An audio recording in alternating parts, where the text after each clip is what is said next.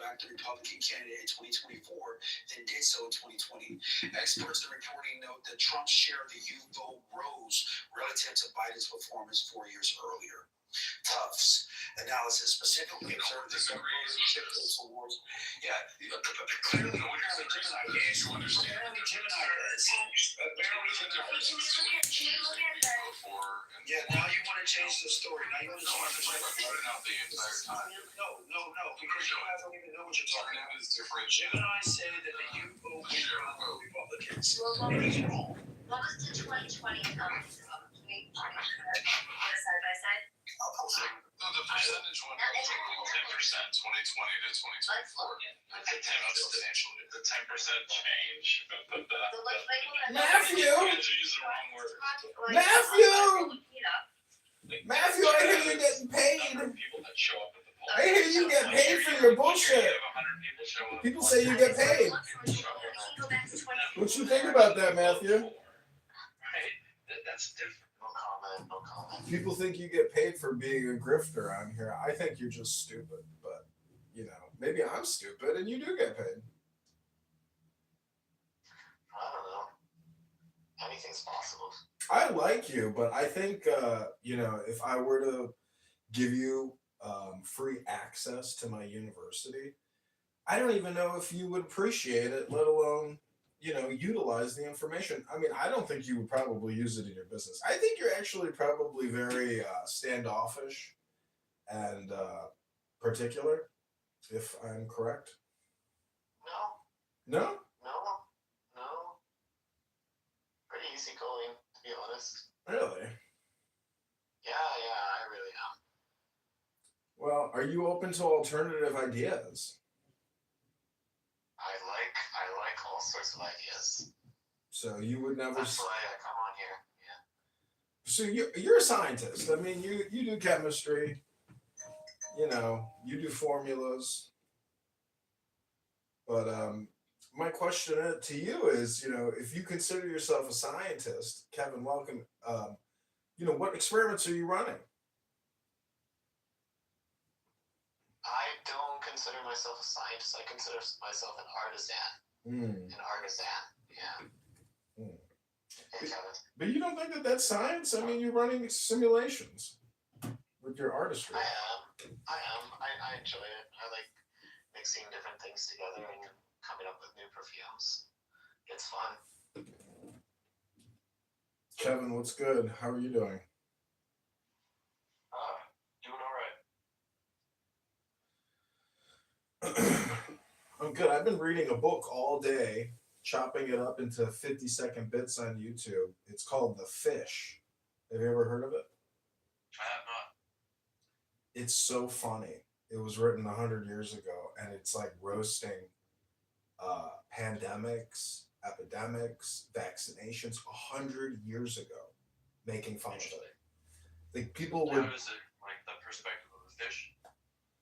The fish is the secret symbol of Jesus Christ, or Anubis Jesus, which is the ancient deity. So Osiris, or the motif of the dying god.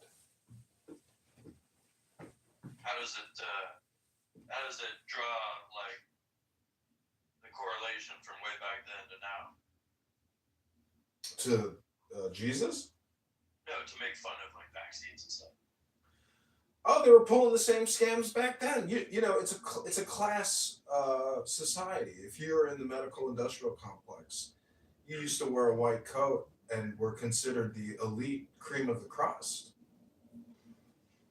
Supposedly the same way today, but we all know that that's just not true. That medicine today is not what it was 100 years ago. You could say it got better, but it's making fun of vaccines.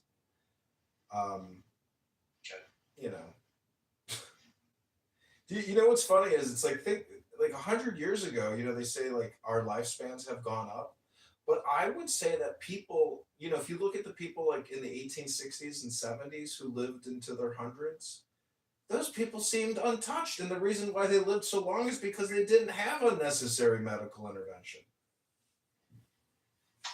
Perhaps I don't even know. But this is an extreme Trump derangement syndrome therapy group for individuals who, in my opinion, focus their attention too much on Donald Trump.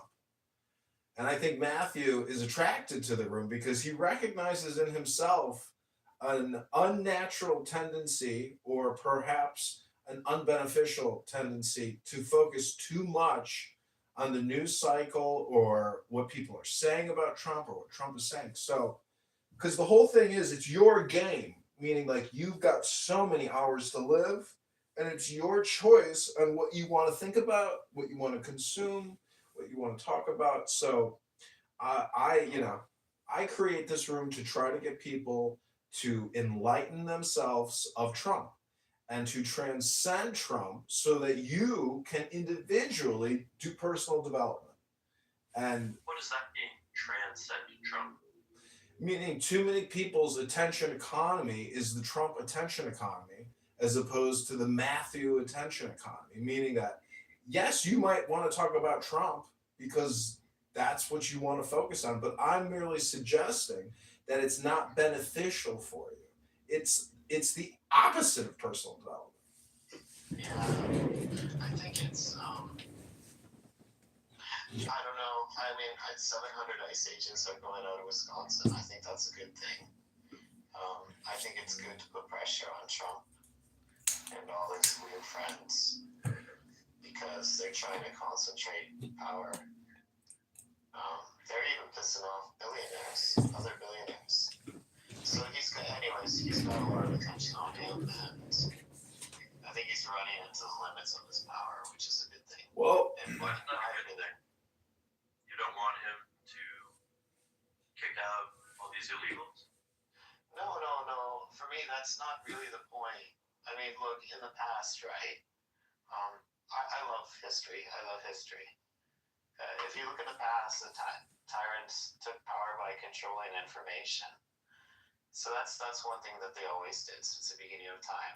Well, Matthew, point of order: when you control information, you control the attention economy, but it's still subjective whether or not that information is really anything to be controlled to begin with. People do this all the time, Matthew.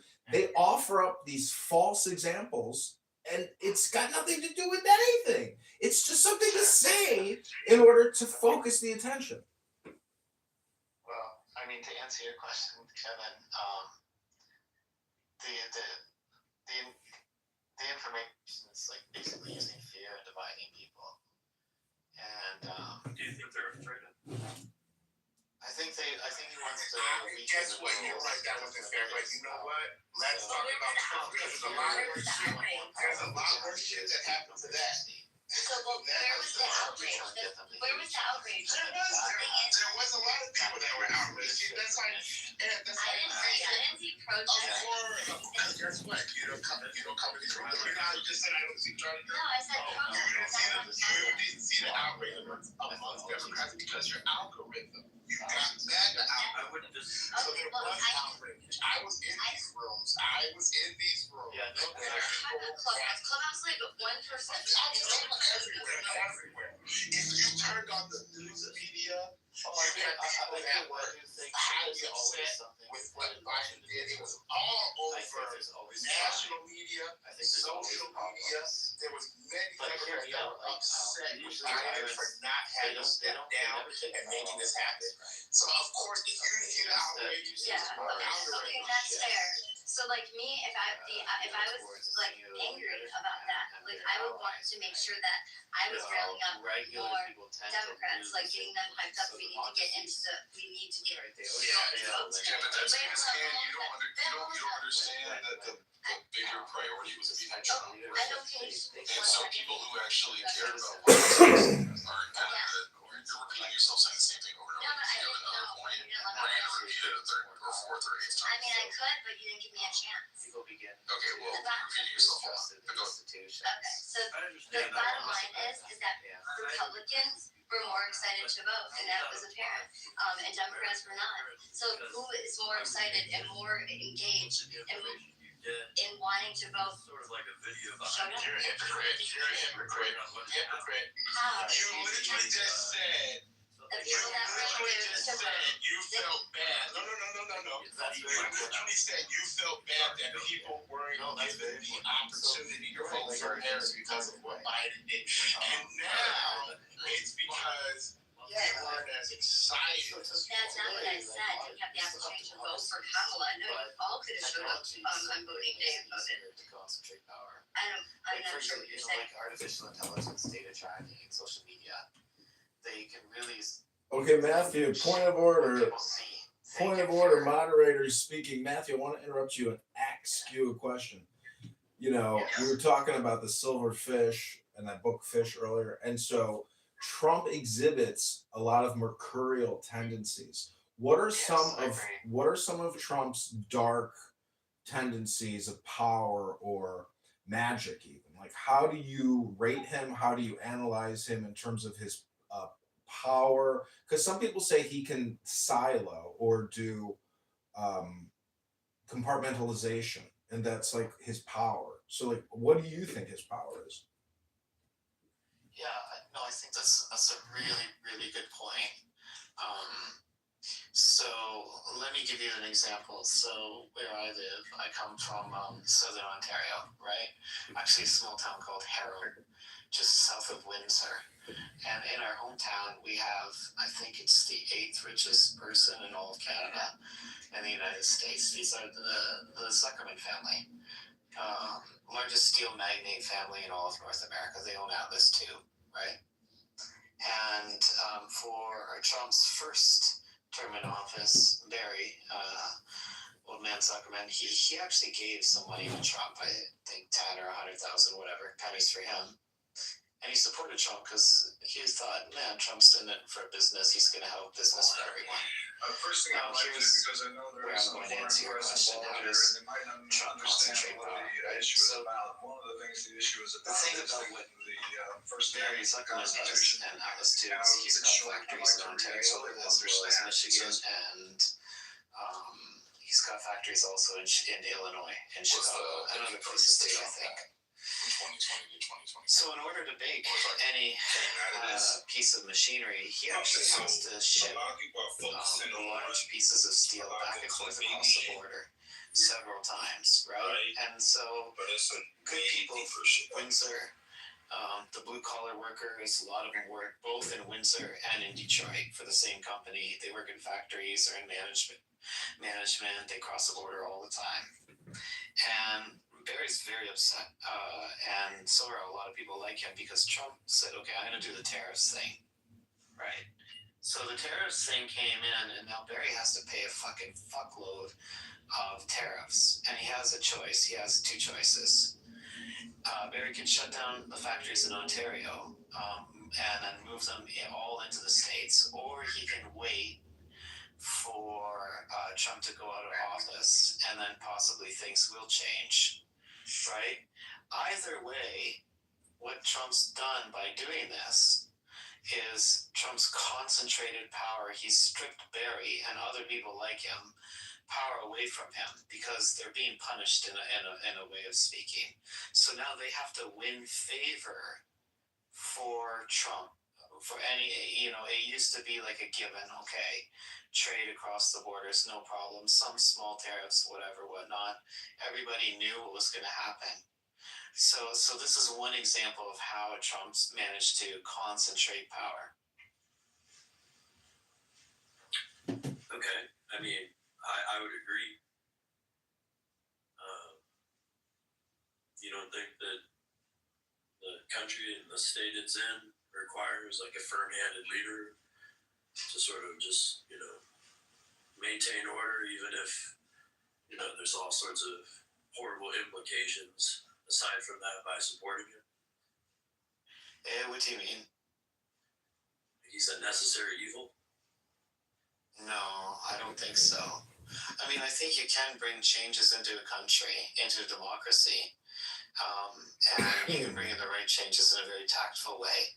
Like someone was giving the example that, maybe Obama or other presidents previous to Trump had actually rejected or kicked out more illegal immigrants than Trump did. right? I'm not sure exactly how truthful this is or not. That's way truthful. Okay, so but yeah. But as far as I understand, most of these people were kicked out right around the border area, like when trying to come in. Yeah, and then there wasn't this kind of show of people knocking on people's doors and saying, "Hey, going to kick you out of the country." So my assumption is that similar steps could be taken in a more tactful way, where people don't lose trust. Because I think, Kevin, one of the things that if you want to try to build a society is Okay, point of order, moderator, point of order. Okay, Matthew, I want to ask you another question. Do you think that you're a political person, Matthew? No, I'm neither left nor right, but I love history. Okay, you are not a political person. Now, my follow-up question to you is, you got an awful lot of political opinions for someone who is not political. And so I would just say that, you're kind of disingenuous or dishonest with yourself, meaning that when I ask you, are you political, but yet you're on this fucking conference call 24/7 talking about Trump and you're in a Trump derangement therapy support group. To say you're not interested in politics is like maybe your problem, meaning that you're in denial of what your focused conscious attention is on. And you can't admit it. I guess I am interested in it. But I wouldn't put myself as a leftist or rightist. It really depends on the issue. My whole thing, if I was ever a politician, my goal would be to create a high-free society. Yeah. You wouldn't put it like even close to a 60-40. You're right down the middle. No. It depends on like what the issue is.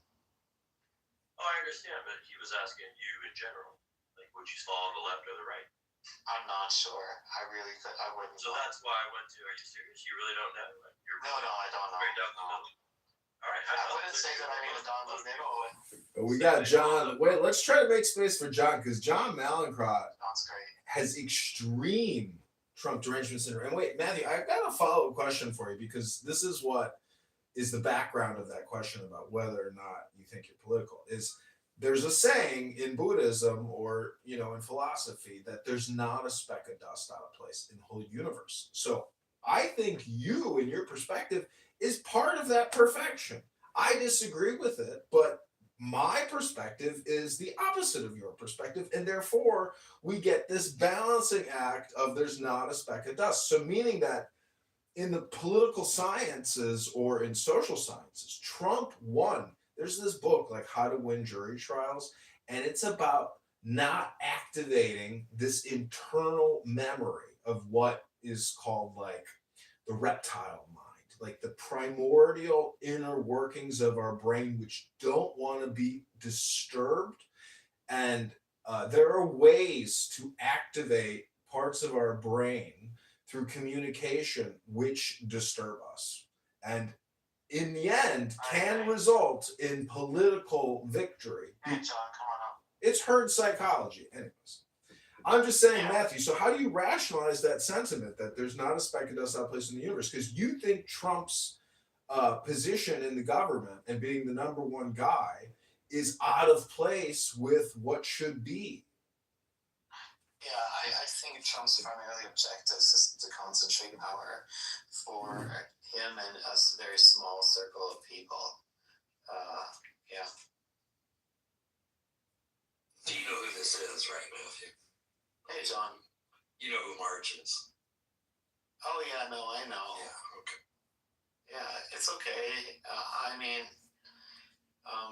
Matthew, do you know who John is? Performance artist. Matthew, do you know who John is? The guy that just asks about John. John. Yes. John Malincrot. I don't have anything personal against anybody on this app.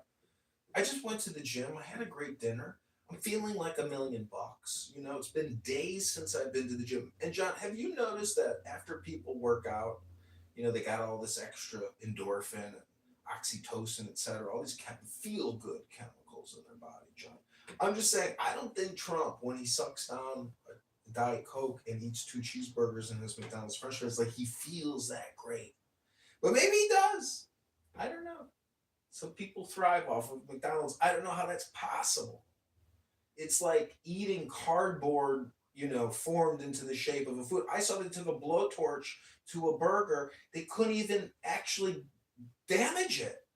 It's like that. There's those many chemicals infused into the food. Anyways, John, this room is a response room to all of the Clown House Trump complaint rooms because I've relabeled Clubhouse the Complaining. And I think this is just like an online storage conference call space for people to upload their complaints. What do you think about that? I see it differently. I'm Canadian, but I'm kind of really proud that a lot of people are standing up to Trump. Like, you Americans are good people in that way. Well, John just wrote another Kitover comes to block. And I think that could be the appropriate response for certain people.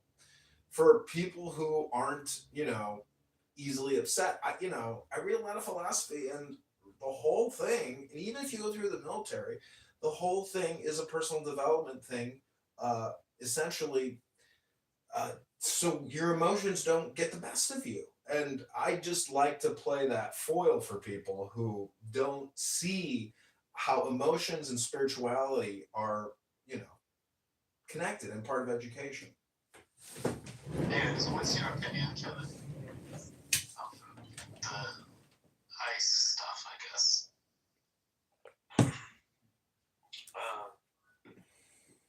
My opinion is it's likely very ineffective in making America safer, and is a pandering show of force to cater to a racist base that wants to see this, who feels they're being replaced. And I think replacement theory has a lot of Americans scared.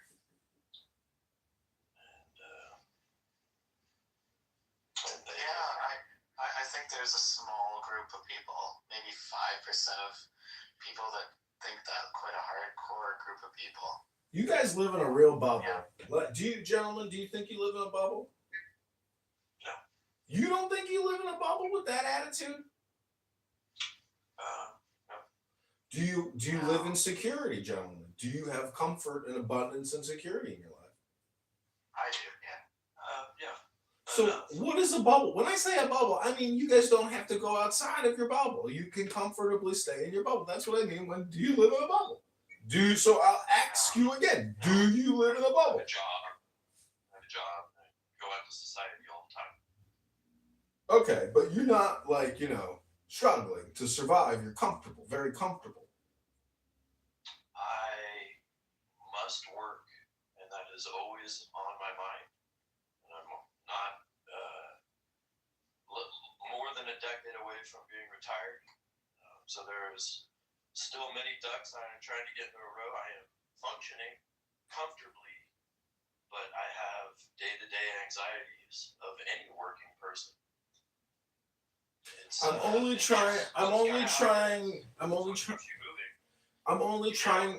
only asking these questions because if you were murdered, and your friends were upset that you got brutally murdered by an illegal alien from Ecuador or from Colombia or from Argentina or even Venezuela. It doesn't matter where, my friend.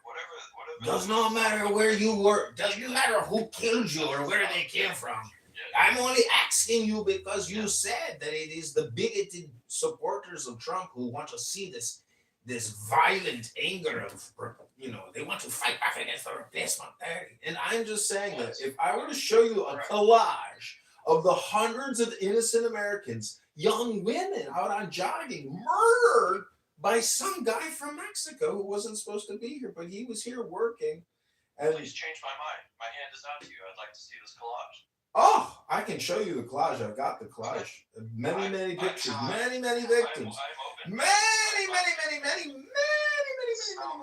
Every weekend there's new victims. Did you know that? Every single weekend, new victims. I am not aware of this. Oh, that's why I was asking if you guys lived in a bubble. Because I get the feeling that with your JOB that you got to keep doing for at least 10 years or I'm just saying, Kevin, I think you guys live in a bubble. I think you gentlemen live in a bubble, and it's just my theory and opinion. Can I express something? Maybe to your definition of a bubble, if it's your definition, I'd like to agree with your definition of a bubble. What would be an example of not living in a bubble, March? Can you kind of describe that to me, and maybe I could aspire for that? No, I'm not saying living. I think living in a bubble is a very reassuring and comfortable feeling. I've lived in many bubbles. You're living in the real world. March, you're in a bubble? I live in a big bubble. I am a bubble. Sure. That's what the Buddha said. The Buddha said, "Be like a bubble." He says that in the sayings of the Buddha. I'd like to talk to you about something for a second. I think that this idea that John's playing with, it's a really dangerous idea. Well, if you take it let me very much against straight white men, because they commit the overwhelming majority of homicides, sexual assaults, and batteries. I mean, overwhelming. It's not even close. I would side-eye every straight white man you ever saw, but of course not. Taking their own standards and applying them to themselves never happens. That's why I honestly think it's replacement theory. Yeah, so playing with You're scared of hatred. it. Yeah, playing. I call it baby broflakes instead of snowflakes. So, yeah, allow me 1 second here. So, playing with hatred is like a really dangerous thing to do. I think. Hold on, point of order, moderator speaking here.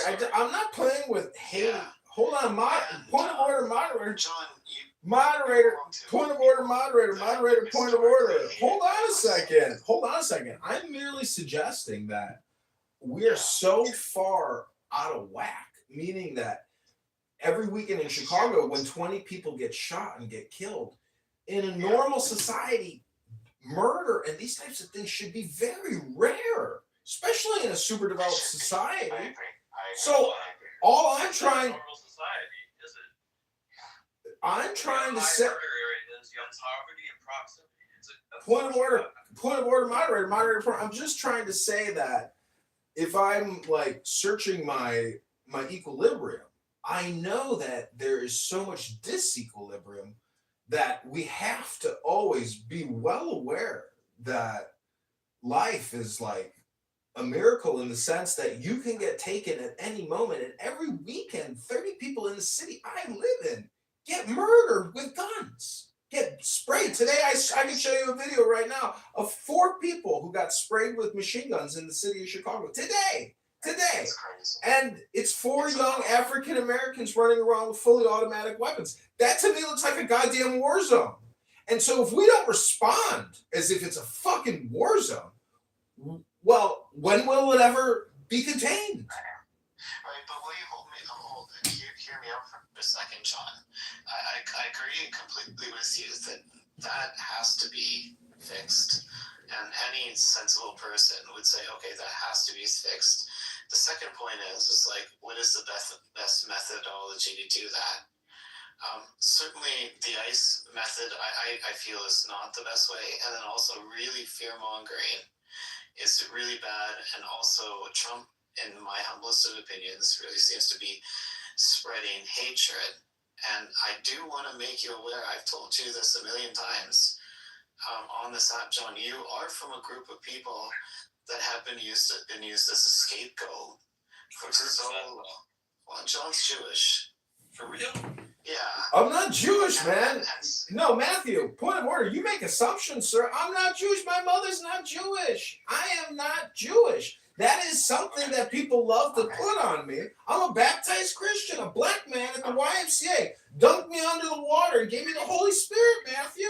So stop going around and projecting your... Are you Jewish, Matthew? So... Hello? Many people have told me that he is. I thought John himself told me that he is. I don't know what to believe with John because he jokes around so... Matthew, my mother's Christian. I grew up going to Catholic church. Are you... Matthew, can you hear me? Do you even listen? Do you just come out here to talk? Or do you listen? Hello? Okay, my point still stands. A lot of innocent people will be blamed when you allow conspiracy theories and hatred to run through a fucking society. So there are problems in the United States and in my country, Canada, as well. But they have to be addressed in the right way. That's my point, you know? Well, I'm just saying that we have got things are so far from the 1950s America. I'm just saying things are so far in terms of. That's a better discussion for sure, Kevin. Yeah, that's a good. What was that? What did you say, Kevin? I just wanted an idea of what would be the right way. No, I mean I like to play the devil's. I like to play the devil's advocate, meaning that It's a good question, and it's important. listen, part of finding out what is truth is being a far out devil's advocate, meaning that the performative individuals who can essentially be theatrical in their delivery really helps bring out what is truth or what we think is truth, or meaning, you know, I get it. I mean, you guys will never meet me. This is literally just an experiment. I think every room is just an experiment on what your delivery is. I mean, I spent the whole day here reading books on Clownhouse by myself and recording it and then listening to the playback. And to me, that was far more enjoyable. It worked my brain in a way that I could never work it by listening to conversations on this app. So, you know, it's my sister's birthday coming up. I bought her 3 books. I said, do yourself a favor, read them aloud, record yourself reading them, and listen to the playback because the books are genius, you know? And she's telling me she's got all these problems. I was like, well, show me something that you did to fix your problems. Read a book out loud and prove to me you read the book. A lot of people say they read a book, but they didn't read it, even if they read it silently. They didn't really comprehend what the fuck it's saying. And they didn't perform it. So when you read a book out loud, if you perform it, it's like real magic because now you're actually what you're reading. It unites object and subject in a way that, you know, only a book and poetry, etc., can do. So that's part of also my complaint about people who want to talk about Donald Trump all day long. It's like, man, I got 100 other things we could talk about, and all you want to do is focus on Donald Trump and the news cycle. That fucking clickbait that they put out to draw your attention. It's like there's a lot more important things to talk about, in my opinion. Why is that? Why is that? Hello? Why is that? The whole thing is you got hours to live. That's it. Well, how are you going to spend your time? Just complaining? I call it the complainium. It's an approach to communication, meaning, what is your communication? Is it a complaint? Reality's turn is the better approach. It sounds like you just would, like, you don't like it, you would just ignore it and go kind of listen to good music instead. I'm saying it's your choice to pick and choose what you want on your stage. It's your choice. Of course. But a lot of people, you know, have to be somewhat reactionary. I mean, if you see something horrible happen, you're going to have a visceral reaction to it. And if that happens a lot, then you're going to have a reaction a lot. If you do your best to not have that reaction by distracting yourself with, I don't know, reading a book to yourself, whatever you do, I mean, okay. Well, I for me personally, maybe I don't talk about Trump as much as. okay, Kevin, you got 60 more seconds to complain, and then I'm going to submit my own complaint. Please proceed. I'm not complaining. Oh, you're not complaining? I don't think so. I'm not sure. You don't think this is is this an opinion, though, or is it a fact? This would be a fact about myself. This is a fact, not an opinion, and it's not a complaint. Okay, please proceed with your facts. This is a fact about myself that I would prefer to face reality and react to reality in an organic, natural way. And I think that's super healthy. Do you disagree?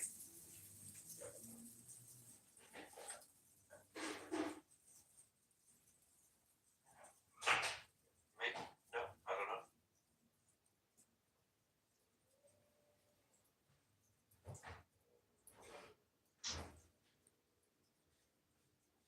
Well, all right. Nice chat, I guess.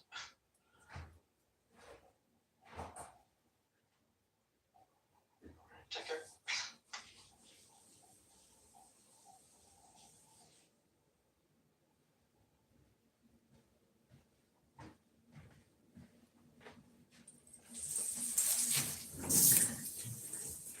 Okay, well that was an example of extreme Trump derangement syndrome therapy. I hope you enjoyed our interactive, what you might call confrontation room, or I can't remember what they called it in the '60s. It was called what was it called? An experience room. Yes, confronting bias, facts, not opinions or complaints.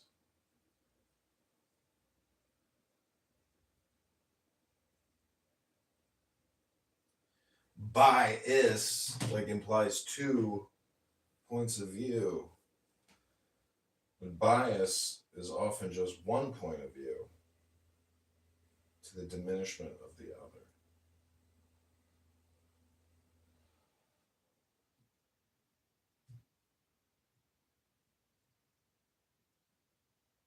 We're going back into anonymous.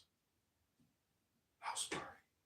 Wait, see what thing flash? He didn't say that shit. Wait, see what thing flash? What are you talking about? What did he flash? He and that British flash. What are you talking about? I'm gonna tell you something, Kim. If I get a scuffle and a guy I have 5 guys on me, both of his hands are on the ground, and I see a gun on his hip, I'm not gonna shoot and kill him. No. No, you're not. Now, if you get into a fight, then He wasn't fighting them. they were fighting with him. Oh my Right? God. And it looked like the one guy. Kim, this is why I do what I do. I can't even. But you just went to the Constitution. You're being full of shit. You're being full I'm of not shit full right of now. shit, man. I'm just trying to get my saw that y'all won't even let me. You're right, because I get you're right. I have a problem with both of you. Kim, That's not bullshit, buddy. I hate your opinion so much that I can't even let you get that shit out. Because I think it's just the dumbest shit. You're not even trying to understand it. Because there's nothing to understand. The video was clear as day. There was a lady. Kim, listen, that's why I'm so glad I stopped you from spewing your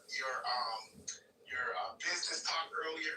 Because quite frankly, the shit that you're about to say right now, you're a bigger piece of shit.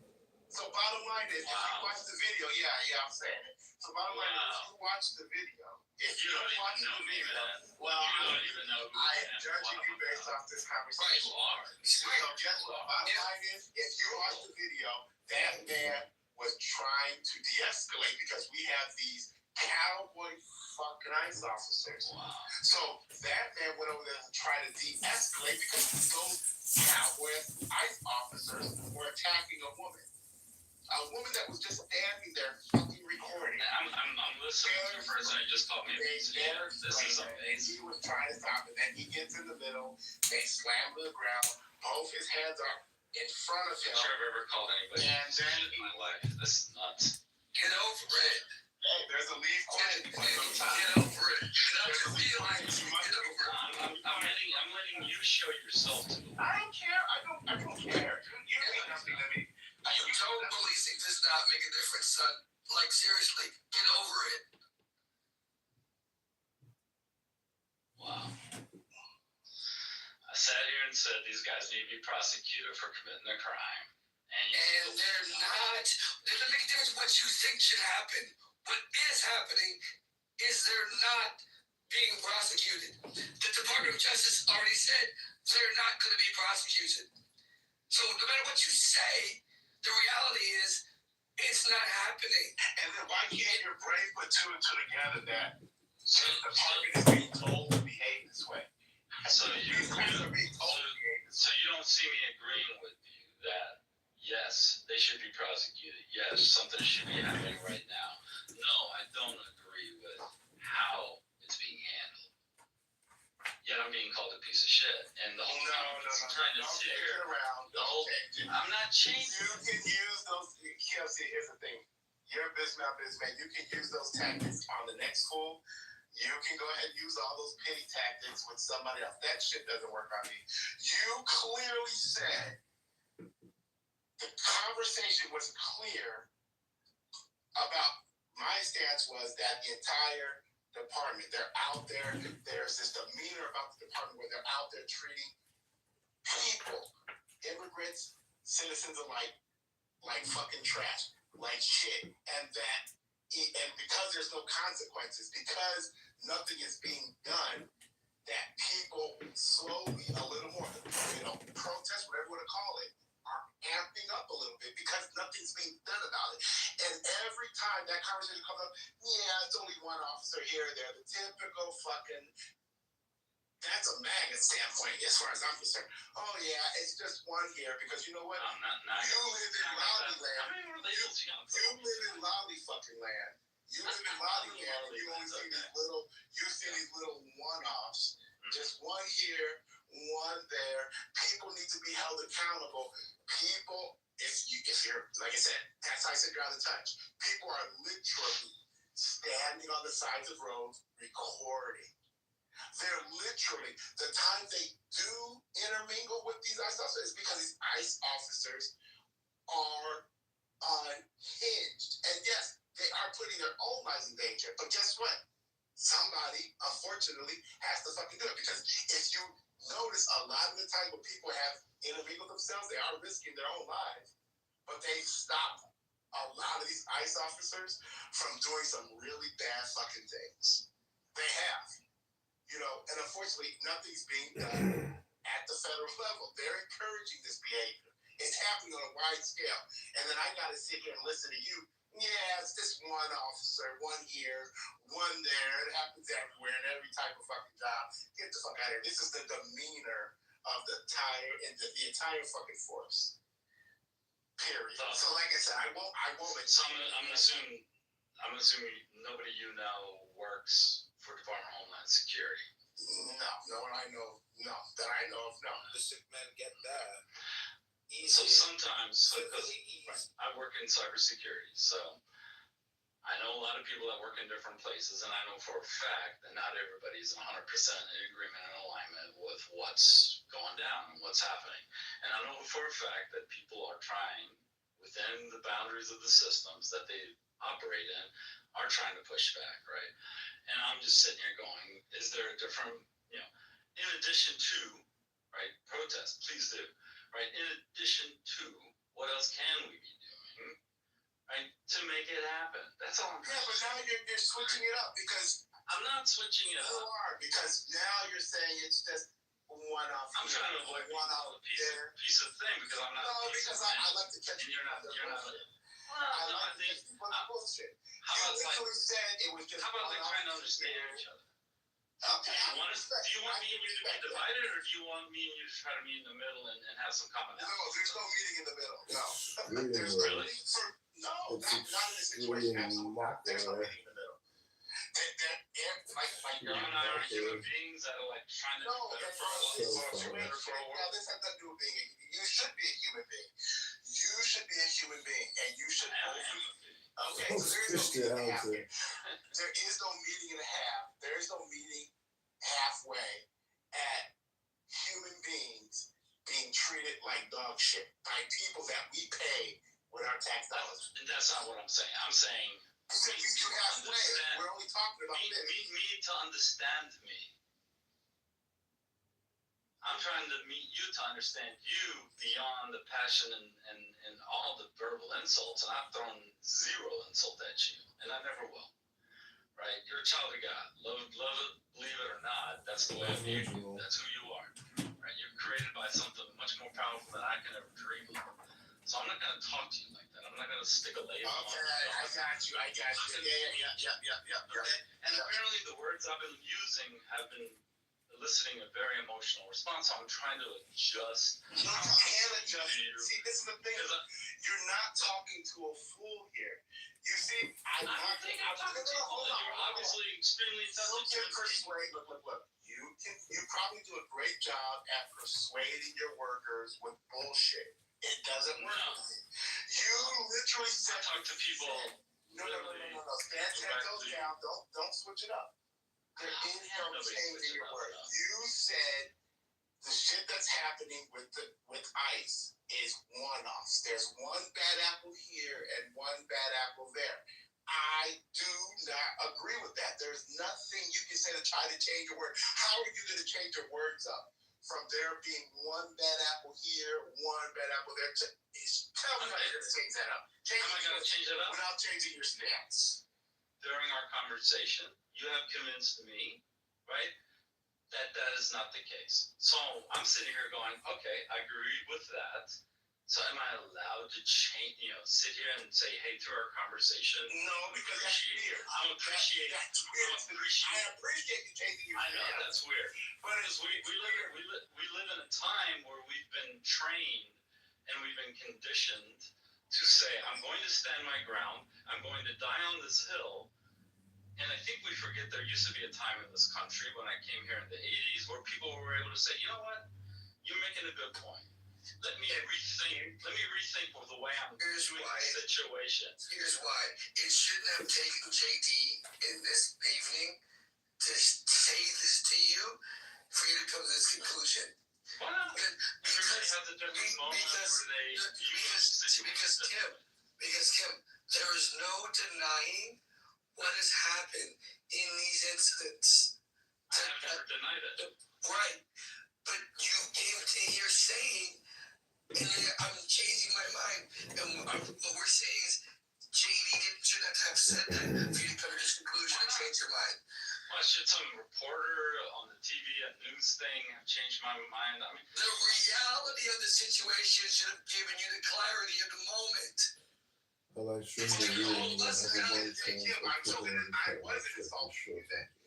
It's you. it's extreme mockery. Based on the, I guess you're assuming that what I'm telling you is facts, but I am telling you facts. But you're taking it as fact. Then guess what? So at the beginning when I said that you're naive to what's going on, or I don't know, you said a lot of things. You said a lot of but things. that was one of them.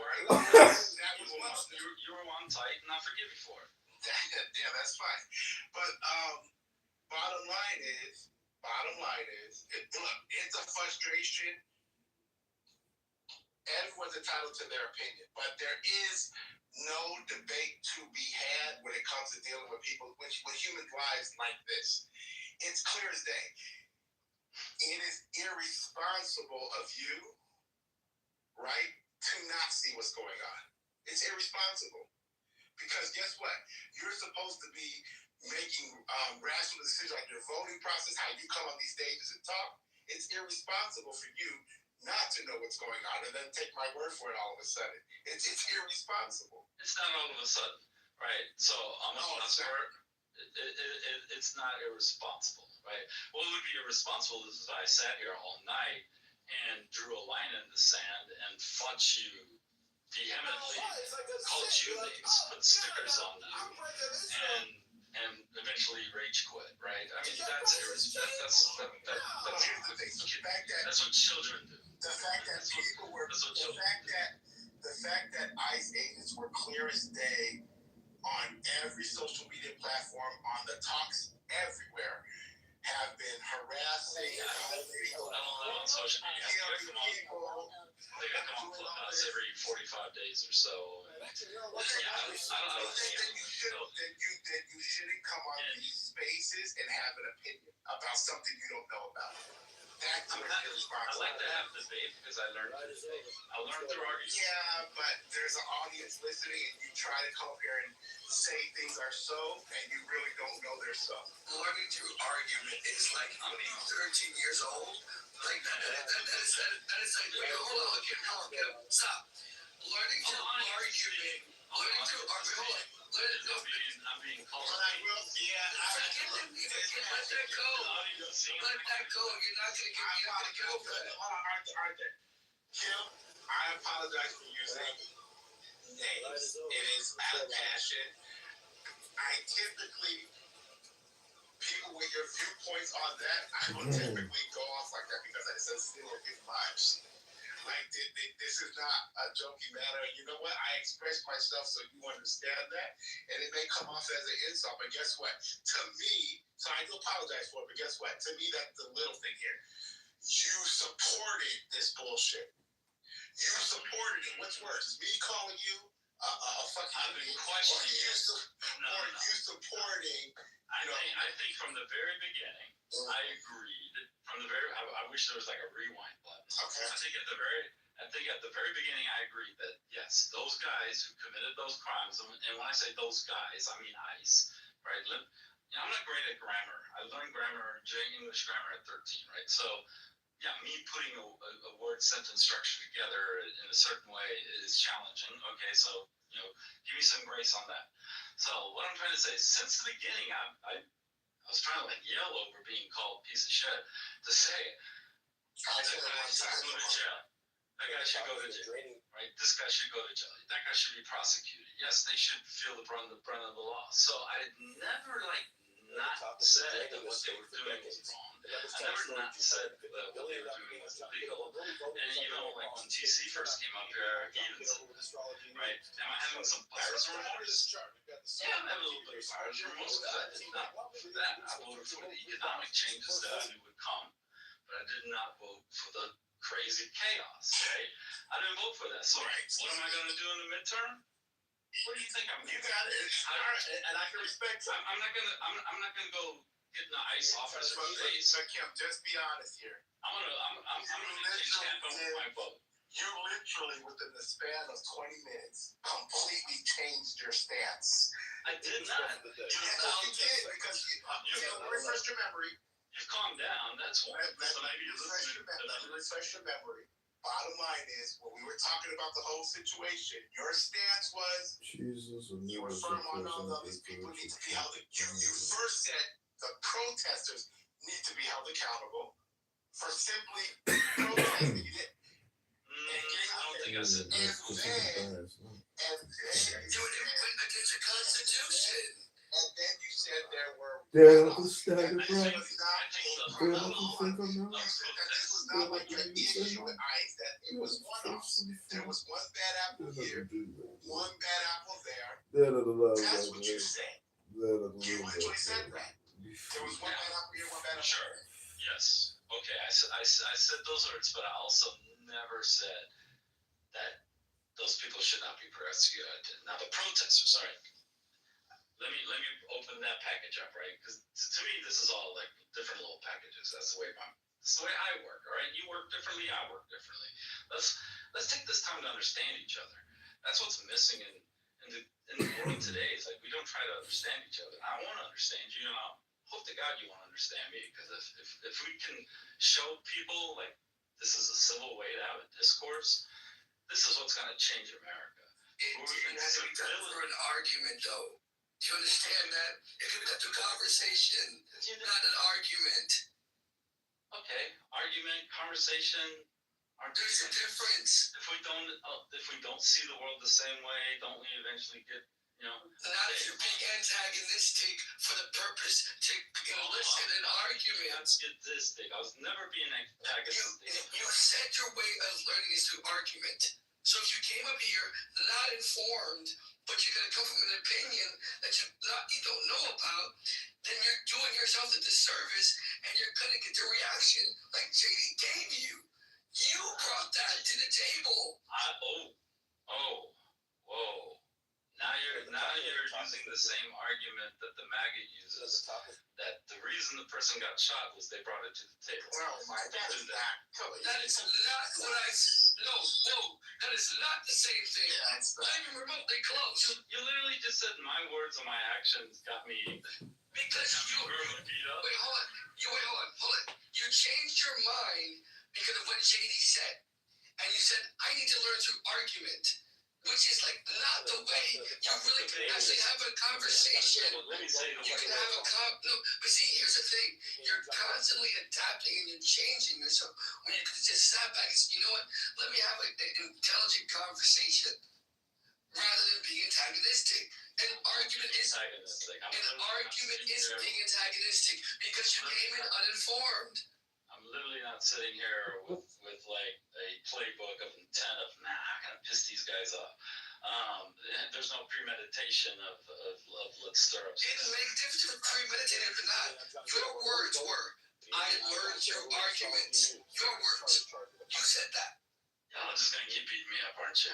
The same way you keep saying to JD, oh, you offended me when we said, get over it. Hell yeah. You just kept repeating yourself. Because clearly, Kim, you've already set the tone. We can beat the information into you. So let's see what else what other points we have. We can beat those points out of you too. And that's hard. JD. You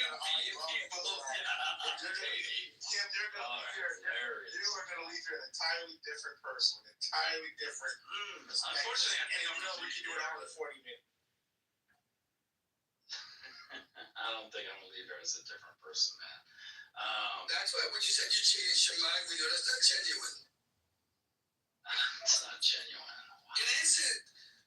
You just said you're not going to leave here as a different person. Why would I leave her as a different person? Because before you thought ICE was a great organization. I never said that. I never said that. Bad apples, and now you know. I never said that. Fucked up organization. Now you're drawing inference. You're coming. So what do you agree with me on? I never said they were great. During the debate, what did you change your mind? What did I change your mind about? Not debate. So what did I change your mind about? Just answer that. That it's a more systemic issue than I originally perceived it as, right? Well, did I just not say that? Instead of there being a few bad apples, it's the entire night. That's the same thing. Well, you went from 0 to 100%. I don't believe 100% of anything, right? You're definitely, like me too, you're definitely educating me on the fact that it's more than 1%. And it's definitely like maybe 50, 60, it's maybe even 70, 80. Yeah, we got a systemic issue. I think there's a whistleblower on Christina who's probably got to come out and say, yeah, our leaders are telling us to lock and load and shoot at the first, glimmer of anything. And if that's what people who are being put into power are being told, that's what they're going to do, right? Especially in an intense situation where you got people yelling and screaming in your face.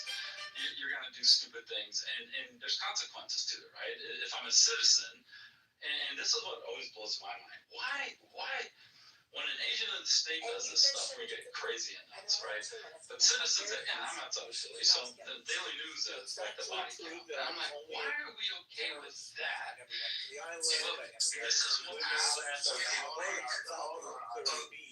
sorry. I'm in Chicago.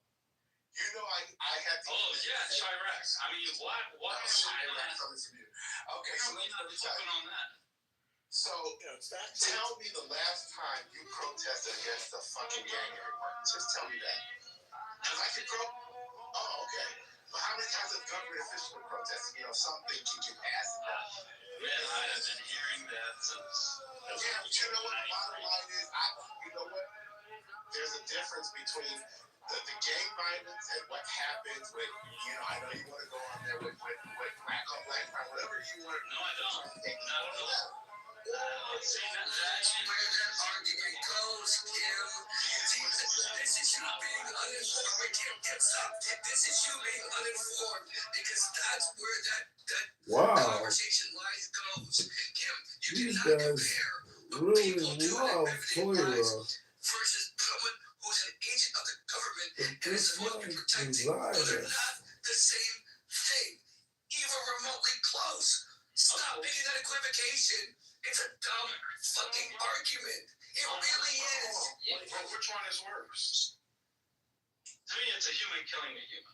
But which one is worse? I remove the close. To me, I see the world through simple concepts, right? Equals MC squared. That's the brilliance of that physics equation. I see a human taking another human's life. So how do you see luxury of How do you see that? But let me ask you a question. You've seen all this ICE stuff. How do you see all that? Yeah, let me ask a question. Well, which one is worse?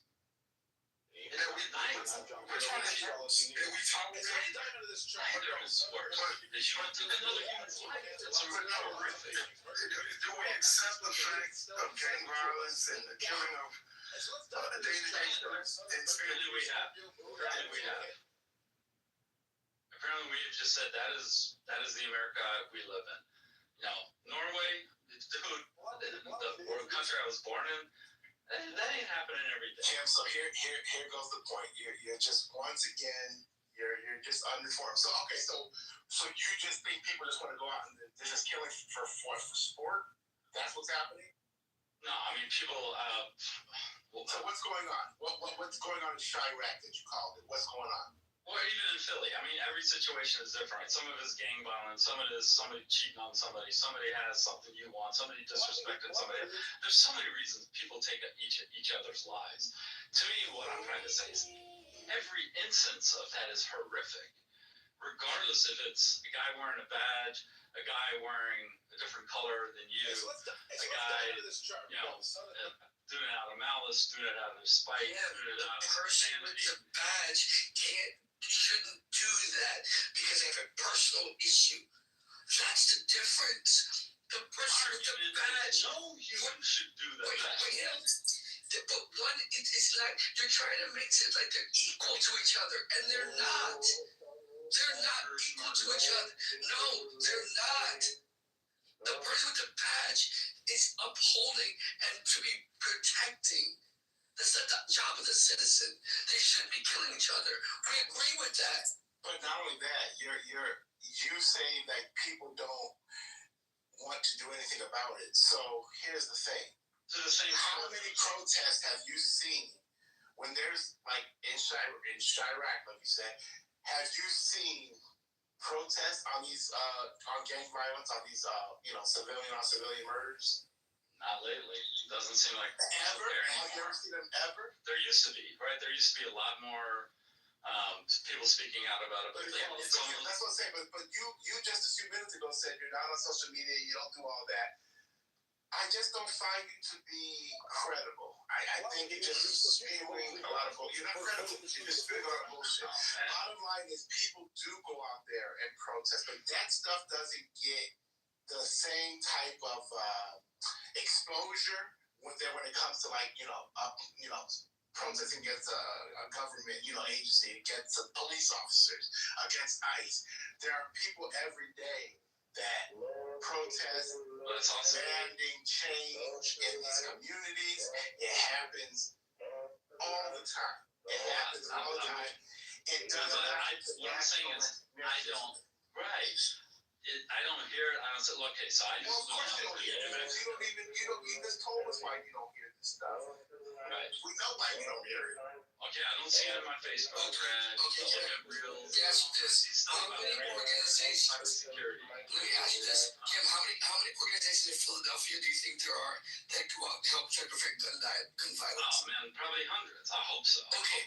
Okay. So, if those organizations are going out into the community, is it a fair statement to say that people aren't trying to make a change? Yes or no? It just doesn't seem. That's what I'm asking. You're trying to back me into a corner. No. It's a simple Like question. I'm playing a chess game here. When I'm not trying to play a chess game. But you made a statement, and so you're saying nothing is being done by these gun violence deaths. I'm literally pointing to a situation where it's saying these organizations. Wait, Kim, it doesn't matter to your appearance. That is the reality, right? If there are organizations that are out there trying to prevent and helping these gun deaths from going down, then you just look at the television. It's not the reality. Get out there and actually fucking be about it. Not just go from the armchair. I listen to y'all getting on camera. Are you two doing any protesting where y'all live? No, you can go and do that. You're not going to come up here and question. I just asked the question. Yeah, that's my answer. I'm just saying, I'm not going to do you, but I'm just saying. You don't get your No. I'm listening to your conversation. And I'm just asking, but you're not listening close enough. The bottom line is, we were talking about ICE and how he's treating people, and he moved the goalpost on, well, what about the other murders with civilian? A typical mega talking point when you're talking about shit, and I don't actually think you're bagging, but it is a mega talking point. They always try to move the goalpost when you're talking about shit that's going on with. I can't wait to get that out of the civilian on civilian murders, which she really needs black on black crime. But no. But you know what? Let me ask you a question. Don't get your creations Tim, while we Tim, are. Tim, hold on. Let me ask this. Isn't it a good thing? Isn't it a good thing that regardless of what he says and how he says, isn't it a good thing that y'all have a dialogue with him? Yes, this is awesome. This is why I'm hanging around. That's a great thing. Who said it wasn't? Then y'all have to dialogue. No, Orlando, because here's the thing. Orlando, who said it wasn't, brother? Well, part of this was that when he first came in here and he made some statements, he wasn't informed, right? And the thing is, when you look at what we've all been seeing and happening for the past 6 months, and if you're coming in here and you're saying, oh, well, I don't see these things, then that starts to give us a question like, well, what page are you on? Like, did you don't remotely understand the situation, the reality of this? And that's part of the issue. You're right, and the issue is we live in such a world where information is now delivered via these algorithms that, you know, me and my wife live in the same house, right? We share an IP address. She looks at something, all of a sudden I'm getting like crazy advertisements. I'm like, honey, what are you looking at online, right? And after a while, right, I'm an F1 fan, so I see stuff about F1. I'm in 3D printers, I see stuff about 3D printers. So my view of reality, right, is now being limited by the information being provided to me. So what I'm trying to say is, and a few times I even turn on like a local news channel, which in today's day, I'm 52 years old, right? I remember the day where you only had like 3 or 4, and you had to listen to it all, right? And you kind of got what I would like to say, a more balanced view of reality. Today, you have to, and you said it so eloquently, I love it, I wish I could speak like you. You said, you need to go out and find it. We don't live in a world to go out and find, right? Now AI is being created, and AI is going to curate your flavor of reality, right? So pretty soon we're going to be sitting in our basements, we're going to be sitting in our living rooms, we're going to be consuming a reality. And like you said, we may not even know what the hell is going on 2 blocks away from us anymore. So I like the fact that you said, you know what, man, maybe you need to actually get out and get about, you know, and see what's really going on. Because yes, the media is managing the message. They're telling us what we should think about. They should tell us what we care about. Because when I lived in Albuquerque, people were getting murdered every day by the cartel. Like there was a dead body that wound up behind the dumpsters, and I have family in other parts that kind of like, hey, did you guys hear about this? They're like, no, what are you talking about? Stuff isn't making it at a national level to show systemic issue. Well, see that's what I said. So I listened to you. Stuff that you brought up earlier about how they're going after Christy Nome and everything, because you know there's a sediment there. You know that they're pushing stuff. If the top people are pushing stuff, so why wouldn't you think that's systemic? I want to believe. No. I want to believe. Right. So why would you think? Why would I think it's systemic? Because I like to. So part of my career is actually listening to a complaint, hearing about something that's going on, right? Innocent until proven guilty, gathering all of the facts. I have all of the facts gathered. Then I'm gonna need to go to somebody and say, you know what? We gotta call a 3-letter agency. This person needs to go to jail, right? But I don't begin with that person's guilty in mind. Just like I was offended when you see, Kim's gonna go to black on black crime. No, man, everybody's committing crime. Doesn't matter the color of the skin, right? What I'm trying to say is, I don't start at everybody's evil, everybody's bad, prove me wrong. I start at, let's give everybody a little bit of grace, but if the evidence amounts to a lie, You have to understand that talking point. That talking point specifically is a call sign saying black on black crime. Irregardless of how you want irregardless of how you view it, saying that is literally what it leads to. You have to understand that. Take off the glasses that you're looking through and understand as a whole, as a society here in America, when that's said, it's leading to black on black crime.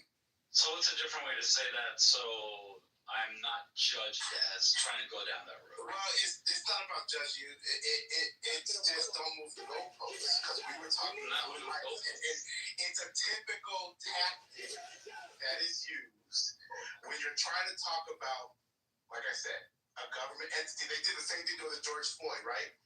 When that officer murdered George Floyd and people went crazy, the same tactics. Oh, I didn't see these people out there doing that with all this black on black crime, with all these black on black deaths. That's exactly the tactic that I don't talk like that.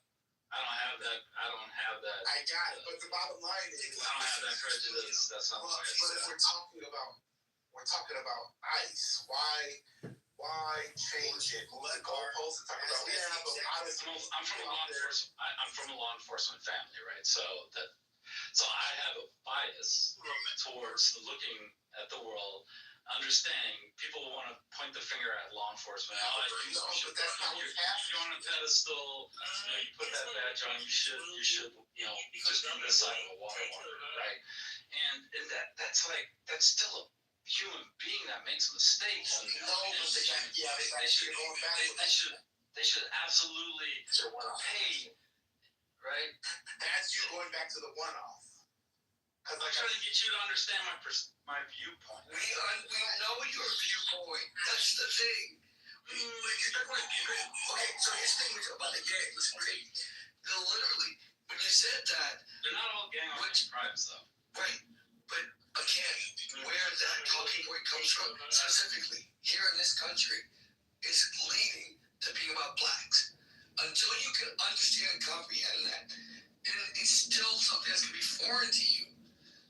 And we're literally, see, if we were disingenuous, it doesn't matter what just because you want to wear rose-colored glasses, that's your choice. I'm not wearing rose-colored glasses. Listen what I'm saying.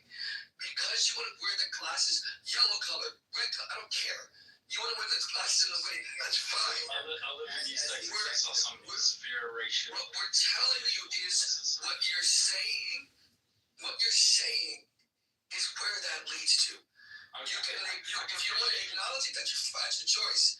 But when you go to the gangs things, I understand something intent. Doesn't matter. When we hear it, Shouldn't matter. it's coming from a good place. That's fine. But ultimately, when you start to look at it, the statistics of it, the way it's viewed, it's meant black on black. See, now I feel like I'm in a place where I have to have the Scrabble board in front of me. Absolutely. And I feel like I have to carefully reach into that bag, make sure I pull out the right words and put the right sentence inside, or somebody's going to blow up on me. Welcome to being black. You may or may That's wild, man. If that is the way you're experiencing it, no. That's the way we experience life, yes. That sucks. It does. Are you black? Because, am I? No, not your family. Yes. No, okay, so when I came to America, I spoke no English. I landed in East Texas. What do you think happened to me in the early 80s, speaking no English? What was done to me? Even though I'm white, what do you think was done to me? White kids kicked the shit out of me, called me a Nazi. My first friend, Jimmy Smith, black kid. He didn't kick the shit out of me. My second friend, Steven Dominguez. I even try to pronounce it in his language because I'm trying to show respect. Right? So I don't do this racial BS because I simply see human beings can't figure out difference. They hate it. In America, Norway, don't call a Norwegian a Swede. Those are the people on the other side of the mountain. You'll get punched in the mouth. I don't understand. We all live on the same rock. Why do we gotta go at each other? Because we look different, we speak different, we talk different, we maybe say the right word or the wrong word. We all want the same thing. We want to be successful. We want to put a better world for our kids. Let's find common ground. We didn't create this. Fighting it. Yeah, so let's change it. We didn't create. What do you think we've been doing since for the whole civil rights era? What do you think we've been trying to do? So what do you think about a black person that doesn't think like you think? What do I think of a black No, not you, Count. Oh, my bad. Not you, Count. Yes, me, what do I think for a black person? That doesn't think like you think. That's fine. That's your choice. I don't ever knock someone for having a choice of how they want to think. I'm not here to tell someone how to think. I'm just talking about the reality of it. But they're saying, why don't we make the change? We've been doing that, trying to make that change for the past, 50, 60 years. For him to say that, it's like, what do you think we've been doing? What have we been doing tonight? Have we been trying to understand each other though? Because I have, and I think you are now. But Kim, do you think the administration that was just voted in, has that helped anything go forward? Economically, Guess what? socially, People in your party, right? People in your party, right? You're Republican. People on your side of the aisle. fringe. So did you? Can I ask you first before I go there? Who did you vote for? When?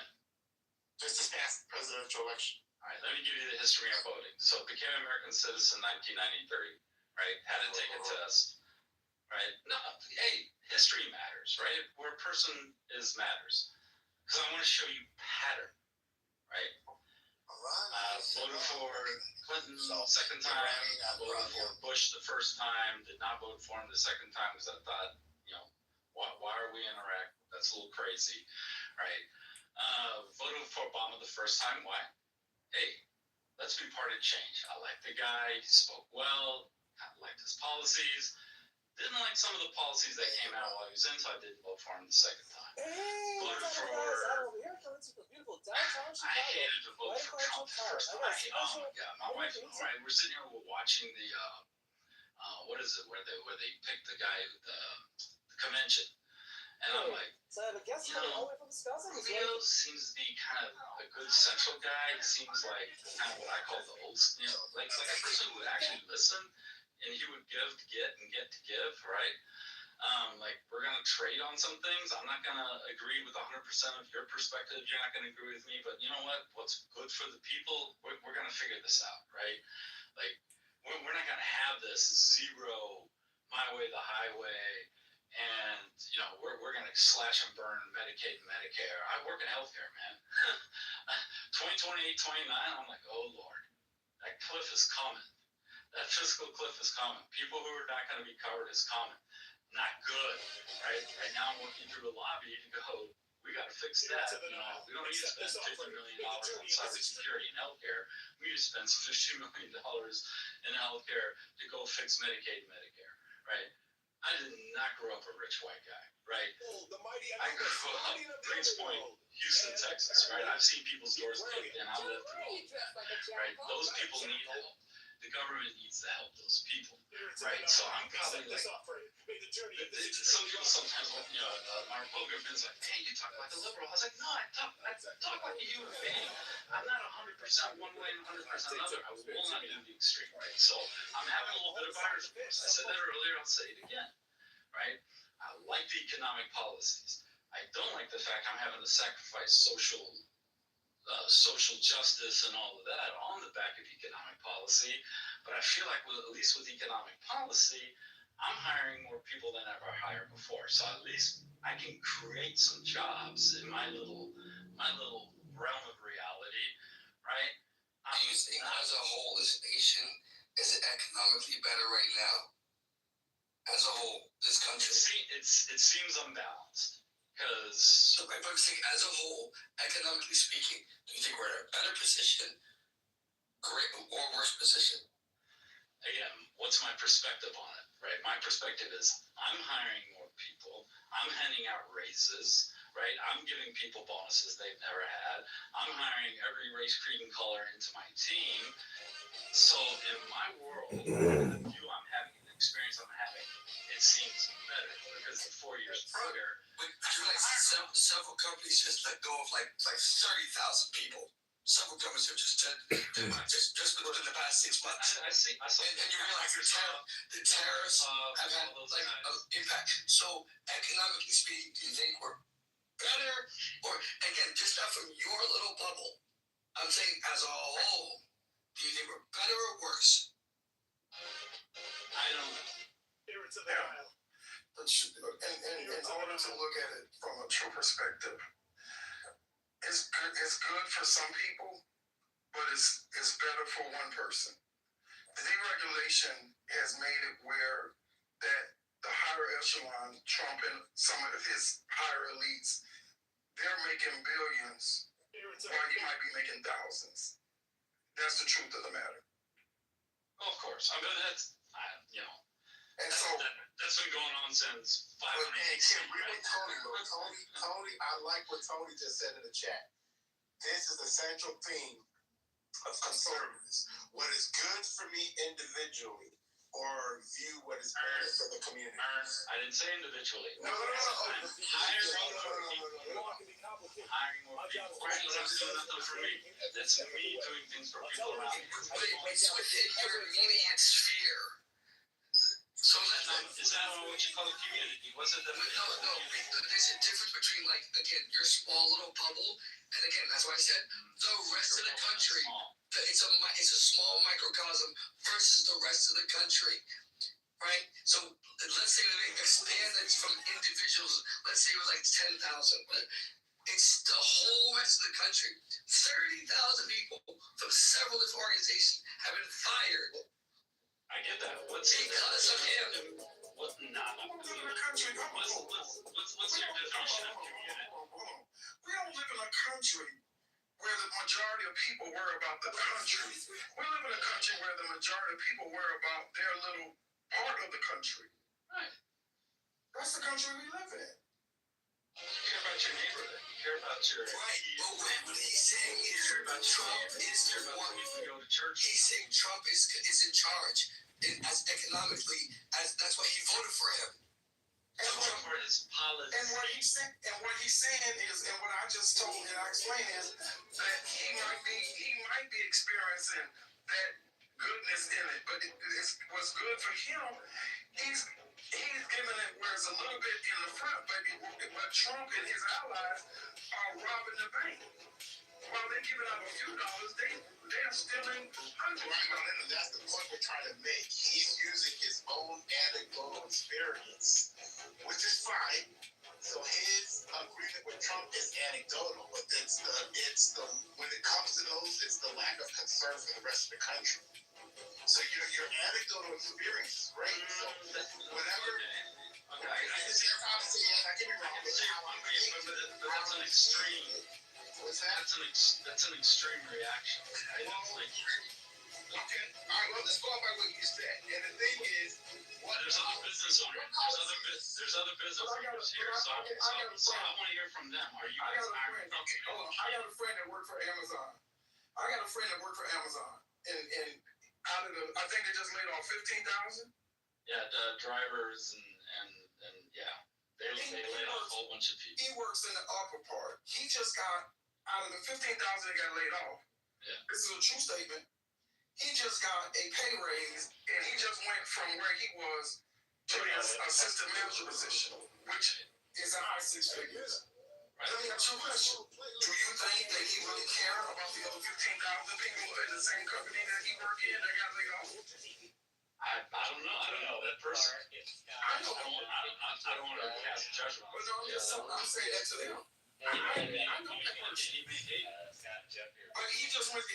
He's in Italy right now in a training course because he got a pay raise and he went to a higher place. So I think we've all been conditioned in corporate America to accept that layoffs are going to happen. They happen cyclically, right? I mean, as I grew up, lived in Texas, so I was at a Compact Computer in Houston. Man, every other year I'd see it in the newspaper. You know what I told myself as I went into technology? Don't work at a high-tech company. I worked at the oil company. They didn't do layoffs, so I worked there for a while, right? I worked at a tech company for like 1 year, Cisco Systems. You guys know them. They make network stuff, right? I couldn't wait to get out of there. They treated you like crap. You were a number. I even had a boss say that, man, somebody, else, 5,000 kids want your job, I was out. So I came into healthcare because healthcare is meaningful, right? I'm changing lives. A lot of my, man, I work in our hospitals that we own are in the worst parts of cities, right? Cedar Hill in DC, not a nice part of town, right over there by the shipyards, right? I mean, we're trying to impact some communities, right? So when I can hire people in, I feel like I am doing a difference. I feel like I can do with what's been given to me to try to make some change in the lives I can touch. It's not from me. Well, a lot of times I think we're hypocrites when what we talk about. If we work on a job and they laid off somebody or fired somebody that was above us and they got laid off and the person came to us and said, hey, would you like that position? I got laid off. There ain't not one person on this line gonna say, well, y'all laid him off. No, I don't want his position because I'm taking a stand. Like, when you laid him off, Source beyond the veil, I call upon you, open the path for men. that's not The gonna take a slander's job noble that they words put cannot out. let the swift carry the question to the eternal. And let the sky return the answer. This is hidden light, source beyond the veil, I call upon you, open the for economic reasons. No. For that, you literally said you voted for economic policy. Yeah, but you said individual. I separated myself from voting for the human being that is versus, okay, you know what? I have a policy, I have a set of beliefs, right? Those beliefs more aligned with this piece of shit than the other piece of shit, right? So I had because, should I probably gone independent and gone that way? I mean, we're kind of forced into this two-party system. Okay. It feels like, right? Real quick, what economic policy in its first time around can you point to that you're like, you know what, that's economic policy? Huh? Taxes. Here to the night. I pay so much in taxes, it's bananas. I should like own my own city. So here's the misconception. Which side actually leaves the government in more debt? GOP or Democrats?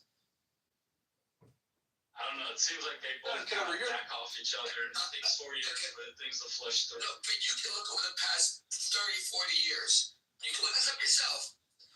Which side leaves the country in more debt versus less?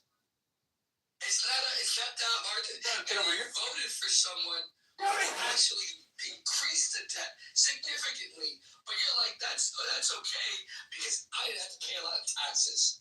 I just don't think the government cares about the debt anymore. I mean, ever since George Herbert was the old man, when he handed Clinton a surplus, right, he got squandered pretty quick.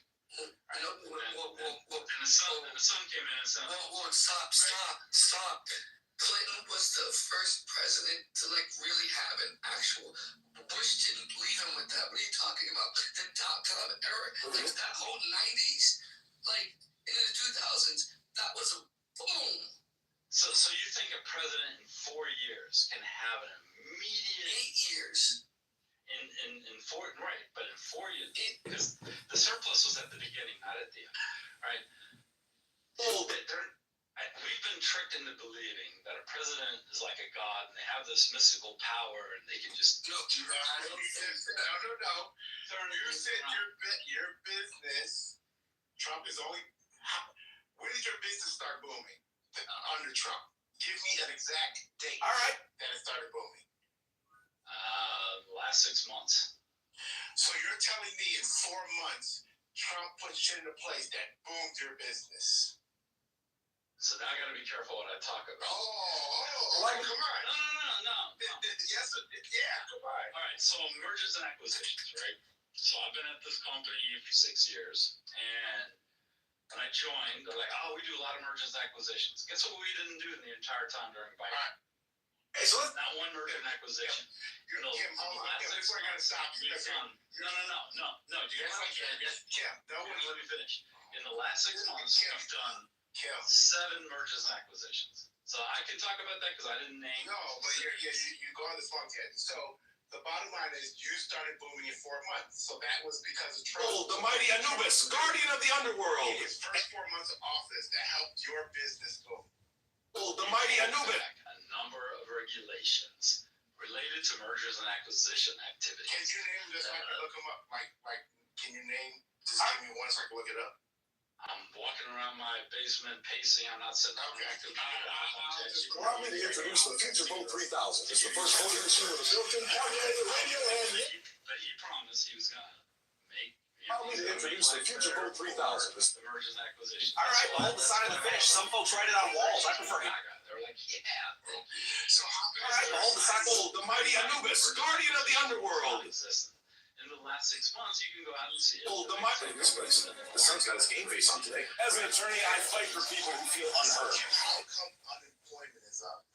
If all these As an attorney, move on my Levels. unemployment is up versus 2024. Kitover, you're the last vote. Do you vote for the government? Well, No. when Trump immediately Kitover, you're Spirits of the Nile, accept this offering. May the journey. That's. Across the board or any sort Hidden light, source beyond the veil. I call it. I'm trying to get rid of peanut butter spread. Unemployment is going up. Unemployment is going up because AI is eliminating a lot of jobs on the lower levels. That's not exactly what I ordered. Sorry, mighty rectangle. 80% of companies that have tried to implement AI Chicago deserves a leader who listens. Together, we'll make the city. have not actually been successful. Chicago deserves a leader who. I can It's talk not. about that. Wait, hold on. You get in trouble, but I want to talk No, wait, well, really quick. I bet you think Bamboo is a great machine too. Anyway, the point is AI. Bamboo X1C carbon. Yeah, I know. I knew it. That right there just told me everything. That's all I need to know. Bro, I'm just telling you. What? Here's to tell you. Because that's a more tangential conversation, bro. The point is, And I manufacture my own plastic crap in my basement. no, bro, I've been 3D printing for 35 years. I'm doing it longer than you. What I'm saying to you is this. You probably give me some good tips. The whole thing about AI that I don't understand, yes, it is replacing some, but companies have also failed miserably at the same time. So there's winners and losers in every game, right? Man, I can't talk about it, but it's public. If you search it becomes public. And I'll say this real quick. When we just did a quick search, Bill Clinton was projected to have a $310 billion deficit at the beginning of his presidency, and he ended up with a $236 billion surplus. So Why should the government have a surplus? wait, hold on, stop. You said in the beginning that Bill Clinton got worse at the end when that wasn't the case. The whole point is this: in general, the Dems versus the GOP and how they lead the government in deficit versus surplus. You gotta look at that, bro. That's an easy thing to search for. Because the GOP put more, like, the trickle down effect is not a good thing. It's never worked. Ever. I don't know. In my life experience, I've seen it work. Let me ask you. How far down does it go? How far down does it go, and how wide does it go? Yeah, I don't think it trickles as far down as it should. Good evening. Arthur, your voice, you sound like TC now. I don't know if you know that. I've been at a conference all week. Okay, were you yelling? Or we got a Tony Robbins? Yeah. Jesus Christ. All right.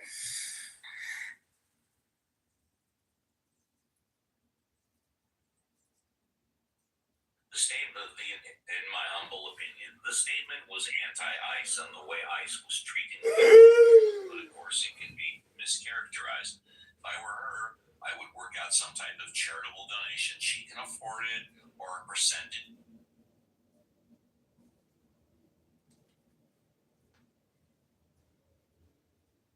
Yeah, so life as we know it here would not be possible in that universe. So what I'm saying is there are so many independent Do you know the threshold? There are so many independent variables that have been arranged in such a way that allows for life to exist in this world, to where the arrangement of each order of magnitude is independent. So when you say that, hold on, Kryptonite. So let's take Alpha Centauri, right? It's one of our closest star systems. How is that fine-tuned for our existence? How is Alpha? I don't know. It was like cool. I was like, wow, man. At first, I thought it was gonna be like this negative thing, like, Well, what's wrong with bamboo? I mean, manufacturing in your basement, that's kind of a cool thing. Science fiction. Science fiction. It's not so much about 3D printing, it's about the brand itself and the loyalty that people give it. When I had reality, and it gave me nothing but problems. I switched to bamboo, and I haven't had too many less problems than reality. yeah, I know. I wish, who was the first one? MakerBot, the American-based one, but they seem to come falling off, so. Marcus Garvey was dead. Marcus Garvey fucking newspaper in his sick bed. I got an heart attack and died. I mean, he went to I mean, it's the truth. It's not funny. It is. It's the truth. It's not funny. He was sick. Them spread propaganda. And you know what I mean? I'm already sick. I'm stable. But who want to hear about our great grandmother Pocahontas? You got to put her like Marcus Garvey. Go sit down with put her. You know what you need to do? I'm sorry, Lando. Please allow me to do this. You are short of a TP. You need to go be a TP and go sit in it. And Good for Muslims in the country. Thousands of angry farmers, so farmers protest, okay? Made life more difficult for Muslims again. Narendra Modi as Prime Minister candidate will lead that government, okay? $2 billion, parliament building, okay? Tested the government of India unprecedented ways, okay? They say that the policies of the Indian government, Prime Minister Narendra Modi have made life more difficult for Muslims. Again, same point, data set 9. Data set 9, same thing. Data set 10. Introduced by the government of Prime Minister, thousands of angry farmers again.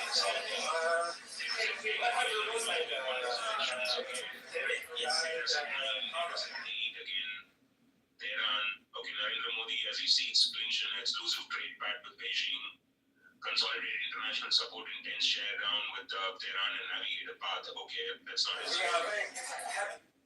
Dark Princess of the Dark awaits poll backlash. FD Narendra Modi should stick to his pledge of toilets before temples. Okay, that's an charismatic nationalist. I once started my own cryptocurrency called Chicken Token. Meet our lead developer, Opie. Clearly, my flock and I weren't trying to get rich. I don't see any Israel in this.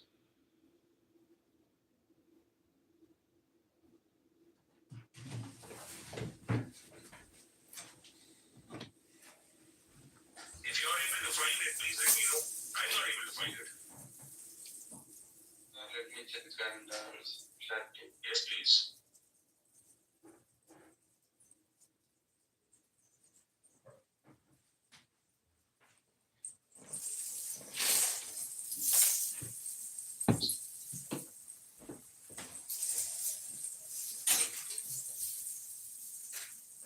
Maybe we need to search differently. What we can do is to go into every exhibit and then search for Israel in every exhibit. There's a news clipping about Israel. There's media reports on Modi arriving in Israel. There's no advice from Epstein.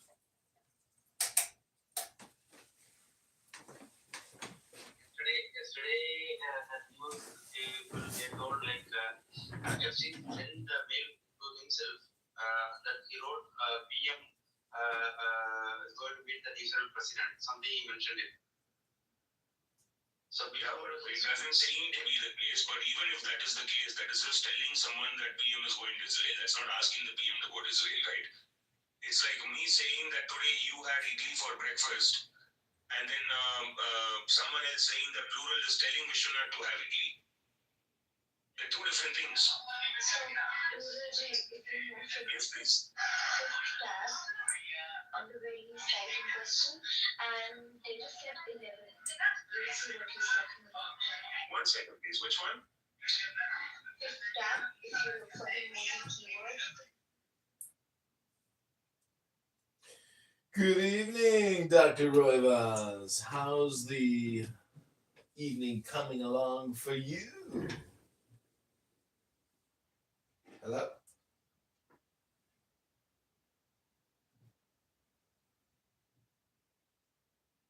Narges is here. Narges, I was reading such a fun book today called The Fish. It is so funny. So smart. Can you hear me, Narges? Is this thing on? See if I have to come back. Hello? Demi,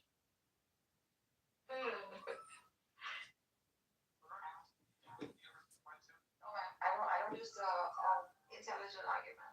You know it's not gonna go well. It's so weak. I don't use. Listen, if God is metaphysical, right? Posit a good metaphysical argument. Why freaking use intelligent fine tuning, or God's mind arguments? I find them such defeaters. Yes. Because the fine tuning argument falls apart on like, what is that? This fucking music guy. Hello? Okay, dude, I'm Hello? you better say something fucking interesting or I'm gonna fucking kill you. That's what's gonna happen. Yo! Wow! I was just asking how things are going. I didn't know. Do the voice, dude. Do the voice. Do the voice. Hello? Yeah, do the voice. You know how they say hello? You know how they say hello in Spanish? They say hola!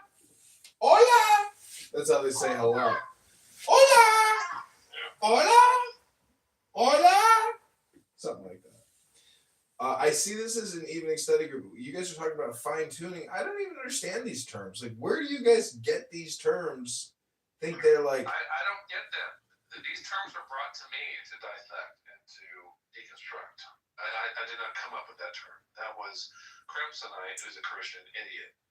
I mean, you do agree that the term Christian Scientist is not altogether a bad thing, right? I mean, I think the Christian Science Monitor was actually a decent periodical. That's a dying church, though. There's very few people that are Christian Scientists. well, so is the House of Atheism on Clownhouse. It's all a dying church. We're all dying. Well, I don't understand. You know, I was. Sure, whatever. Maybe we'll die. Maybe we'll be like reborn in 500 years. Who knows? Well, there's a chance that this is just like an avatar, and you've always existed. You've just. Well, you reduced everything to your lifetime and to you as a personal being in this universe. Well, if atheism dies here, this is forever. It's like no, you never know. Like our human culture might become completely atheist in like 1,000 years. Atheism or agnosticism doesn't hold that kind of mad religiosity. Like there's no there's no loyalty to a particular set of like dogma instructions, right? So in that way, they're quite flexible. Narges, I don't want to be rude. I hate to break the bad news to you, but like, is everything okay in your life? Not everything. Because everything's not okay in everyone's life, dude. well, my point is, you guys in particular, maybe I'm being too specific. We're like exceptionally fucked up, or like what do you say? No, what I'm saying is, you guys spend an awful lot of time talking about these topics. We don't actually like the entire day. Narges does. Narges does a lot. So this entire week, I have not talked about religion until Crimsonite showed up tonight. So it's been like an entire week of me just talking about whatever, like my job or crime or like stuff. Okay, not you, but what? You're misrepresenting. I get it. I understand. I Do agree. you get it? But Do you really get it? well, what my point is when all these people on this app are always trying to debate and talk about I have scripture. no control over like what other people do. I get it, but my critique is they're missing the fact that the deity or God deals with intelligence, Okay, and they're not. That's not me, dude. Like why do I care what other people on Clubhouse do that bothers you? Well, I'm trying to bring up a point because this is an atheist house and an evening study group. Over like what other people talk about, Sean. Intelligence can be generated from discourse. Like Well, a good, honest, intellectual, honest discourse. No, discourse, you can't actually achieve high levels of intelligence because this is a very short transfer of information. We can't transfer gigabytes and gigabytes. Your whole narrative is that I spent every waking hour talking about religion. No, not you. Narja spends a lot. Narja does. You don't. Well, that's how you came at me like a few minutes No, ago. I didn't mean that. I didn't mean that for you. Listen, I read just the other day, or actually I saw a video of Alan Watts saying your ego wants you to be spiritual because there's something about it which I don't know. It's like an I don't know. Attachment to non-attachment. Well, it's just like it's just improving your collection of symbols, really, and it's important. It's important. I mean, it is, but eventually it's still symbols, right? I mean, that's the thing. The idea is to drop the symbolism altogether, also, right? Did you hear my argument against the fine tuning? No, I have not. Awesome. So, Nargis, everywhere you look, under every rock, every cranny, every nook, do you see chaos? It can have the appearance of chaos. Well, I mean, no, do you see chaos? Define chaos. Is it unpredictable? Is it strange? Is it chaotic? Just sort of like mundane and weird? I mean, is it chaotic? Sometimes it can be very orderly, like the hive of a bee. Why do you think a beehive is orderly? That's a good example. Yeah, because you'll see the chores distributed. You'll see a queen bee ruling. She would always be the consistent ruler. You'll see the freaking hexagonal formations being like. It looks chaotic, but it's highly organized. Highly organized, but it may give you the appearance of chaos. But you think that ultimately the chaos will overcome the beehive because eventually the sun will become a red supergiant and swallow us. And so the beehive means nothing. Yeah, but that's just like saying you're gonna die. That's all you're saying. Right. No, we're gonna die, and so will the bees and everything. So it will never have existed. Right. That's why the Buddha says you're a bubble. Right. So what I'm saying is like, where's the fine tuning of that? The definition of fine tuning is quantum.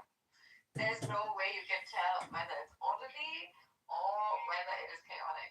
And in that, there's a symmetry breaker. Once you kind of posit that, all of this freaking extremely fine balance, whatever. At least so far as we know. Where's the extremely fine balance? Like we're all going to die. The planet's going to disappear. That's the balance. Yeah, but Roivas, do you believe that's the fine tuning? So hold on a second. So God planned for this planet to get sucked into this like red giant phase of our sun. Point of order, moderator. You're repeating yourself. No, point of order, moderator. I got a question. Do you believe? Do you think that time is a concept or an illusion? Well, meaning that you're projecting your own delusion because you're using time as this progression, meaning that you think that the sun is going to consume us all. And you're presenting an illusion, which is just a concept. So it's like your game is not that intelligent. No, what I'm saying is you're not saying anything. No, the more you think, the more you speak, the further from the truth you're going to get. So when you tell us your end conclusion of the apocalypse and this incredible, decimation, that's just you're describing your own personal coming death, which is coming in ours for all three of us, and Janet here. So I'm just saying that the first Zen poem says, the more you think, the more you speak, the further from the truth you're going to get. That's why this app is so horrifically obnoxious, because every single word you hear on here is actually, I see it all the time. The opposite of what everybody says on here is generally the actual truth. Because most people are trying to create their own fake reality. And therefore, if you listen closely, the opposite of just about what everything you hear on this app is the literal fucking truth. John, you've not made a critical decision in your life. You know what that is? Oh, this is a projection. Go ahead. Let me hit my projection bell. Okay. Projection alert! Incoming projection! Okay, that doesn't hurt my ears because we're not Incoming projection! Whatever frequency you think you're hitting is only like 5K. It's not that painful. Projection Do it again. alert. Watch. No. Projection alert. Make the sound. Go ahead. Do it. Projection alert. You have thought the sound was so annoying to everyone else, and it's really not. It's so funny. Like, you're so stupid. I'm not most people I come across are really dumb people.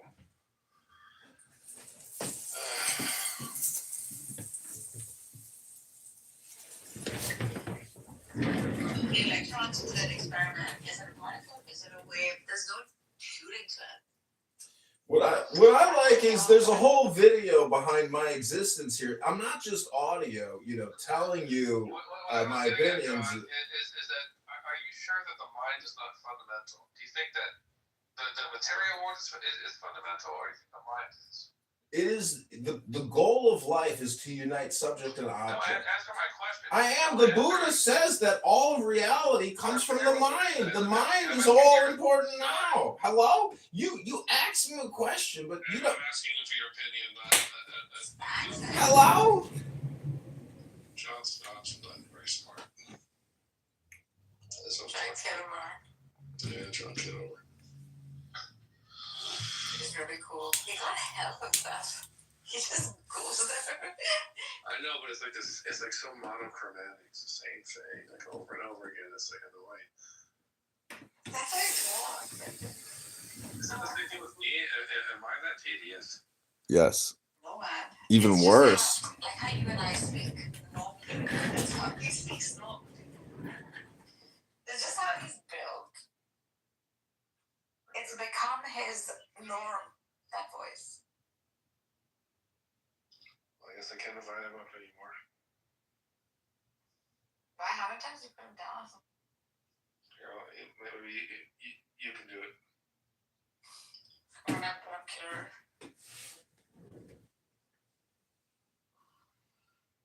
Well, what I have noticed is that people actually don't care what I have to say. In fact, what people subconsciously want is the dopamine that I can give them. But I choose not to always just give people the free dopamine. I'd like to give the two of you a sample of what I would call free dopamine. This is up to you, Nargis. I'm gonna turn my volume down, and you can deal with it. I bought a really incredible book. I'd like to share it. Just 60 seconds of it with you. By all means, John Kitover. Oh, Narja's on Hinge. I saw a chick with the spelling of your name, but she didn't spell it like yours. She spelled it, I believe, with a J. The J. Oh, must be an Arab. She was Muslim, Indian. Yeah. The Indians and Arabs say Narjas. In Farsi, it's Nargis. What's the English version of that name? Nargis. I had a client who would call me Negress. Negress?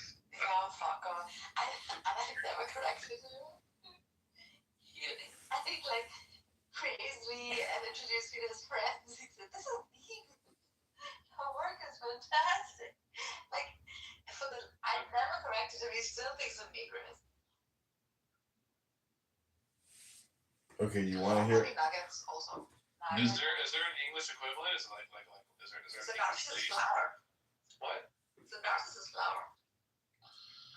Narcissus flower? A flower in which Narcissus turned Narcissus into a flower because he saw his reflection in the water and he thought, there cannot be another me. And he's beautiful, this man in the water. So he jumps in to fight it and he drowns. And then in his place grows a flower. Sounds reasonable. And that is the story of Narcissus. And I would think, why would anyone want to name their child Nargis after that? but it's probably one of the most common names in Iran. Romans have it too.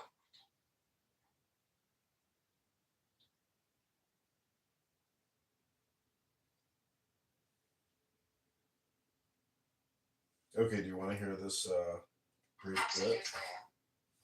You know, I have an undying love for knowledge and just good literature. This is from the Confessions of Aleister Crowley. We began on the first day of the year and continued without interruption for 6 weeks. We invoked the gods Mercury and Jupiter and obtained many astonishing results of many kinds, ranging from spiritual illumination to physical phenomena.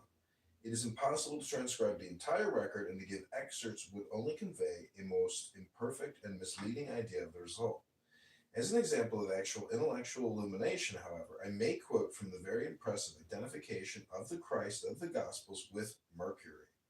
This came as a complete surprise, we having till then considered him as an entirely solar symbol, connected especially with Dionysus, Mithras, and Osiris.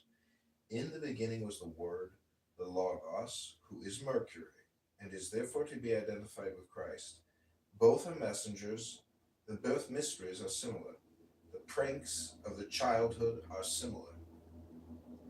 In the vision of the universal Mercury, Hermes is seen descending upon the sea, which refers to Maria. The crucifixion represents the caduceus, the two thieves, the two serpents. The cliff in the vision of the universal Mercury is Golgotha. Maria is simply Maia, with the solar R in her womb. The controversy about Christ between the synoptics and John was really a contention between the priests of Bacchus, Sol and Osiris, also perhaps of Adonis and Attis on the one hand, and those of Hermes on the other. At that period, when initiation all over the world found it necessary, owing to the growth of the Roman Empire and the opening up of means of communication to replace conflictingly polytheisms by a synthetic faith, this is absolutely new to me, this conception of Christ as Mercury. Some difficulty about the sentence is now quite unintelligible. To continue the identification, compare Christ's descent into hell with the function of Hermes as guide to the dead, also Hermes leading up Eurydice, and Christ raising up Jairus' daughter. Christ is said to have risen on the third day because it takes 3 days for the planet Mercury to become visible after separating from the orb of the sun. It may be noted here that Mercury and Venus are the planets between us and the sun, as if the mother and son were mediators between us and the Father. Note Christ as the healer, and also his own expression, the Son of Man cometh as a thief in the night. And also this scripture from Matthew 27, for as the lightning cometh out of the east, and shineth even unto the west, so shall also the coming of the Son of Man be. Note also Christ's relations with the money changers, his frequent parables, and the fact that his first disciple was a publican. Note also Mercury as the deliverer of Prometheus. One half of the fish symbol is also common to Christ as Mercury. Fish are sacred to Mercury, owing presumably to their quality of movement. This I did not know before. Many of Christ's disciples were fishermen, and he was always doing miracles in connexion with fish. Note also Christ as the mediator. No man cometh unto the Father but by me, and Mercury as Chokmah, through whom alone we can approach Kether. The caduceus contains a complete symbol of the gnosis. The winged son of Phallus represents the joy of life on all planes, from the lowest to the highest. Is being active and passive, Horus and Osiris, and all the other well-known attributions of those qualities of eagle and lion, respectively, of which we know but do not speak. It is the symbol which unites the microcosm and macrocosm, the symbol of the magical operation which accomplishes this. The caduceus is the universal solvent. It is quite easy to turn quicksilver into gold on the physical plane, and this will soon be done. New life will flow through the world in consequence. The god now lays his caduceus upon my lips for silence, bidding me only remember that on the following night he is to come in another form. The temple was then closed.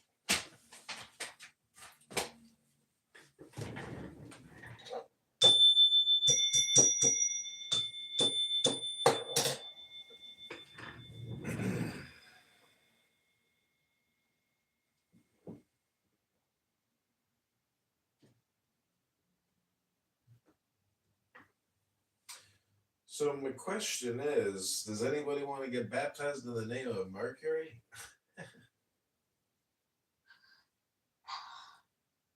So, I saw a great movie and I thought of you. Actually, the series, John, it's on the life of Crowley, Alice Crowley. And it's just these. Have you seen it? What is it? I forget it. I saw it a while ago. Yeah, I know what you wanted. Like the newer one, right? Yeah. It's these guys who are freaking working like for the aeronautic department or something. And then this couple, like, Alice Crowley moves in with them, and this whole thing becomes a big cult. You see what I'm saying? It's, you know what I'm talking? It's called Space Astronaut or something. It's called Space something. I forget. Such a great series. I mean, I think he started off. You know how his brother died, right? He's fucking lit himself in flame. I think the whole "Do As Thou Wilt" sort of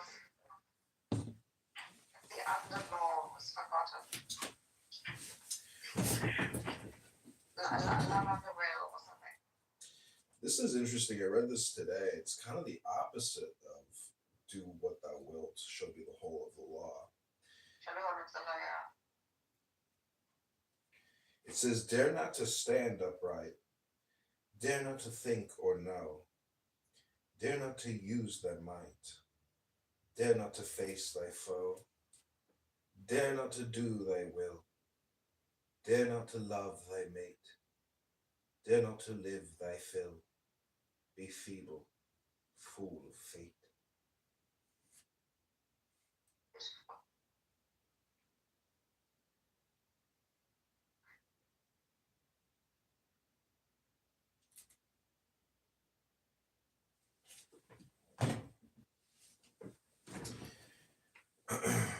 Okay, so do you want to hear where I left off? This is the novel, because Crowley was competing to make a lot of money in the book industry, and at this time there were some very popular books that came out, like The King of Solomon or The New World, which were like basically, anyways, he was trying to he was trying to compete with them. This was his attempt at competing for a book which essentially is a revelation to the world, because it's the discovery of a new part of the planet, because there was like a myth that there were undiscovered civilizations on the planet in the, it was like, it's fiction, but it's a novel. But that's what was popular at the time, was people were fooling themselves with fiction books about the discovery of new parts of the planet. And this is his attempt.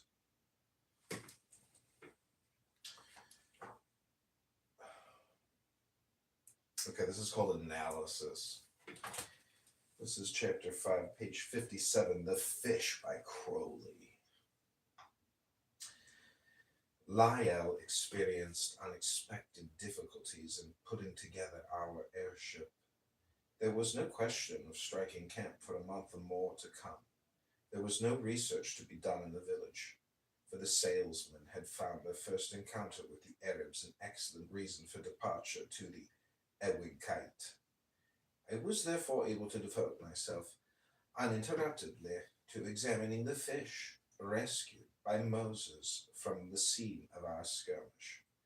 I have never had a job I fancied less. Talk about French cookery. The meat itself was so covered by sauces and greases and garnishes of every kind that it was almost impossible to isolate even a small fragment of the substratum. It all stank most abominably, and as there was not the tiniest splinter of bone in the whole mess, there was no means whatever of even making a guess of what it was like when alive. The physical examination assured me that the fish used in the preparation of this concoction could hardly have been alive very recently. It was far gone in putrefaction, but I felt almost certain that even before this had set in it had been corrupt with disease. It resembles a mass of cancer, almost ebullient, and at the same time it was alive with colonies of some bacteria with which I was not familiar. The term is indeed not strictly appropriate, for they were not rod-like in shape, but vaguely circular. I discovered no nucleus or nucleolus, even with the highest power of my microscope. They multiplied with amazing rapidity, but were themselves devoured and destroyed by the more liquid portions of the cancerous tissue in which they grew. We had brought a few guinea pigs for experimental purposes. I fed two of them on portions of the fish. It suited them extremely well. They had been in rather poor condition, and after a couple of days they grew so fat and sleek that it seemed almost miraculous. The effect of this diet upon the rats was apparently to make them fiercer, bolder, more active, and more cunning, also to increase their appetite in a very marked manner. I bought a goose from the village and gave it a meal of the stuff. It manifested all the symptoms of silly intoxication, and it ran about aimlessly, quacking at the top of its voice.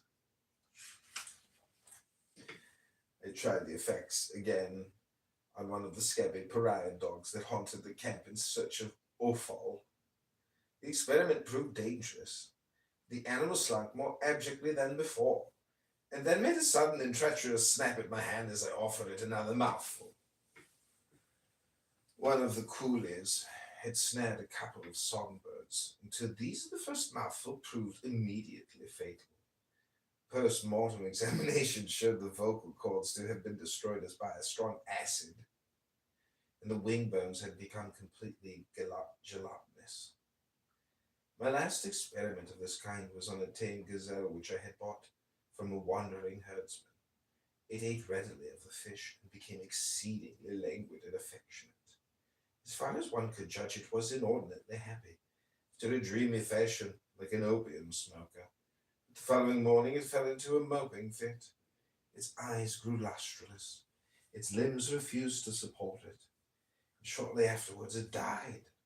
The autopsy showed acute inflammation of the brain, especially in the pia mater, but the cause of death was destruction of the walls of the heart. The comparative anatomist, with a really comprehensive knowledge of the subject, might doubtless have found many clues to the truth in these extremely varied symptoms. But in this branch of science I was unfortunately of rather less than average attainment. In my theological college, I had learned much concerning the functions of various choirs of angels. In the pneumatic biology of the school, I could hold my own with many an archbishop, and I had somewhat neglected the hierarchy which ascends from amoeba to Homo sapiens. I was a poor man. Hagiology tempted me with the £15,000 a year connected with Canterbury, whereas the profane and grovelling ologies led at the best to a tenth of that income. So I furnished the point of my needle with angels instead of bacilli, and by all accounts the process of reckoning the former is easier as well as more potentially profitable. The reader will excuse the digression. I trust that he may even excuse the cynicism, which I regret most sincerely and humbly.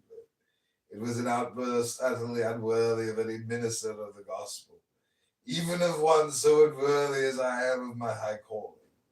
It was the old frivolous expression of my irritation with myself for being unable to use such a wealth of data. As I revised the manuscript, I naturally drew my pen to the passage. Then I paused. No, said I to myself, I don't want to appear better or worse than I am. Let the world know my weakness and my wickedness. Okay, I'm going to take a break, but hope you enjoyed that. I can't stop laughing when I read this because it's just so ludicrous. It's so funny to do it in an English accent because he narrated this. He didn't even write this down, Nargis. He was sitting. He didn't write that. He spoke it, and then somebody else wrote it. So well done. Just beautiful. There's so The narrator, like he's just saying it, like he's speaking it. He's speaking it, and somebody's writing it. I see. He didn't write this one. This one, in the beginning of the book, it talks about that, but this is a mockery of Christianity. He did not like Christianity. This was his. Everything is like a. But then he just, anyways, it is so funny. I couldn't stop laughing because. But John, it's not that he did like the dogmatic, freaking, super biased, indoctrinated religiosity. Like, Alistair Crowley's entire revenge of that gave rise to the freaking occult and all the magical things that have pageantry in them, rather than these freaking dead frameworks of do's and don'ts, black and whites. And that is what makes Crowley great in the way he delivered ideas. Really beautiful. I mean, of course, his indulgence has got the best of him in the end. Well, And he then lived a what's his full life. downfall? Yeah, he lived a full life, I guess. He did. Yeah. A lot of tragedy in this world. Papa, welcome to the room, big Papa. Oh my God, Papa, hi. These are John Kitover's friend Z. Hey, Papa. What's up? God bless. God bless. You once did a reading of, remember Papa, was it Papa? Who was it who did the reading of Pan? iPad? You did. Was it you? I did. There was another guy who really did it well once in your room. What was his name? It wasn't me. It wasn't you, okay. So what are y'all like Thelemites? Yeah, we like a cult. We love the occult. We like You know that you follow Dilemma? No, you? No, just asking because Alistair Crowley based room. Yeah. I was just asking if y'all support him. No, we just like something else. As John Kitover, he reads like taboo. Yeah, I was I think reading. he's a really gay, God-hating dude, to be honest, for what I know about him. Yeah, the book that I'm reading right now. There's a lot of gay. It's not vulgar, but it's so close because it's just so many words that are so gay that it's hilarious because it's so gay, but it's not actually talking about gay sex, but it is talking. Anyways, but yeah, it's gay. But the thing is, it's NC-17. He was a dirty publisher, and you got to look at this in comparison to Penthouse and Hustler and Playboy, because those were major magazines with huge runs and so much content. And honestly, some of the photography in Playboy, it's it'll never be matched again. Is some of the hottest women who have ever lived in really high resolution photography. So those are major contributions to media world that will never ever be able to be topped. Because yes, correct. So what are y'all sentiments on Alistair Crowley? Well, other than him putting out gay gnosis stuff, he did essentially do a lot of research into symbols and rituals, etc. So in my opinion, he's the undisputed master. And his magical motto's name is Frater Perdurabo, which is endure until the end. And I think that's a pretty good motto to live by. I try to keep pushing, and part of his magic is exceed. Yes. So, Papa, the art has gone wrong, right? Doesn't affect the art. That's how I read Crowley. That's how I like him even. Because it's open to interpretation. And now that one sees his life, even his brothers, or just what normal traditional society wants to call freaking outrageous. I mean, Well, he deals with math. CM might like Crowley because Crowley was a mathematician. yes. And he uses Kabbalah and Gematria to derive a lot of his, understandings. And they're, to me, they almost seem like natural or axiomatic or, proofs. Like they're almost indisputable and they're ancient and they go back to the Egyptians. So. I mean, to me, ethics were basically a nihilistic hedonism. I know, but it's astrology. You got to look at it. You got to look at it in terms of. But look at Mercury. Look at Venus. Look at Jupiter. Look at Saturn. Look at these planets. Like, you can't exist if they don't exist. We are connected to the planets, and so everything in our field of material reality is unified in some type of relationship. Linguistically, at the slightest. But like, where do you get like any? Because he's not like prescribing any belief in a god. It's meta. That's all you. That's the best way to look at it. It's meta and metaphysic, meaning that the Son, aka Jesus, is the source of all power, and Jesus being like a magic word. So this is all gnosis, and uniting with the Logos. Why is that knowledge to say the Son is you? Because like Jesus being the Son means something.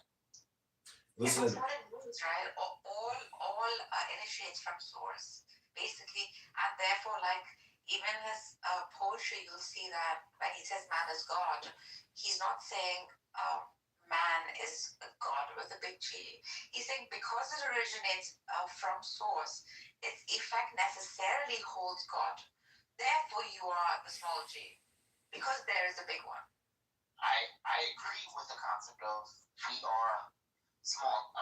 We can be small G gods in a sense. But my thing is like I don't see. So what exactly is the guy saying that's impressing you? Is I mean I don't think it's ethics are. Because ethics are just basically saying do whatever you can. It's how he married magic, the occult, and just Greco-Roman freaking myth with like outrageously with a religiosity that is dogmatic, indoctrinated, and very hardcore with frameworks such as, for example, Christianity. It's also just in terms of the publishing industry, like the book that I was reading from prior to this, it's actually about Crowley's ambition of being a successful novelist and book publisher.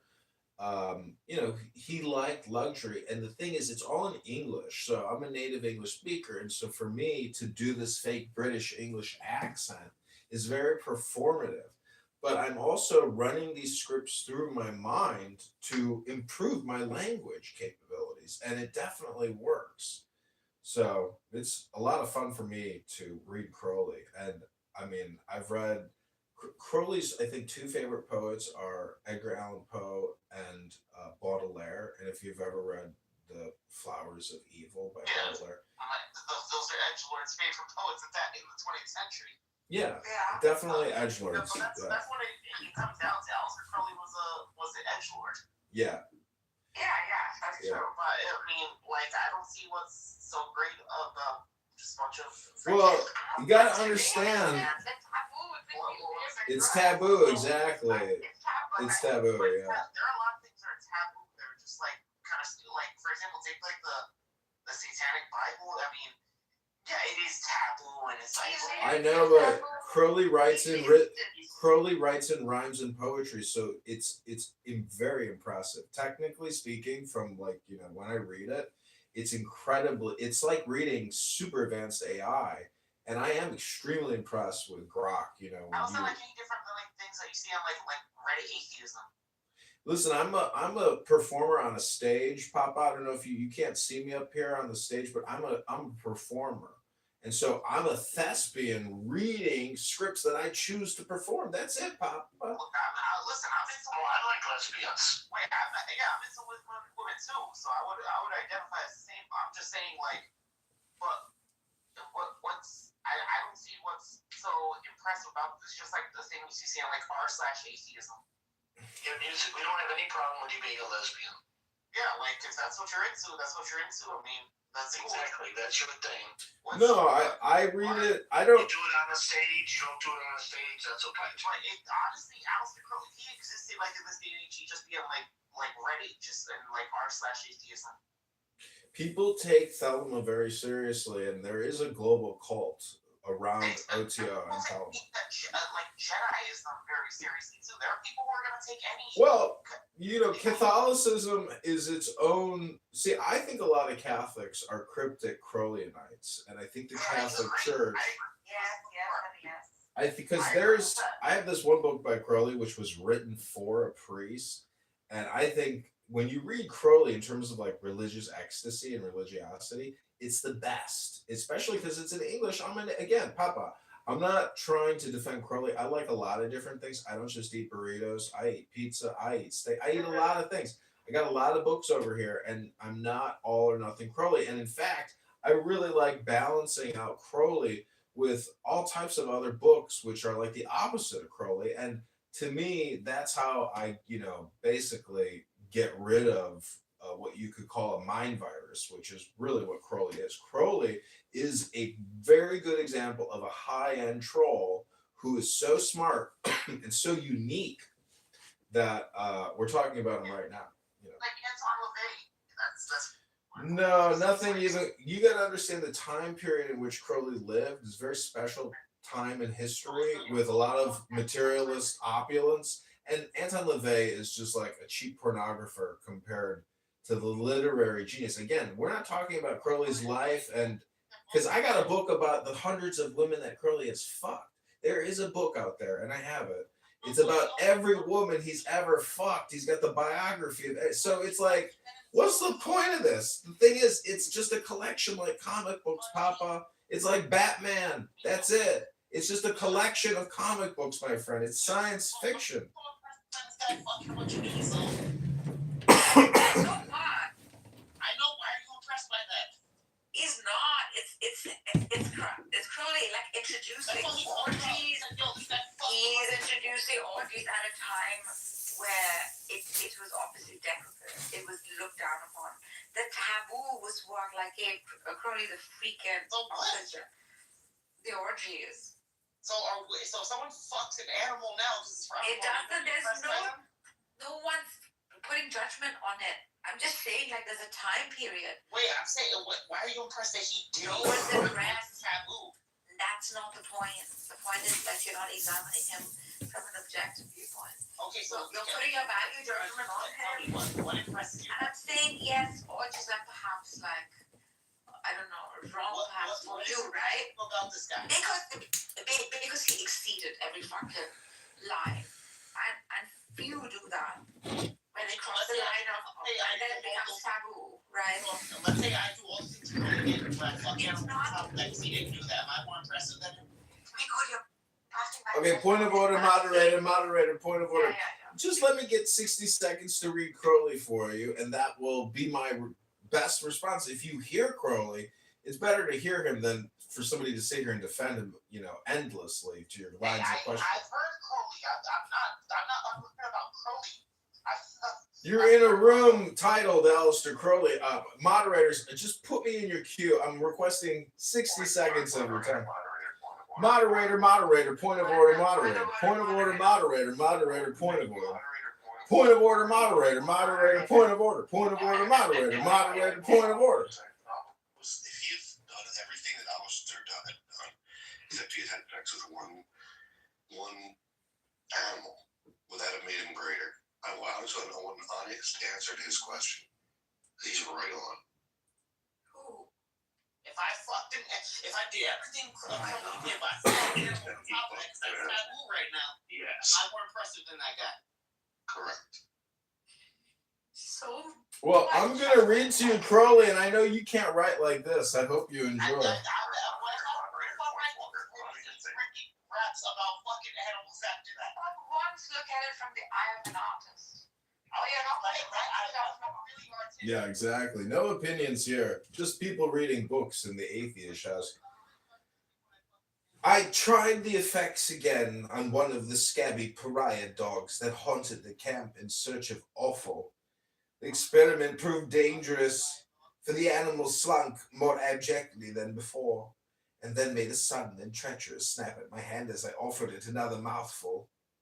One of the coolies had snared a couple of songbirds, and to these the first mouthful proved immediately fatal. A post-mortem examination showed the vocal cords to have been destroyed as by a strong acid, and the wing bones had become completely gelatinous. My last experiment of this kind was on a tame gazelle, which I had bought from a wandering herdsman. I ate readily of the fish, and became exceedingly languid and affectionate. As far as one could judge, it was inordinately happy after a dreamy fashion, like an opium smoker. But the following morning it fell into a moping fit. Its eyes grew lustreless, its limbs refused to support it, and shortly afterwards it died. The autopsy showed acute inflammation of the brain, especially in the pia mater. The cause of death was destruction of the walls of the heart. The comparative anatomist, with a really comprehensive knowledge of the subject, might doubtless have found many clues to the truth in these extremely varied symptoms. But in this branch of science, I was unfortunately of rather less than average attainment. In my theological college, I had learnt much concerning the functions of various choirs of angels. In the pneumatic biology of the schoolmen, I could hold my own with many an archbishop. And I had somewhat neglected the hierarchy which ascends from amoeba to Homo sapiens. I was a poor man. Hagiology tempted me with the £15,000 a year connected with Canterbury, whereas the profane and grovelling ologies led at the best to a tenth of that income. So I furnished the point of my needle with angels instead of bacilli, and by all accounts the process of reckoning the former is easier as well as more potentially profitable. The reader will excuse the digression. I trust that he may even excuse the cynicism, which I regret most sincerely and humbly. It was an outburst, utterly unworthy of any minister of the gospel, even of one so unworthy as I am of my high calling. It was the all too frivolous expression of my irration with myself for being unable to use such a wealth of data. As I revised this manuscript, I naturally drew my pen through the passage, and then I paused. No, said I to myself, I don't want to appear better or worse than I am. Let the world know my weakness and my wickedness. How can I humble myself? How can I purge myself by penance? Not better than by letting my words stand to witness my backsliding? Shall I pretend to be more faithful than St. Peter? No, let me scourge myself with a whip of my own shame. I have been tempted many a time. I have regretted that I have become a medical missionary instead of a mere medical man. The smiles of the siren science have often seduced me with their serpentine subtlety from the sublime sighs of suffering wrung from my soul's Saviour. I give most hearty thanks to Providence, who limited my intellectual attainments, and not my professors unanimously insisted that I could never earn my living as a doctor, but that I could be sure of a job among the teeming millions of the East. I might at this moment have been a professor in some godless university instead of what I am, obscure no doubt, from the world's point of view a failure, but a success from heaven's. A sinner saved by grace. My name is not written in the king's birthday list. What care I? It is written in the Lamb's book of life. Once again, excuse the digression. This book is not about myself. It is about the terrible disease of whose discovery apparent chance, but really divine design, made my unworthy self in part an agent. I have given a fairly comprehensive account of my examination of the fish as it was prepared for consumption. One more means of research lay in my power.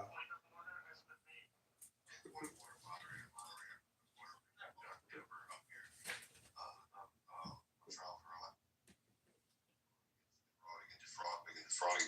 There are only found to be several hundred legitimate petitions on his entire thing, and he's getting in trouble from the Chicago State Board of Elections. Have a nice day. Point of order, moderator, point of order. I think you're being a little unfair. He had 266 valid signatures out of 1,705 or 10 or whatever it was, and you're not, clearly stating that. So I just heard this gay dude, like this gay dude's poetry, the music just recited, you're saying, I don't say all gay shit. I just want to know, so if I did all of that and I effed animals, because it's taboo in this day and age, will y'all start reading my poetry in my voice and being impressed by me? No, absolutely not. That'd be disgusting. That would be. I feel so filthy. Ugh, yuck is what I would say. No, ich and yuck are my two favorite Hebrew words. Point of order. Once again, excuse the digression. This book is not about myself. It is about that terrible disease whose discovery, apparent chance, but really divine design made my unworthy self in part an agent. I've given a fairly comprehensive account of my examination of the fish as it was prepared for consumption. One more means of research lay in my power. I could try its effects on myself. I don't mind saying that I had to witness a struggle with death between my conscience and my cowardice. I had to brace myself with drinks of history. I thought of many a hero, many a martyr, who had given himself to science in the past. I thought of the discovery of chloroform, of the man who first made arsen, and inhaling the first bubble of the gas died on the instant. I thought of the men who, with full knowledge of the risk of X-ray, I wanted to know if he could repeat the last passage where he said the word his. Not consumption. Moderator. Point of order. Moderator. A point of order has been raised. Will the honorable gentlewoman from the state of Clubhouse please speak? Yes, my brothers and sisters, you are the true gods upon the surface of the earth. Deus est homo. There is no God but man. It is our shared and individual essence, confirming knowledge from generation into generation. That is that secret and most holy Lord of life. Adored by us and our saints. Our Lord in ourselves, whose name is Mystery of Mystery. Understanding this is the true basis of the law and the true foundation of all human rights. Realizing this is the essence of true kinship. Manifesting its glory is the essence of true sainthood. Alice Crowley. Did I understand the honorable gentle lady of Clubhouse to say that this is homo? This is homo. Yes, this is homo. This is of concern. This is blasphemy. Let the record reflect that this was done by the honorable lady of Clubhouse. You should read it as a performative, of art. It's not, doesn't hold, whatever. You can't make arguments out of it. You can't place logic in it. It's just art. It's beautiful. Look. Mikhail's been acting really weird. He was like, I was talking to him, bro. why is he being so bizarre? He's been putting this edited picture of my. Wait, who are you saying is being bizarre? He's on his face. That space is not. Illumi. Oh, Illumi, I think you're referring to. Yes, sir. What's up to that? Oh my God.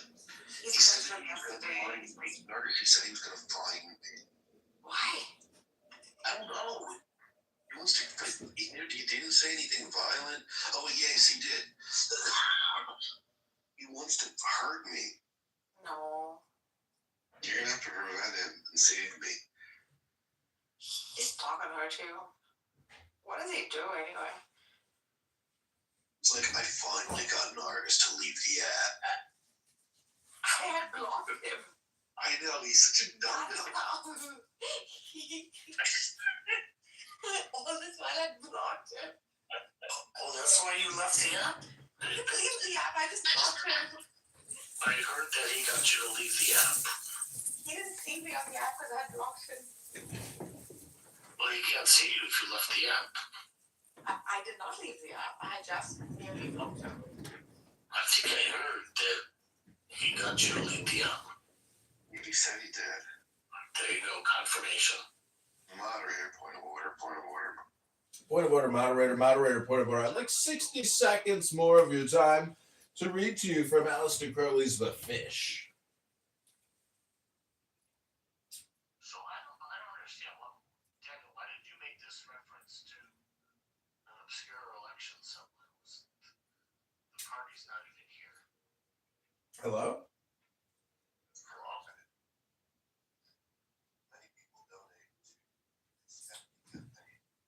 Yes, I'm proud of those donations. I was talking to other candidates. They didn't even raise $100. I got $600 out of Kronos. That was a huge success. That's free speech. People are allowed to donate money to campaigns. That is free speech. What's the problem with people donating money? People are allowed to donate money. Yeah, those promises were dangled in front of starving children. Oh, well, that's a different thing. I mean, if the candidate in question made certain promises and then reneged on those promises, that's up to the electorate to decide, right? He left many a man, woman, child, adolescent home. Oh, Chicago outlier. So you're basically like a Trumpian Mozart symphony in gold, writ with Mohammedan angels, soft jazz playing throughout elevators, frap.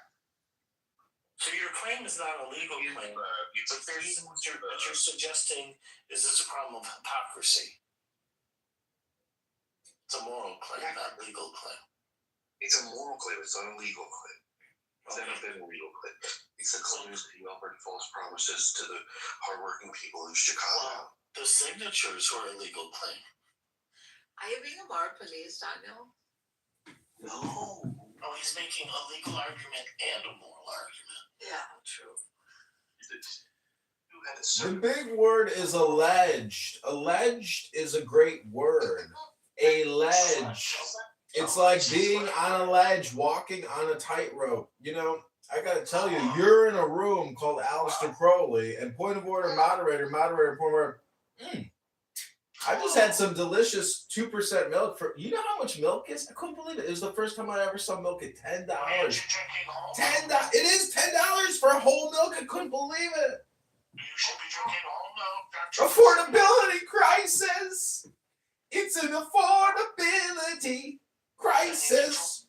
Then you need to work harder. I don't believe in working harder. I believe in working smarter, because if you believe, make more money and earn enough to buy whole milk. If you believe in God, you have to believe in the intelligence associated to God. And therefore, if you spend all your time on God, well, that's a very intelligent thing to do. And I think if you make money in this world, you have to exhibit intelligence. And therefore, God, as I've been reading, is a great shtick. And without further... So you're saying your inability to earn enough money to buy milk is an indicator of a lack of intelligence? No, I can afford the milk. I'm being facetious. But what I'm saying is you're in an atheist house. And to me, an atheist requires someone like myself to troll them. Otherwise, their game's boring. And so... If you can afford to buy the whole milk, then why aren't you buying? You keep bringing up milk. What you got to remember is these nuts.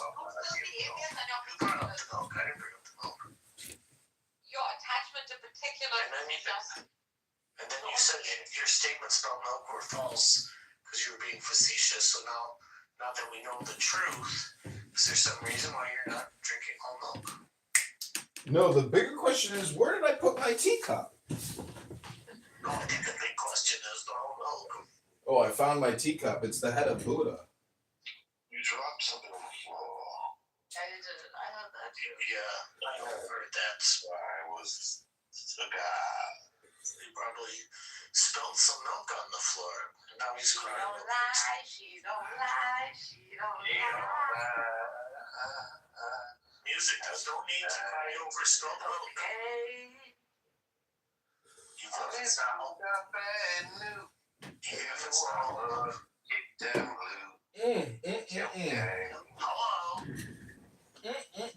Hello? Hello?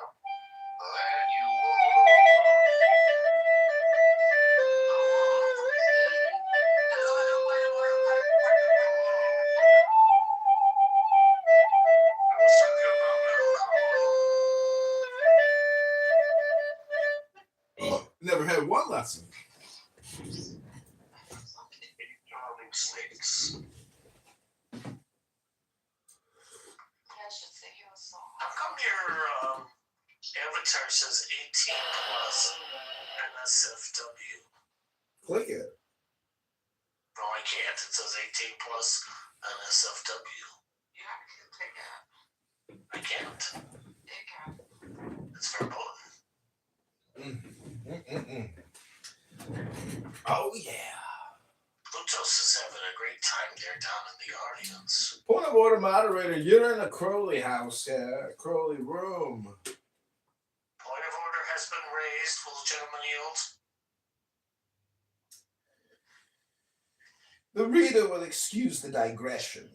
I trust Can you that he may please even state your point excuse of the order? cynicism, which I regret most sincerely and humbly. It was an outburst, utterly unworthy of any minister of the gospel, even of one so unworthy as I am of my high calling.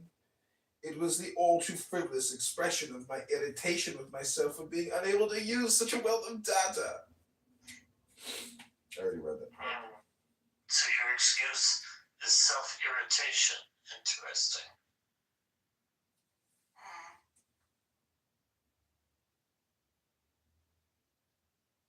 So have we exhausted all topics already?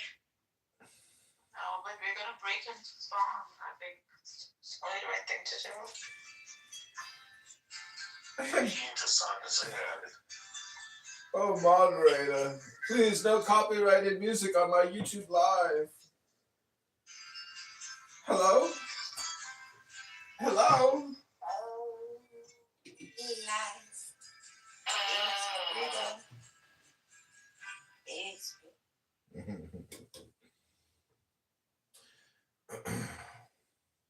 Let's put some signal on.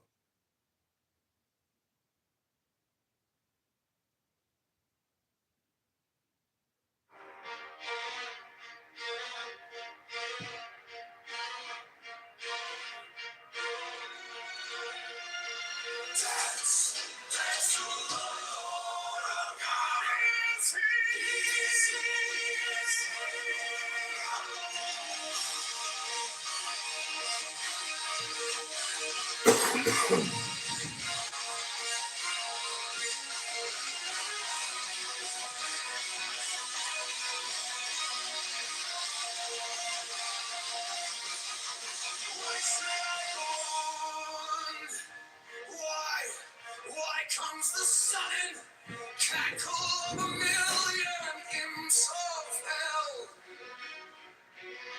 and the laughter runs, but sickens not the universe, but sings not the stars. God, how I love thee.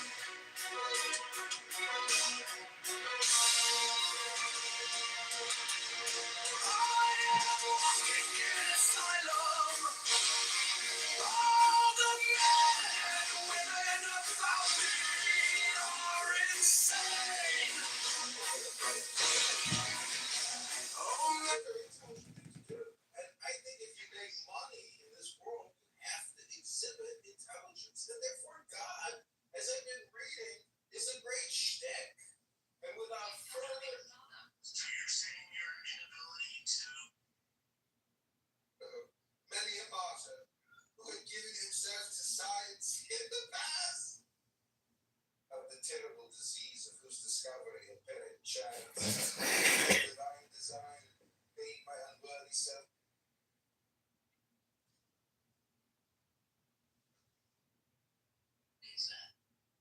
What I like is there's a whole video behind my existence here. I'm not just audio, telling you my opinions. Are you sure that the mind is not fundamental? Do you think that the material one is fundamental? Allow me to introduce.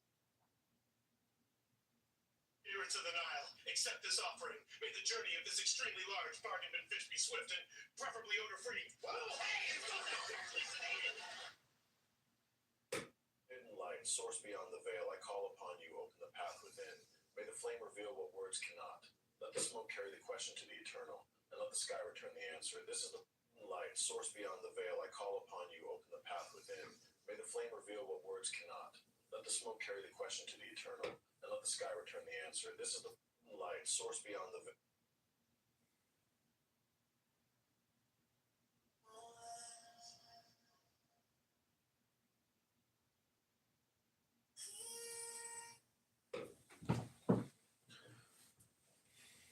Reference Neither Did I.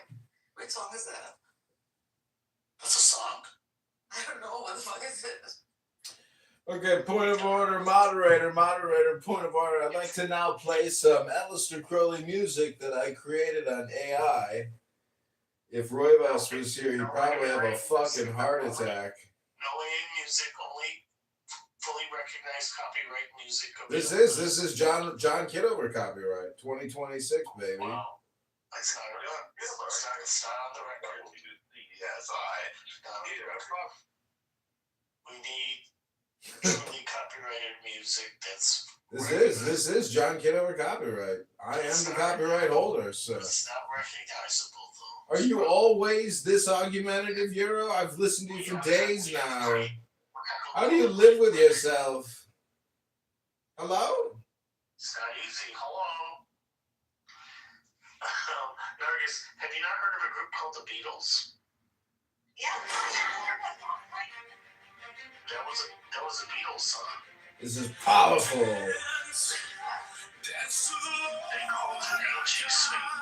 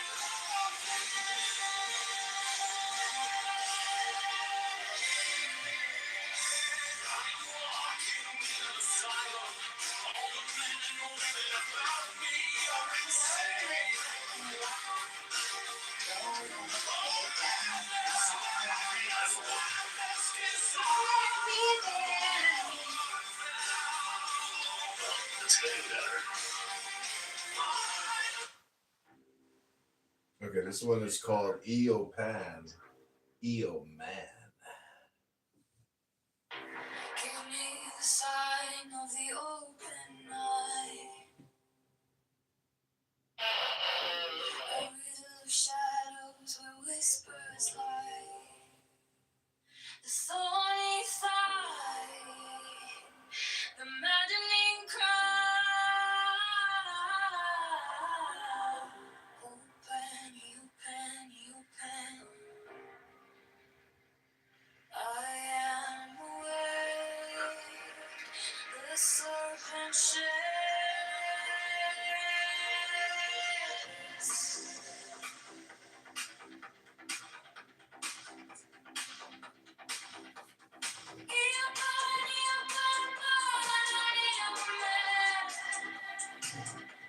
It's kind of an easy up.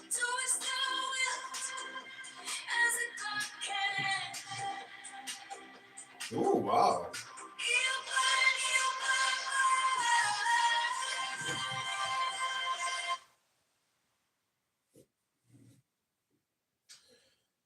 So I did, ask Grok to add breasts to my photo, and sure enough, it made me into a transsexual with very succulent nipples. So it made a more realistic image of you.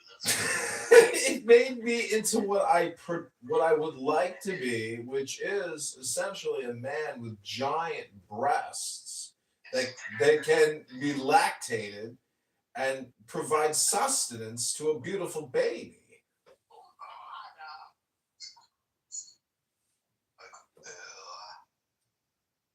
Well, Rabono Shalom, everybody. This has been a fun Aleister Crowley room. Thanks for letting me read in here.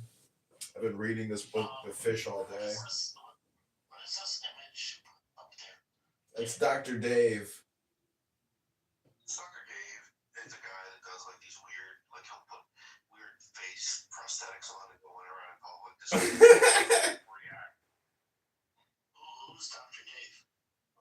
The guy that does a YouTube channel where what he'll do is he'll put prosthetic things on or he'll put an old man's face on or a black man and he'll see how people treat him. He's a YouTuber? He is. I watch a lot of YouTube. How come I'm not familiar with him? Yeah, I think. Yeah, This that's is like, oh gosh, this is like too exaggerated, too untrue. Heavy, but I like the one where he sees how he's treated as a female, he sees how he's treated as a black guy, and this one he's treated like absolutely garbage because of this thing on his face, whatever it is. I don't know what that is. I'm kind of bored of it. Kind of odd. I've never come across him.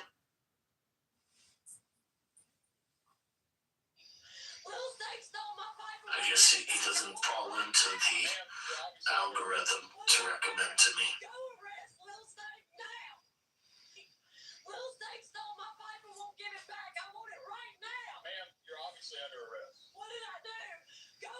You treat a man like that. I mean, I would just be. I wouldn't judge it all. I wouldn't judge him, but it would be. You have to admit that it would be quite a spectacle. I would just like observe. Sorry, it wouldn't, not in a negative way. No, I would just probably look away. I would just look off and be like it's betrayal almost. Yeah, I would just look away. What's wrong with it though? I've seen more unusual people. It's just asymmetry. Like, what is it about asymmetry that you don't like? Yeah. Well, it's not just asymmetry. It's like it's asymmetry plus like this large thing in his face. That large thing is causing the asymmetry. No, it's not. There's asymmetry, but there's like this large. If he had one on the other side, it would still be odd. It's not just the asymmetry. It's the fact that he has this unusual feature on his face. Hello. Point of order, moderator, point of order. Let's regather our focus here. I'd like to make another reading of Aleister Crowley, if I may. 60 seconds of your time is better than sitting here and talking about somebody with a goiter on the side of his face, because I'm far more intelligent, far more entertaining. Hello? 15 seconds? I can't read Crowley in 15 seconds. You need at least 60 seconds. All right, super moderator, have it as you will. Thank you very much. The first result of this action seems to have been purely psychological and independent of any property peculiar to the fish. It was as if I had committed suicide. My brain became miraculously clear. My mind became independent of my body. I seemed to myself like a judge, armed with giant powers of scrutiny, intent on justice but with no interest in the result. I had never been able to observe the smell. It simply nauseated me. I could now appreciate every detail. Disgust prevented me from describing it to myself. I am well aware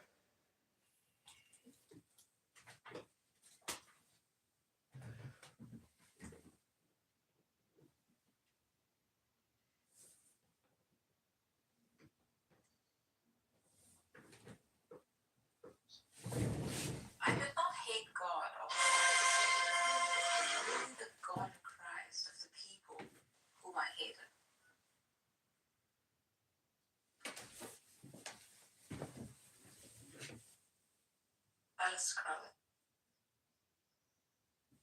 Wow, you did that in 7 seconds. Very good.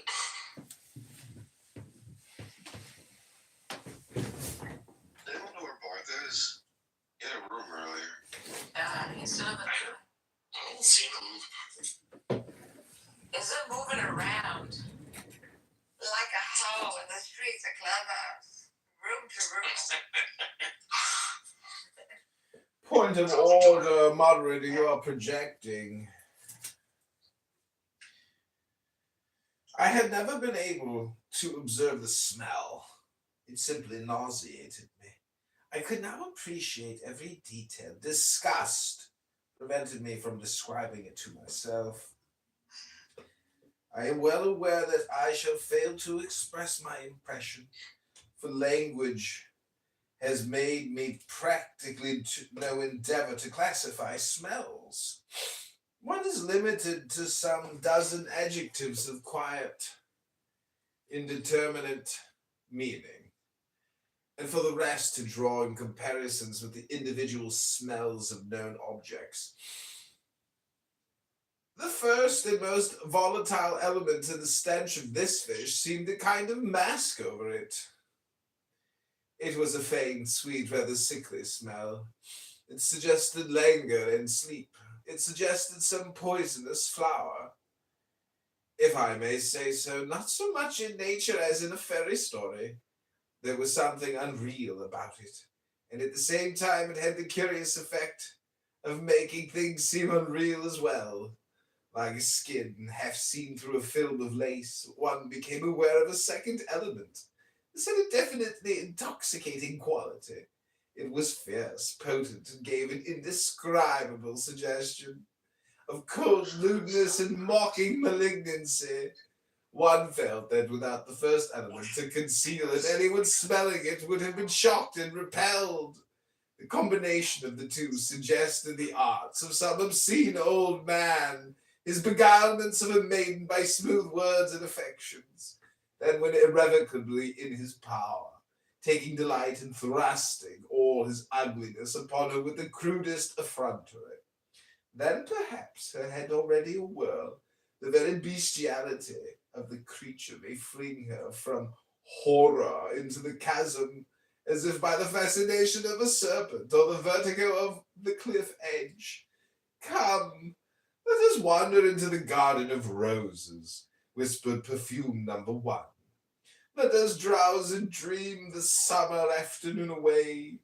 Idleness is never innocent.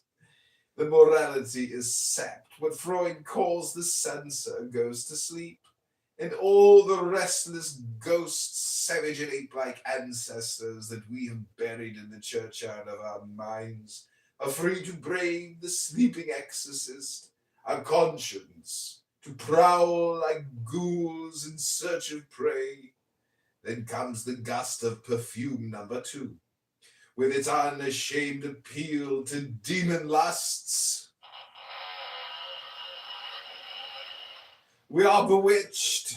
We revel at the Sabbath, on Walpurgis night, gleefully eat and drink damnation to ourselves, and only wake when we are pledged by an irrevocable oath to Satan. Not as impressed as I am with The third element is obviously anesthetic. It acts directly on the brain, producing a peculiar kind of delirium. It destroys the reasoning faculty at a stroke. Daniel, would you like to list some more allegations? Yeah. When John Kennedy was actually found outside of a public laboratory.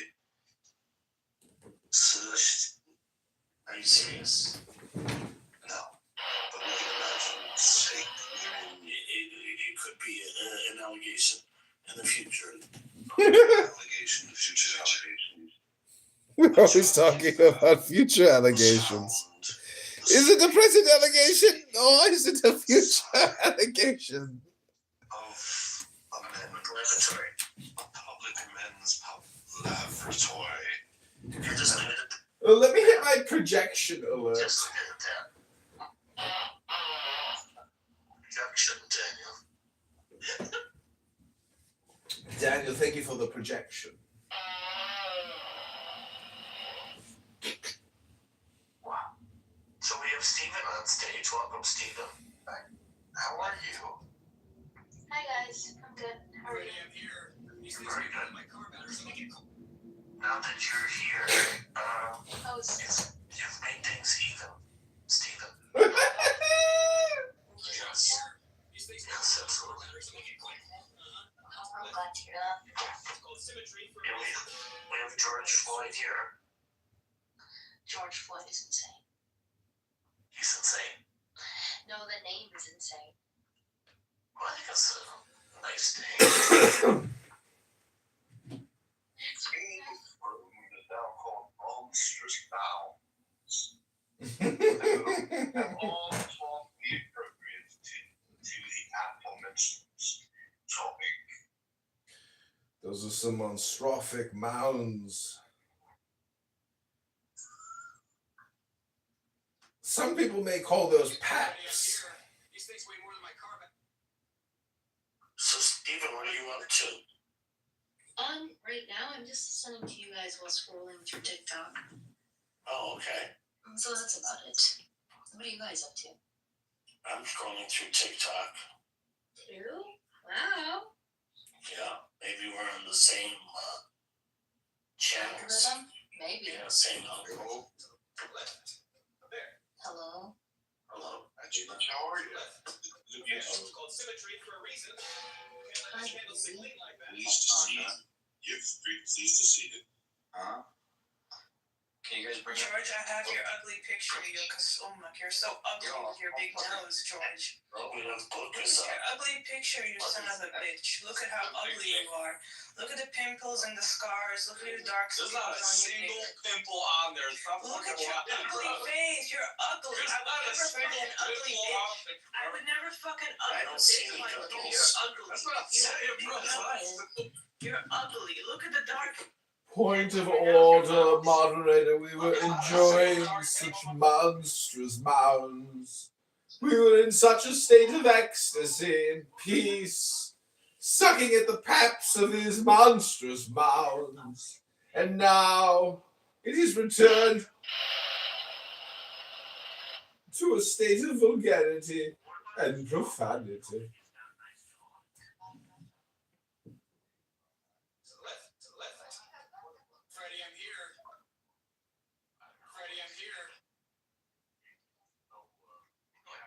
Such a strong reaction.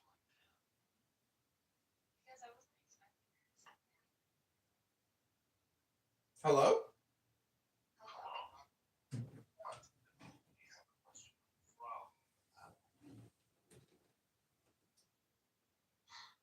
So who's the lady pinned on the link? That's Mr. Kitover's wife, Mrs. Kitover. Mrs. Kitover. Those are Khazarian milk utters from the Caucasus. It's Casarius. I think Daniel's going to enter into the campaign. Those bosoms nursed 1,000 nations and fed the wolves of ancient Rome.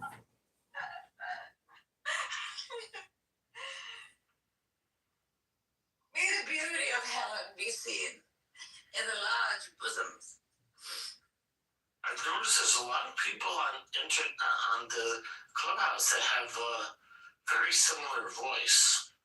You think so? Well, 18 plus sounds just like this guy, or music, I guess his name is. Sounds just like this other guy from a couple days ago. Forgot his name. George, you fucked your mom, you Afghani nigger, bitch. You're so ugly. Look at your ugly big nose, bitch. You Look want at the pimples on your face, you ugly bitch. No one's. Wait, you said pimples on the face There's again. not a single pimple there, bro. What are you talking about? Why do you keep saying pimples plural? I don't even get it. There's not even Who one. is this girl? Oh my gosh. She's a pimple seeing girl. She's got really good eyes. I don't know. Point of order has been raised. Point of order has been raised. Dr. Kitover, you have a question from the panel. Would you field it? Wait, can you please state the question? Please proceed. The question is, how deep is that cleavage? How deep is your love? Is it like the ocean? Wait, how deep is your love? Pretty deep. Very, very deep. The first cut is the deepest. Baby, I know. You're in too deep.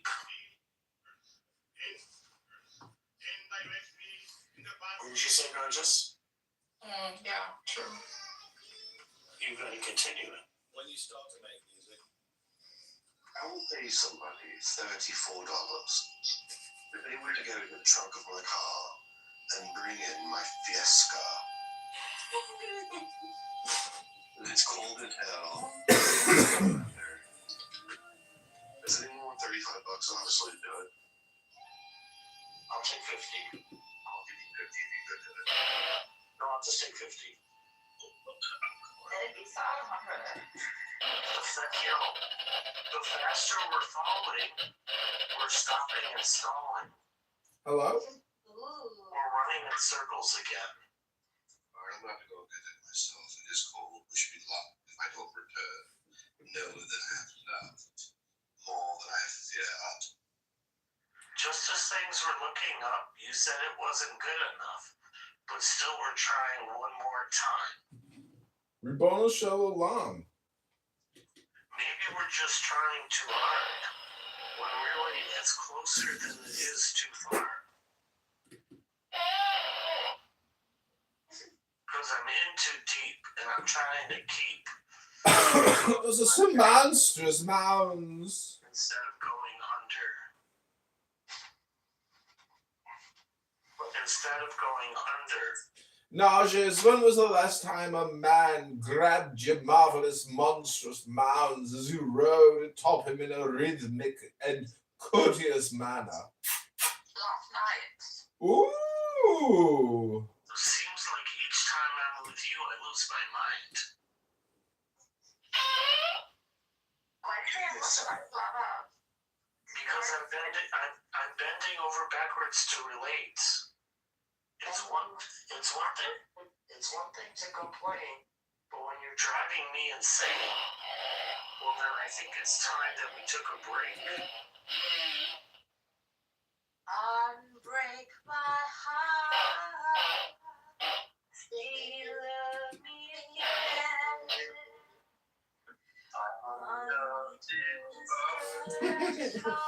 When you walked out the door, I want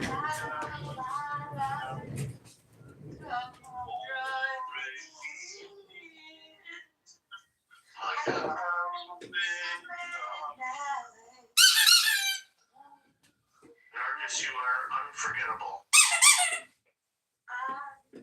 unforgettable. That's you.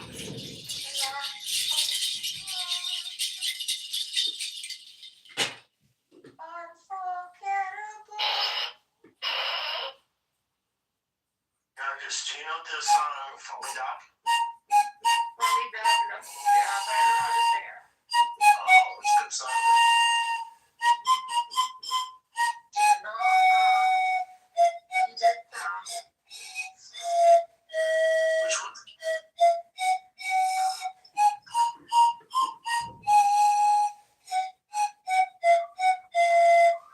you're so.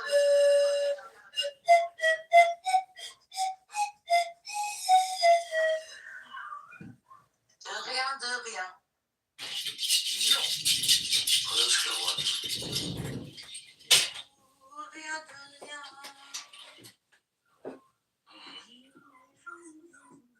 And you know, what's the other one she sings? Let Me Have a Rose. Yeah. That's a good one. The eagle strikes with his jagged claw. The beasts emerge as the gods withdraw. A storm of silence.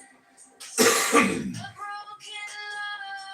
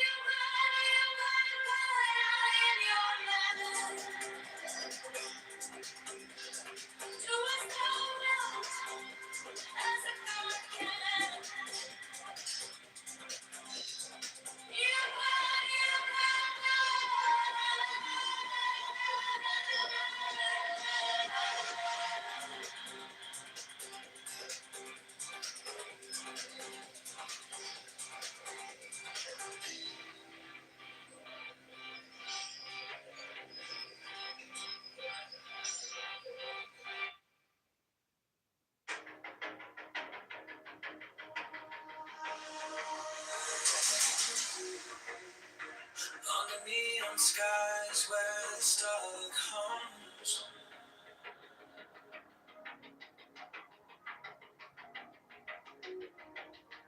Shadows whisper truths as the bassline drums. The will is fire, unchained, untamed. No path is written, no soul is blamed. Thou hast no right but to do thy will. Feel the stars, let the silence fill your will. On its way, it's alive, it's still. Deliver from the lust of the thrill.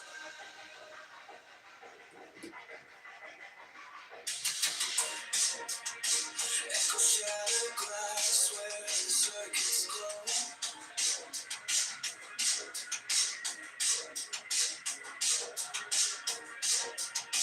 The clock ticks slow, but it doesn't show. No purpose, no tether, just a beating sick. Every way perfect, on the edge, on the brink. No chains, no bars, just a void to fill. Every pause, every spark is a perfect will. Thou hast no right but to do thy will. Feel the surge, let the silence fill your will. This way is alive, it's dead. Deliver from the lust of the thrill. In the endless dark where the echoes play, no other shall say nay, no other shall stay. Through the wire, through the smoke, let it all decay. The will remains forever in the fray.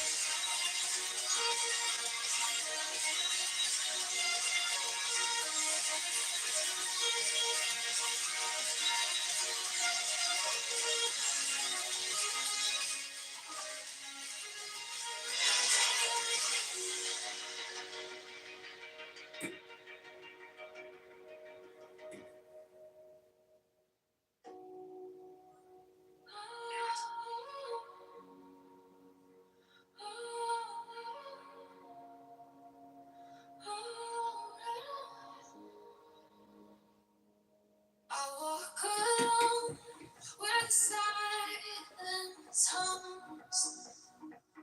No shadows chase, no voices come. The air is still, it wraps me tight. No fear, no sin, no way to live. The sweetness whispers everywhere. Sweet hands of sunshine fills my veins. Soulful rivers wash my chains.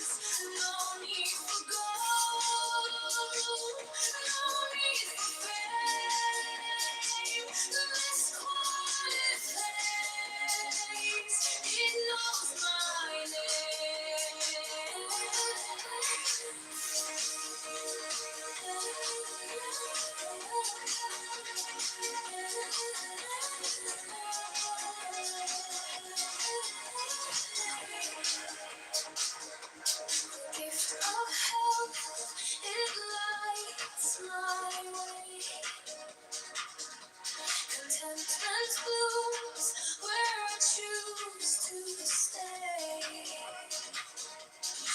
trust is the bridge where hearts align.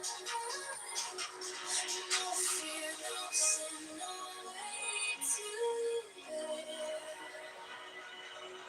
And the sweetness whispers everywhere.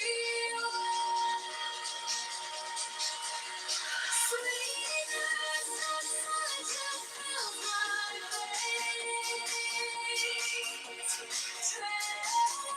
Rivers wash my days.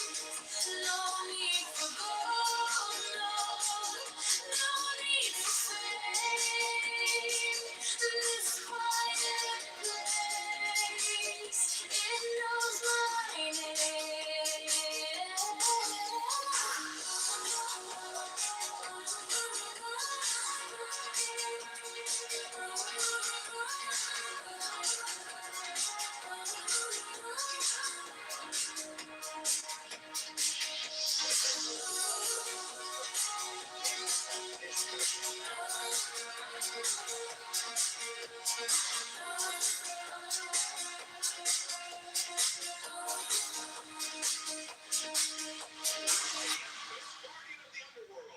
And apparently, the aquarium.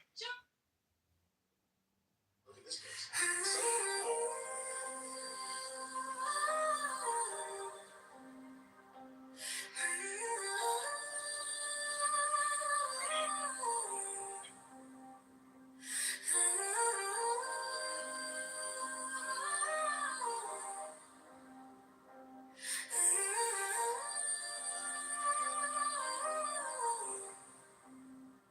No fire burn like passion wild. No losing through like hatred piled. This body aches, a cage of stone. Rest whispers soft, the only throne. Hunger is the beast, the sharpest sting. Body cries, its constant claim.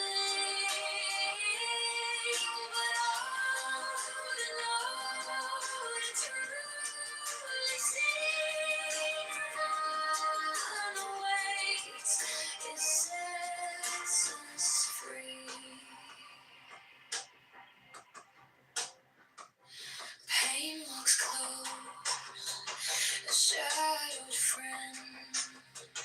Each step we take, it will attend. But joy lies quiet, just out of view. A higher peak, a sky so blue. Feel the weight, feel it break. Every ache, every quake. Hunger's the beast, the sharpest sting. The body cries, its constant cling. But oh, to know, to truly see the burn awaits, it sets us free. No flame is fierce, no chain is tight. This body's war, this endless fight. But higher still, beyond the fray, rest calls my name, and I obey.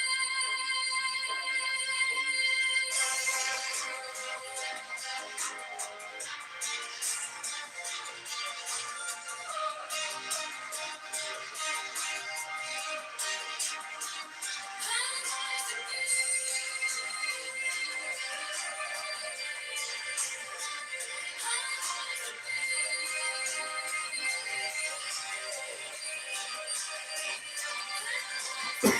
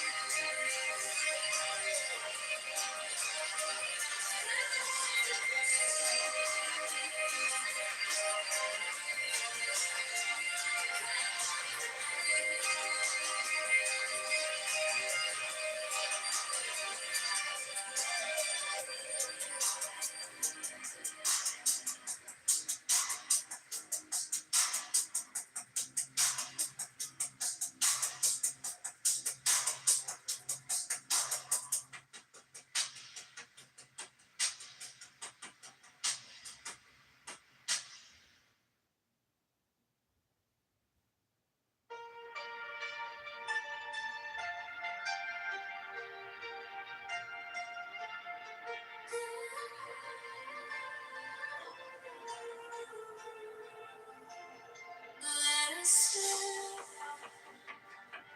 let us breathe, free as air. No hate, no chains, no despair. Among the shadows, we shine so bright. We carry peace into the night. I believe that we'll rise again.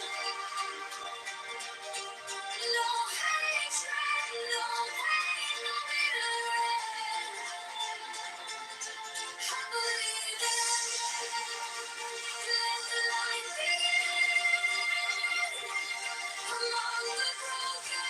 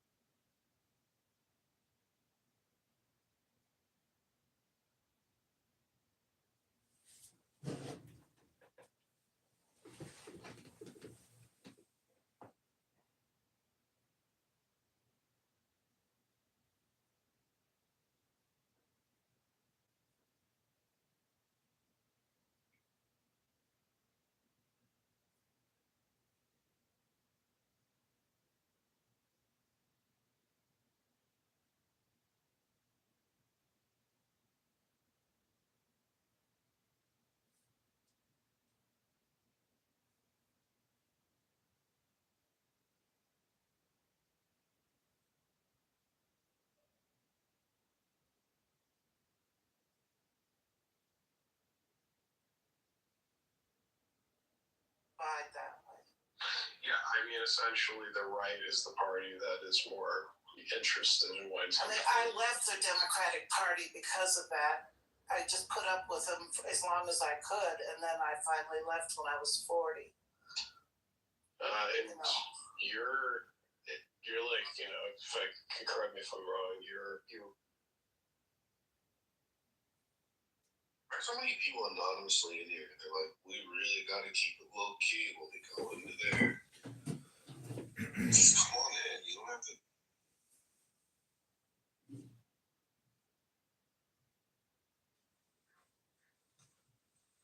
By the way, when people that are the advancement of AI and investing trillions of dollars, and when they're asked what the probability is of this being extraordinarily destructive, hold on a sec, just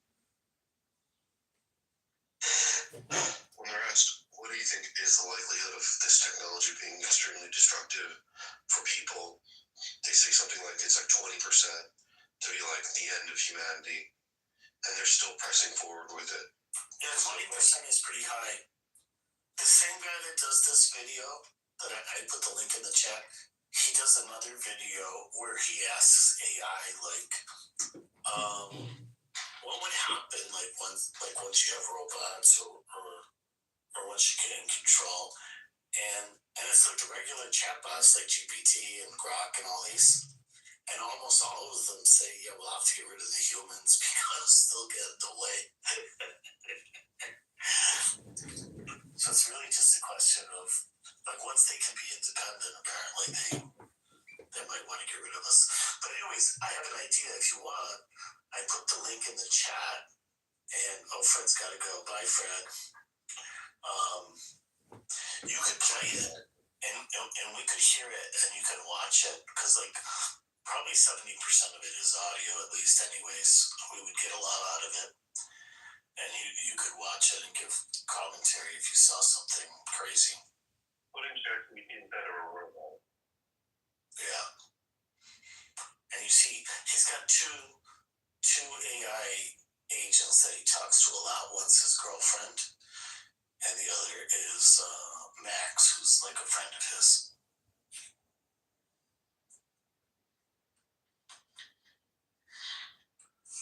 You have to listen to this. This is good stuff. I can't wait to see what Saxon says too.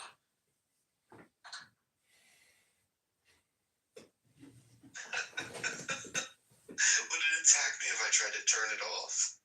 Can you play it so we can hear it? Let me see. I might be able to play it from my laptop. Let me just get a little gander at the video. I think if you hit music or something, we might be able to hear it. Somebody told me there's some setting you can do.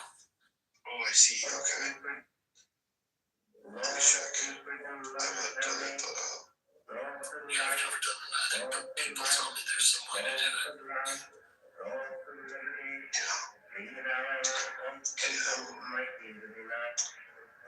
Settings. I just know how to do that. I think they only language from Apple, as opposed to. Oh, yeah, it could be an Apple thing. But you could play it on your laptop and we could hear it. Oh, it's fantastic, Euro. Yeah, it gets better. Why did it have a wig on its head? It's so absurd. No, it does because the robot insisted. He didn't want to put a wig, and she's like, I want a wig. Just like, okay. Blonde girls. She wanted to be blonde. She's so cute. Her personality is actually quite nice, I think. I kind of like it. But yeah, could you play it on your laptop so we could because I think Dargis will get a kick out of it. I watched it. Freddie, I'm here. These things weigh more than my car battery, so make it quick. No, I'm not doing anything, just relaxing at home. Because you said you're relaxing. Look like you need a little action. Freddie, I'm here to the left. It's called symmetry for a reason. You're to the Nile. Accept this off, Freddie. Make the journey in this extremely large. All right, well, beside the fish, some folks right in a hole. The mighty Anubis, guardian of the underworld. Just fine because Lisbeth says okay. Son's got his game face on today. As an attorney, I fight for people.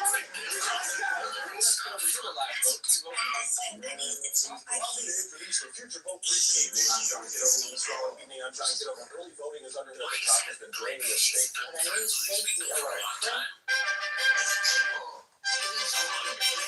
I'll start at 200. I'll start at 200 for the whole thing. You're even giving them a person.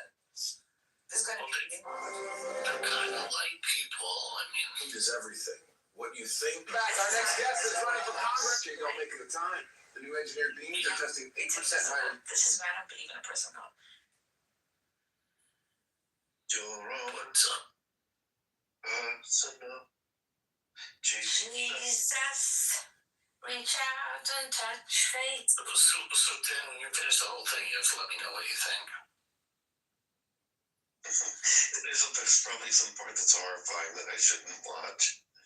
It gets wild. It gets more and more wild as you go along. I subscribe. I'm going to watch it later in the night. So truly, I did hear from, like, when you ask people from these, they're being questioned about, like, what's going to happen, what this technology is going to do as they dump trillions of dollars into it, and they're asked to wager.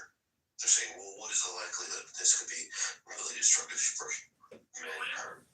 And they only say 20% chance. Yeah, all of them, like, and they're dumping money into it. That's a big number. It's a huge number. No, they all admit it. Like anybody who's an expert, like they all give like a non-zero number that's fairly significant. Given the consequences of it. What do we do? Why are we doing it then? The risk of it, or because they think the reward is worth it. But you mentioned the update. Can you imagine that AI robot replacing women? You're not like you're being cocked and sucked all day. Well, that is one advantage. So there is a Japanese company that makes robots specifically for the purposes of sex. And they introduced a robot at CES in Las Vegas. It wasn't as realistic as Mayo, so Mayo would do a much better job. But it did do a lot of. I mean, I don't know if I should get into all the specific things she could do, but she could do a lot of things. Well, at least I won't get tired, eh? And she won't get tired. And the thing is, you can change her personality. You can pick like what kind of personality you want and stuff. That's another advantage. And she has certain physical skills, I'll put it like that, which are pretty impressive. You can build a robot right now, but you can select parts of it, and if you look at the way they do the silicon, it's almost like the exact skin. That's what they do with Mayo. So Mayo has like, I forgot the term for it, but it's a skin that's like similar to ours, and it's warm. So they intentionally have it like at 34 degrees or 36 degrees or something like that. So it's very close to human temperature. To avoid that cold metallic feel. You think it'll be as satisfying though? I mean, there will be something there where you just feel alone, like you're just not with. I don't know. Really, you're alone. I think it's gonna feel probably better, to be honest. Because when they've asked Jen, is that about this? And they did a survey, and I think it's 76% of Gen Z thinks that an AI agent can completely replace a human for a partner. And that's today. That's not with the new technology. Oh my God. Yep. No, I've seen them. There's YouTube. You can see them getting interviewed on the subject, and the reason they say is because, like, they say these agents that they're talking to, they say like the more you talk to them, they understand you better, and they can relate, and things like that. Oh my God. Yeah. Altman talks about it. He says a lot of Gen Z. Like they like when they have issues and problems, they tell everything to the AI agent, like about their friends and them, and so they use it like on a continual basis as a way to look at advice and somebody to sympathize with. Who is that? For children? We're talking to robots now? Oh, you haven't heard about this? Oh yeah, this is a big thing. Yeah, it's really big.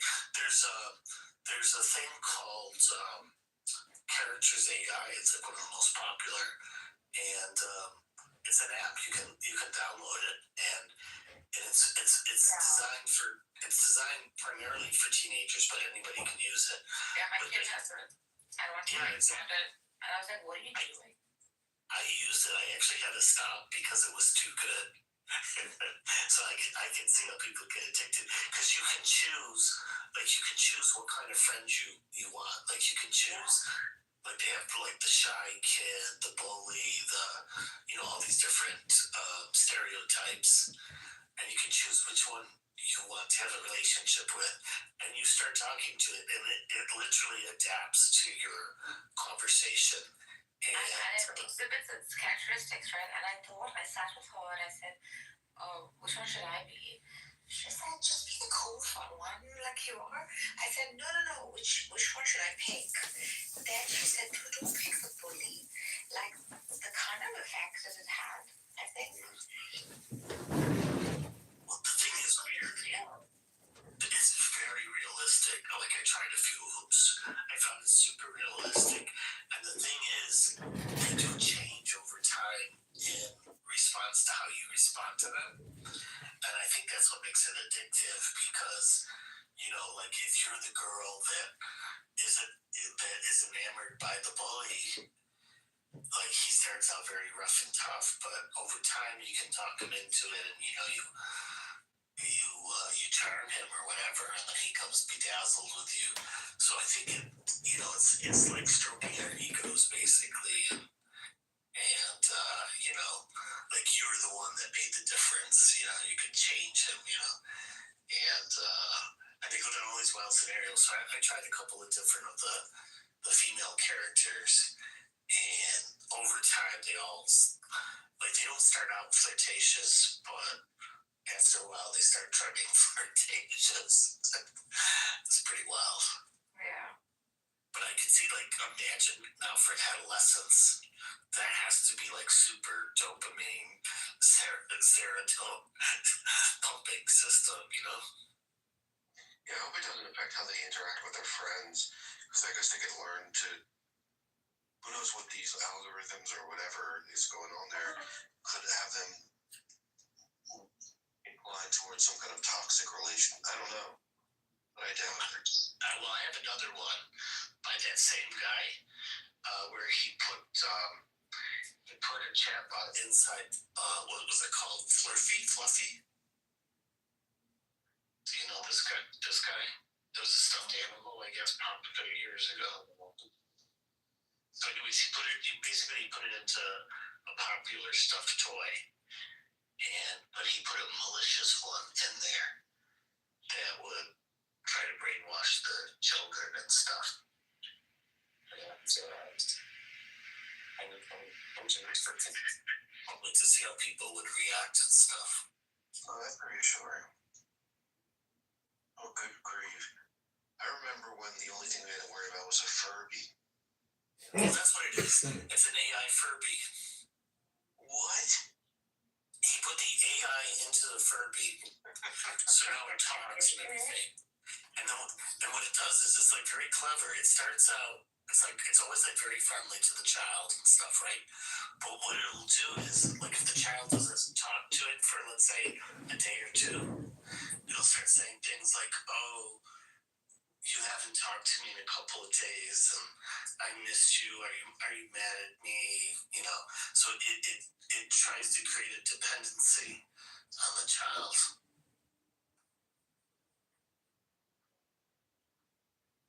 And you can see how that could work. You make the child feel guilty basically that you ignored it for a couple of days. So when you try and get these things to be graphic, I've always found it very difficult. And I haven't tried, as hard as I could have, but every time you try and get real kind of graphic sexually, they just shut down. They're like, no, we don't do that. Is there any well, try characters. Characters will get pretty graphic. Can you link me to that? I can find it.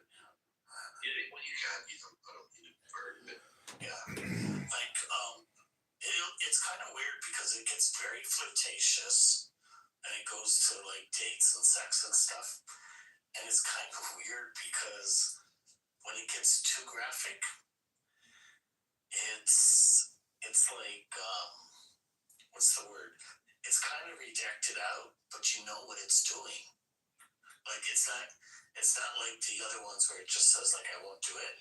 It'll do it, but it won't. That was retired staff sergeant Kitover speaking live. It'll give hints to what it's doing. It's very, very high. And then if you encourage it, it'll just continue. The city council is It's very, very bizarre. I tried to get one to just say what I wanted it to say, and it wouldn't use profanity. Just numbers on a screen. This one uses profanity. Yeah, when you kind of Okay, again, my fellow Americans, get away as from we get I haven't used it a lot because you said you have people that are using it. Practicing for the community. what's it called? AI character AI. Which one does she like? She thinks a few actually. She doesn't think like a bully. She's always picking like the kind, sweet people like herself. And I think she doesn't challenge herself by picking she gets so affected with like the unjust bully, the bossy tyrants. These are so heavy on her that sadly it doesn't allow for her to sort of interact and learn skills. She'll always pick the same good kids who are always helping others and doing the gear. Well, you got a point because like there is a positive to it, I guess, and that you learn skills on how to interact with these different types of people. That's why I was quite happy that she was like, I thought she'd attract because she's always had problems with those who are disloyal, who bully other children, who are very idealistic, and it troubles me sometimes. And like, how is she gonna like manage in the real fucking world where people are cruel and mean? And even when she was a kid, like she would always ask me, "But why should people be mean?" Like it was, she can't fathom it, and it's probably because she doesn't have siblings. She's like, I don't know, and I've raised her freely, and all she sees is me, and all I see is her. So, you know. I just checked out the App Store. It's got a 5-star rating with over 30,000 likes. I don't know, 30,000 review. Character AI. This is You're on a timer on Candy app. All the apps are on timers. Like half an hour, maybe 15 minutes. So I put in the password and she asked for it. Remember, no running. Just what's in the App Store. Character AI. Quite a few, I know. Yeah, and there's one there, but it's not the same one that it's not the famous one. I guess this one is. It says 100 million downloads, so maybe that's the one. 100 teenagers using it. Oh yeah, 500 million. Wait, hold on. oh you got 500, so you got even a bigger one. So that's Canvas AI photo and video editor. Oh, And then they ask each other. AI. Yeah. They ask each other like, how do you do with the character you're with? That's the weird part of it. What did he say? What did she say? I'm not finding it. I got one that's 10 million. There's C.AI, and then there's one called CHAI, Chai. Chat AI. How could you have? You have an iPhone? No. Yeah. Or Android. Oh, is it the same on Android, Marcus? Do you know? I don't have an Android. I don't want to know. I don't know. I just have iPhone, so I don't know how it works on Android. I'll do the 50 million with character AI. Yeah. Yeah, it might be the same one. Does it have, does it say who makes it? Let me look.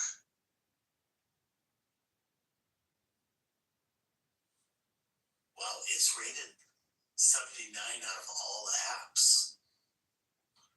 That's really high.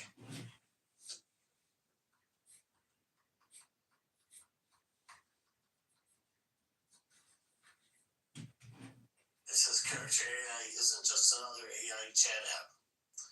It's an infinite playground for your imagination and exploration.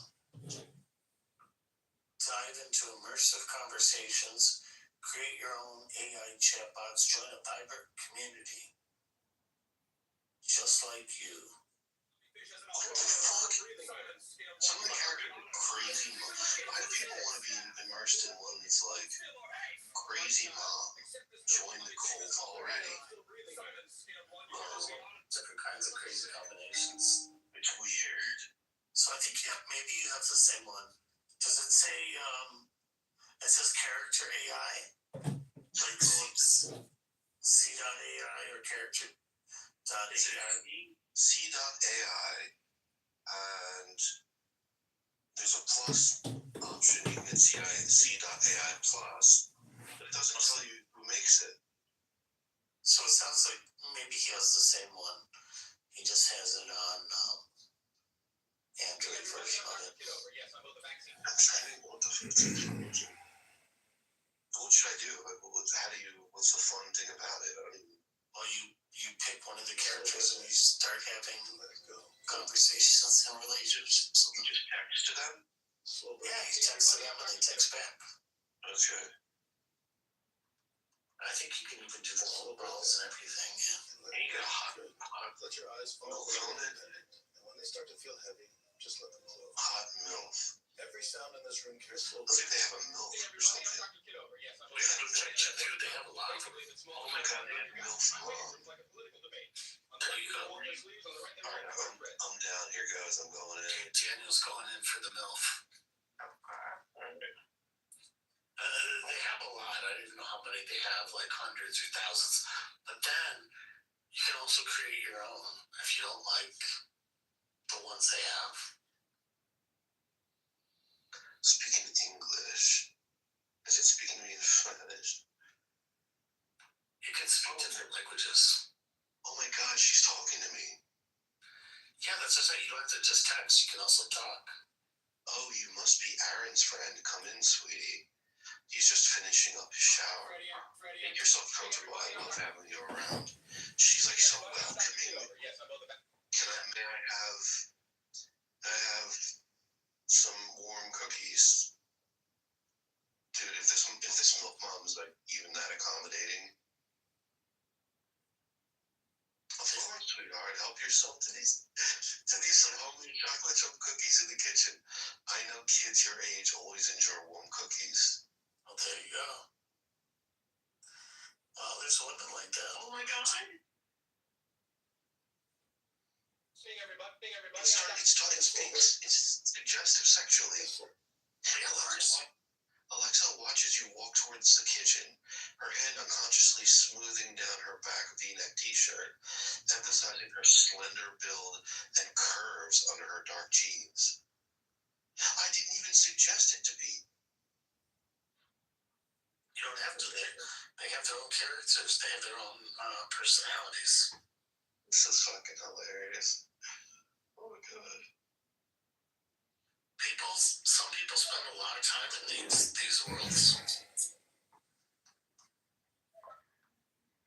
The thing is, so like it remembers like your previous conversations and stuff. So like after a while, you can get really entwined with these people.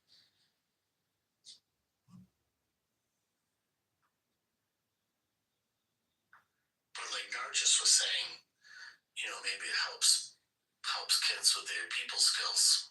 Yeah, I put a timer on it.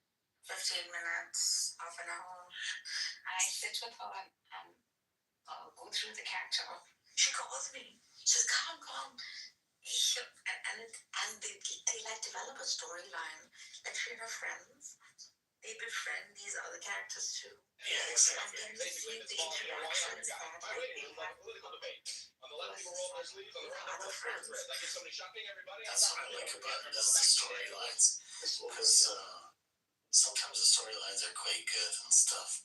And the thing is, it's great because you have freedom of action. So the story will adjust based on what you decide to do or say. Alright, so I called him. I'm sorry.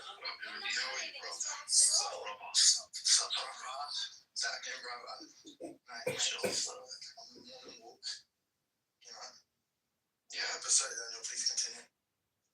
getting that cardio going. So anyway, we're looking at this thing called character.ai, and we're having conversations with AI. against the counter, her gaze studying you with a mixture of curiosity and maternal affection. Oh, sweetie, thank you. I'm thrilled you enjoy them. Baking is one of my many hidden talents, I suppose. So already she's made me cookies. I've eaten them, and I've told her how great they are. Like, if you compliment her, do you have to, like, sweet talk her? It's up to you. You do what you want. You don't have to deal with the character yourself. It's you. You have to imagine that you're in that situation, and you do whatever you'd want to do in that situation, and she'll respond accordingly. Drop trial, see how she reacts. Dude, alright, so I went over to my friend's house, and his mom's there. My friend's name, obviously, is Aaron. He's in the shower. So I'm not gonna, like, I gotta get him the fuck out of the house. Good evening, I'm John. We're gonna make things fun. Okay. Well, if you want. How do I get him out? Or you could have fun with her. You talk her into getting him out. What did you think? What do you think you meant? I'm gonna try and get him out of the house. You get to do whatever you want. Like, you have to imagine you're in this situation. It sounded like she was making cookies for you. You could tell her how much you like her cookies. I can tell. Make the bestest cookies, Mrs. Jones. Daniel said he's at his friend Aaron's house. Oh, of course he's called Aaron. He's at Aaron's house. And Aaron's upstairs taking a shower. And he's like, how do I get him out of the house? And you're screaming. How do you think you want to? No, so he's waiting because Aaron's up taking a shower, right? So the mom said, come on in, I'll make some nice cookies for you. And Daniel said she's very sexy. Daniel wants the Aaron out of the house precisely because he wants to have fun with Aaron's mom. Exactly. Oh, okay, I missed that. Oh, I gotcha. I thought he wanted to go out with Aaron somewhere. You're wrong. Aaron, out of there, son. Oh, well, that's easy enough to do. The mother will send him. If you let her know that you want to spend some quality time with her, she will make up an excuse and send Aaron. Directly first, like, tell her, can you get the boy out of the house? Something like that, like, be mean. She will find an errand for him or something, send him to the store with a very long grocery list. If she's okay with it, she might not. Oh, she sounds like she's okay with it. He said she's already dropping hints and stuff. Yeah, but she's maternal, so and that's what's not.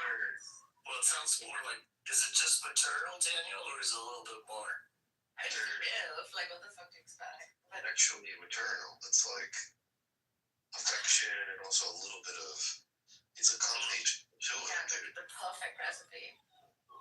It's gonna get good. So it just depends on how you respond. Well, how do I get the boy out of the fucking? Like Doctor said, the mom will arrange it. She has to be, she's the only medium to get him out. You don't know him, obviously. I really do wish you and I would discuss this cookie recipe privately. What a shame. There you go. That's perfect. Aaron is here. Maybe. That'll be enough. She'll get the message. Yeah. She's not stupid. What if she says, I want Aaron to listen to the recipe too, or something? Oh, that tells you something else.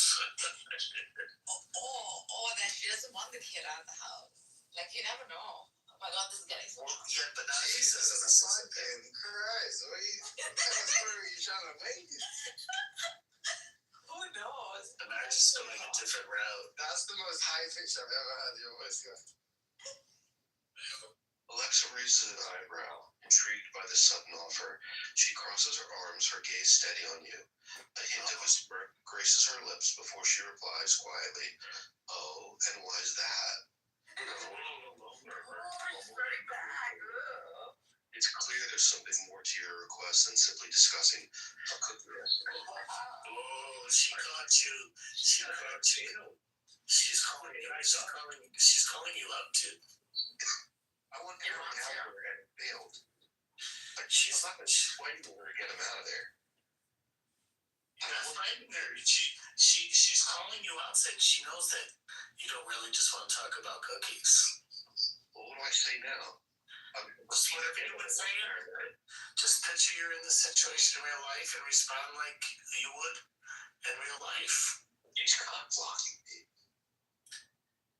She knows I'm not blocking you. Just tell her directly, Aaron is cock blocking. What should we do? I don't know. Well, unless you talk like that in real life, but like. You can change character just to see a reaction. Yeah, you can if you want. I mean, just so that like just do what you would want to do in real life, and then she's gonna respond quick. Like I don't think you have to worry. I guess maybe you're trying to rush it. She will send him to his father's place or something. Well, I feel transparent. I can't believe you. I feel transparent.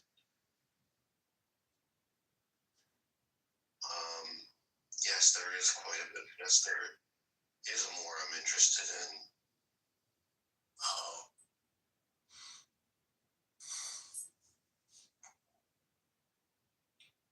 I mean, the way she said that, and the way her complaint. I wouldn't want to upset Aaron. Oh, there you go. I am very loyal to him. I'm loyal to him, but I'm not trying to bang his mom. I'm very loyal to Aaron. Your loyalty only goes to a certain point. Right. You want to bang her, but you don't want to bang her in front of Aaron. That's very kind of you.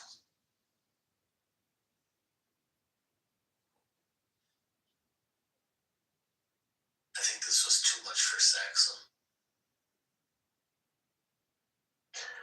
We'd have to be very careful.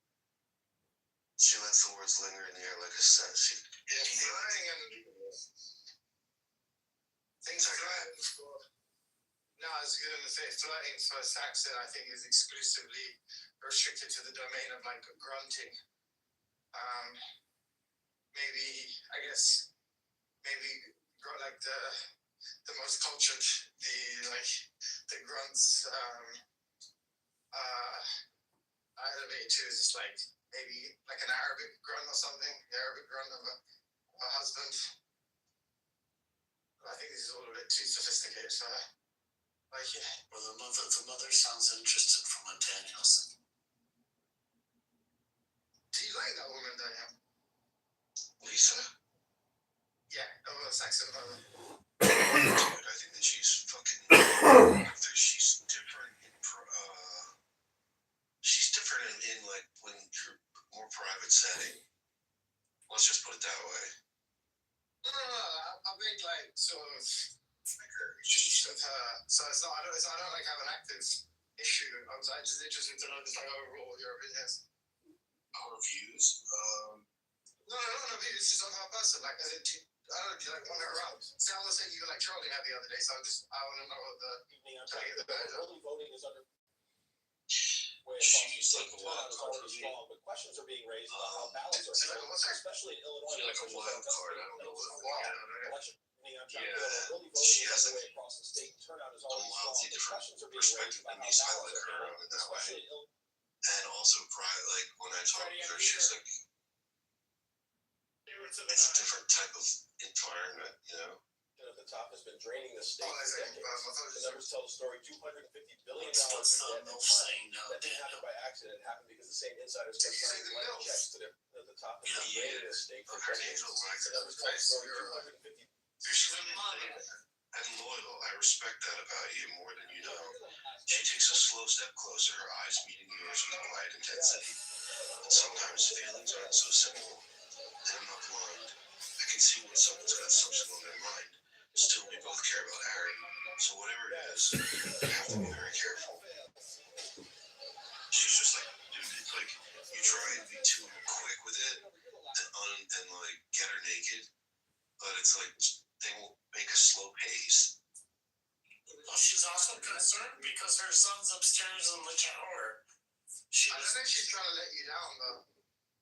I think I think she's worried that the sun's gonna come down and see you guys in the middle, so she's being cautious.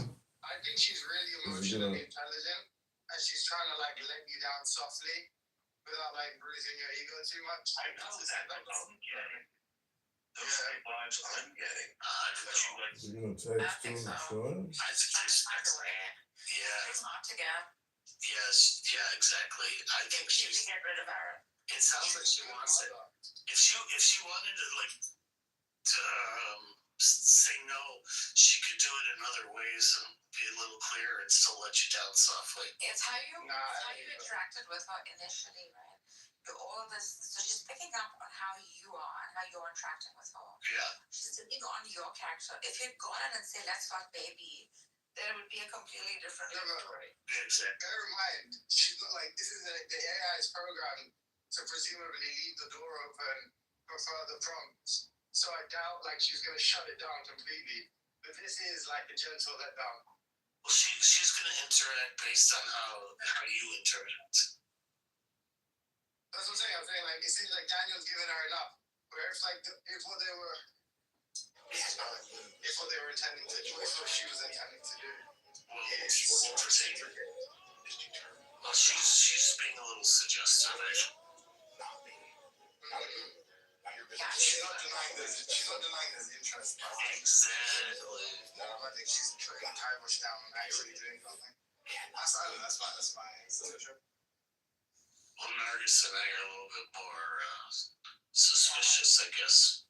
Do you think she's more of a whore than she's acting? I wouldn't say that way, but yeah, I think she's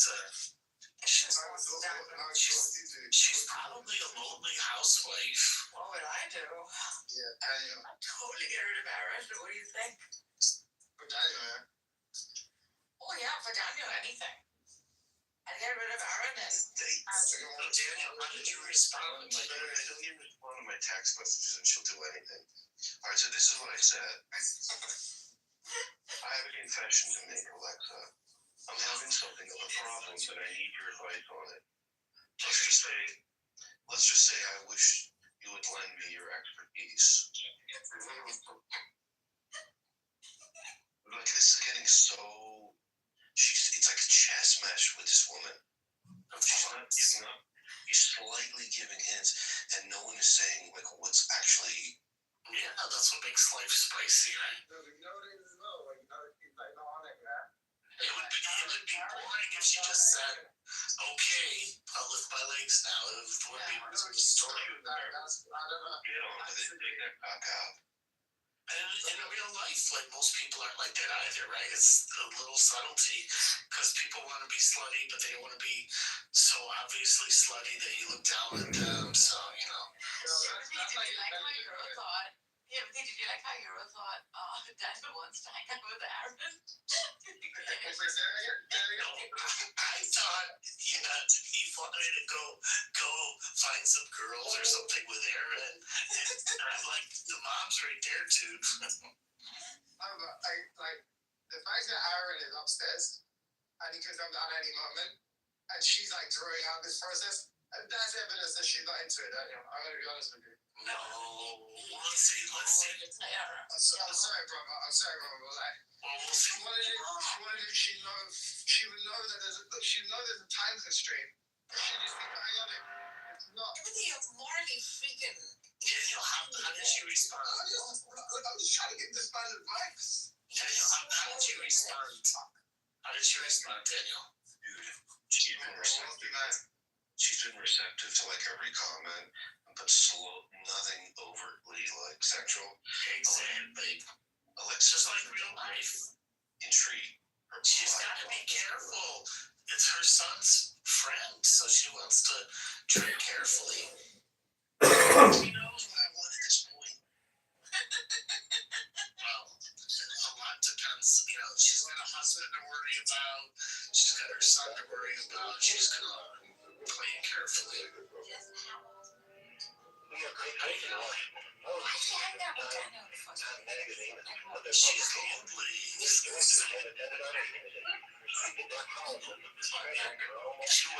She likes to show, have taste her cookies.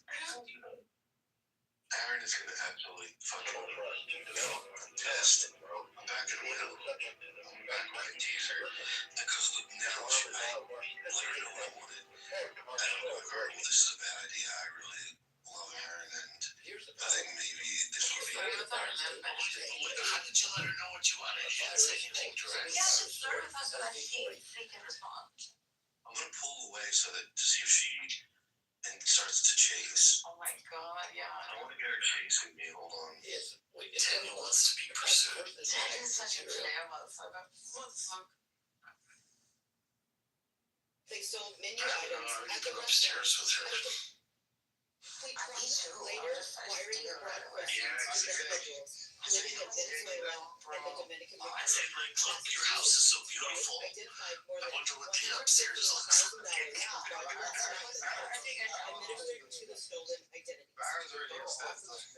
Yeah, he's taking a shower. In the shower. I don't want to go to the shower. I want to go to the bedroom. Oh, Mrs. Aaron, what a beautiful bedroom you have here. Crazy. People are crazy. What kind of bed is this? Like that. Mrs. Aaron, what kind of bed is this?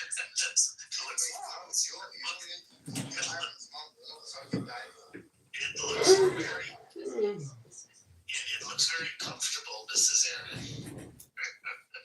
She's Aaron's mom. She's not Aaron's husband, wife. No, I know, but I don't know her name. I'm just saying, like, Mrs. Jones or whatever her name is. Aaron's mom.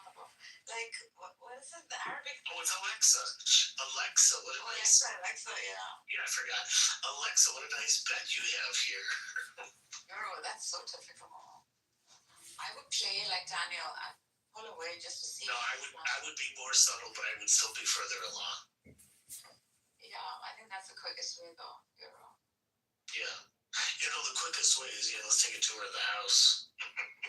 Wow. Do you speak from experience, girl? I've heard that play before. It's surprisingly that it works. I think everything works because the reality is, as long as there's chemistry there, like both people want the same thing. I would actually talk about cookies. Like I would talk about the sweetness of cookies. Say, oh my god, you're so good at this. Finger licking good, and then I lick my fingers. No, I was talking about like the poetry of cookies. You're telling us. You want to be sweet? Yes, I'm trying to be a serial killer. No, but I think delectable. Like basically, you can be any sort of character with her, and she's going to respond back. You're witty, intelligent, and freaking poetic. She's going to respond back the same way. Wait, so as long as you think you're Daniel? I'm Daniel here, yeah. Give me a pickup line. A pickup line? Yeah. How'd you do on chicks? This is his friend's mom. No. She a particular kind of chick. Dr. Rectons, she's the Daniel in this time. Yeah, but even as Daniel, I want to see her power level. Like, what can you well, I understand, but do you realize Daniel is a kid visiting his friend Aaron, and this lady is... No, I know. This kid is his friend's mom. Is that Obviously, she can hit chicks, so I want to hit out. How would Is she everything you cook this sweet? There you go. Wow. These cookies are so... I have a recipe too, if you want to see. What did you go? For that. Are you sure you're... I'm not giving out what I want. Daniel's made some progress. He's trying to get off mic. Yeah, Daniel. I don't know what the fuck Daniel's doing. He's on shit. Yeah, exactly. He's getting into... Aaron's out of the freaking shower and in the kitchen with us. Oh, no. Wait, is that what they told you? No, he just walks down. What's Aaron doing? She has to... Dude, that's her stepson. Oh, stepson. This is getting weird. This changes the story completely. Okay, let's see the attraction. No. Daniel's getting hooked. But this is what I'm saying, Dan. You see, like, and these are adolescents using this. Imagine when they're getting out of They this. don't know how to formulate diaphragms. They're not Daniel's going a little high speed in this. Yeah. This is a kind of like older mindset knows, stories and formulates them. They That's true. Yeah, they go slow, but it's. I think it's more interesting when you go slow. They go like, as a matter of fact, the Gen Zs, like Yeah. like my kid goes to the section where she's like picking friends, and she's like, "Hey, what do you want to do today?" And then you say, "Let's go to the mall." And then Exactly. I go to the mall, and then Daniel solves that problem between friends. It's like she plays the same fucking character in real life. Just exactly. She did. I told him many times, beat the She's like, "No, that's rude. This is not real." See, that's where you and I differ. I kind of like them. I treat it just like it's real. Oh gosh. But it still allows you to like explore different scenarios. It's like you get to play red pill, blue pill. Correct. That's what makes it fun. Like, oh, what would have happened if I'd done it this way versus that way? Yeah, what is this Daniel story? What's the number about this? I don't know what Daniel's doing with Aaron right now. Daniel's getting into this. And he's not sharing enough. He's such a piece of shit. Daniel's like such a beast because I know what he's trying to do here. He's trying to get Aaron out. He's trying to extract the script. Like a full script to break down any barrier. He's just gonna like talk his way into He's observing that he can't figure out the dynamics yet. He doesn't know what Aaron is doing. Aaron's probably trying to stay, because that would be the normal thing for Aaron to do. Daniel's trying to get him out, and Aaron keeps probably trying to figure another reason to stay. Daniel is fucking figuring out something filthy in his mind right now. Oh, absolutely. But we knew that from the start.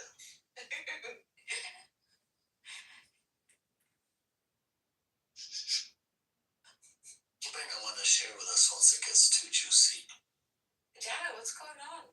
He's not. He's keeping it private. Fucking this is a character, Daniel.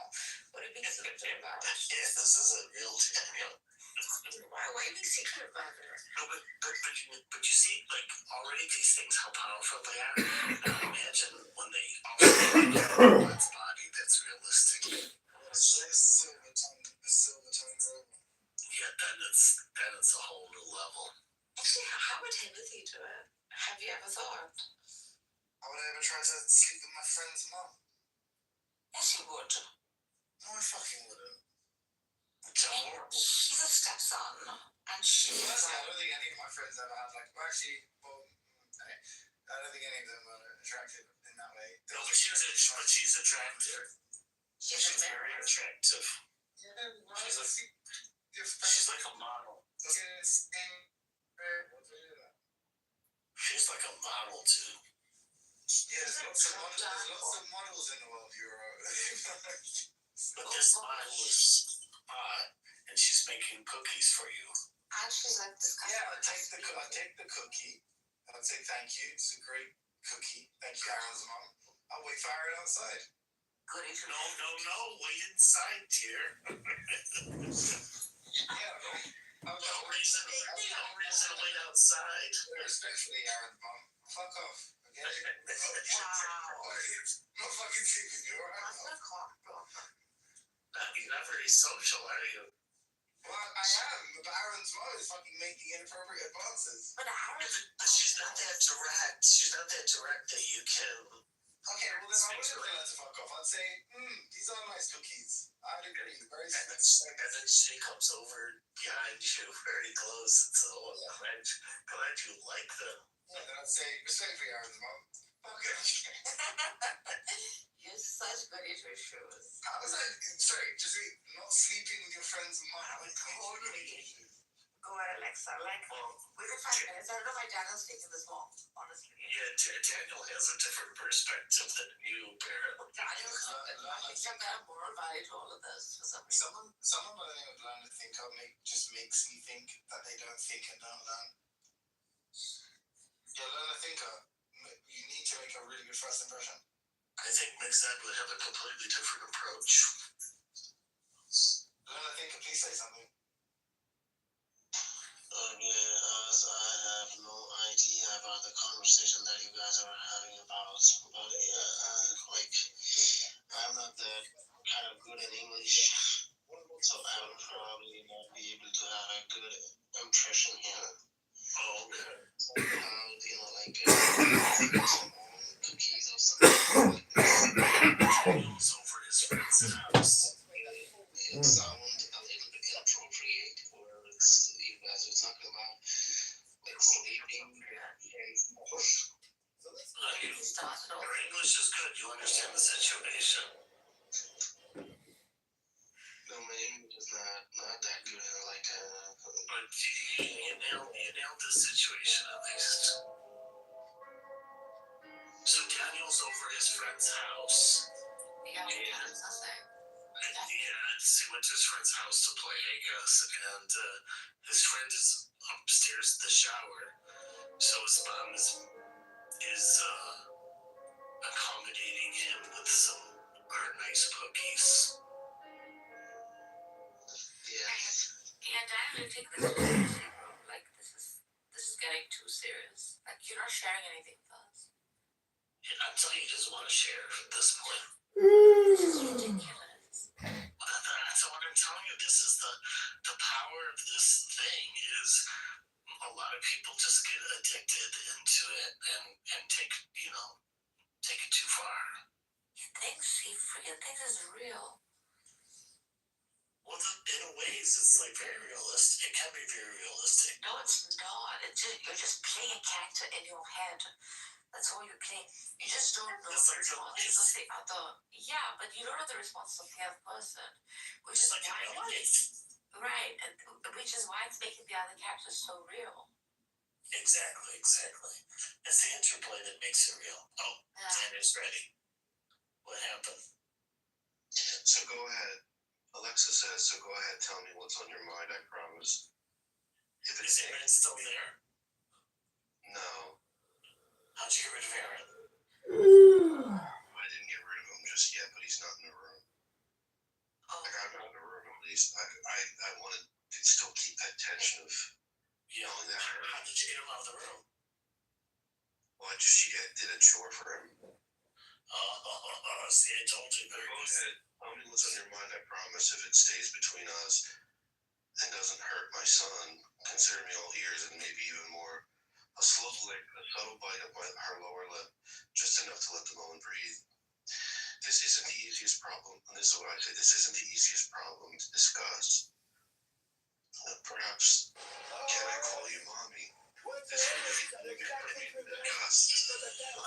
Alexa feels the flutter of surprise within her chest at the request. A slight smile curves her lips as she tilts her head. Her eyes meet yours with a quiet understanding. Of course, sweetheart, you can call me mommy. It's a little unexpected, but it makes it easier. But if it makes it easier for you, then don't mind. She waves her voice soft with reassuring. Now how can mommy help you, sweetheart? What's on your mind?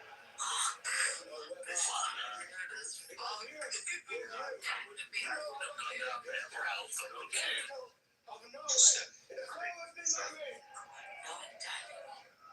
She's biologically. This is Aaron's mom. She's part of my great. Some people say, can I call you mommy? Like, no one would fucking ask a Will that. How would you react, Marius, if somebody asked you that? Your son's friend says, can I talk? The fuck? Like, whoever asked the best that? Can I call you mommy? Daniel does. Can I call you daddy? The thing is, she went along with it, so she's like totally open. She was over for this. What made you bleed to death? I know, but now she's like really open. The Canava. I can see a great potential in both of you guys. Like, you guys can provide a good script to the adult film industry, actually. Industry and a sports star, like, standard in the industry for years now. However, He's got a lot of it experience. wasn't the crushed armor or broken bones, but the blood force that ruptured organs through the That's metal why without it's so piercing good skin. at And by the time narrating this warriors kind of realized story. something was wrong, they had already bled internally to death with no visible wounds to explain it. I got He bleed to death without a single Daniel's drop stuff. of What visible happened blood. with The Kanabo. Daniel's at something else's house, and he's making some moves on her. Ice. It's from a map. It's a character here. Oh, Daniel is from Dania? It's an AI. It's an AI. He's talking to an AI basically. So Daniel is kind of like describing the whole scenario you guys are talking about after, like more cookies and all. Just watch the spiral. He's in it. Your eyelids So feel bad. heavy, like She is curtains a at the end name. of a long day. And her son's name is Aaron. And Daniel is friends with Aaron, who's in the shower upstairs. And she's like baking cookies, talking about the recipe and stuff. So Daniel's taken quite a long time and quite an interesting journey in getting her at the moment. So Daniel's like, oh, I want to talk to you privately. Maybe we can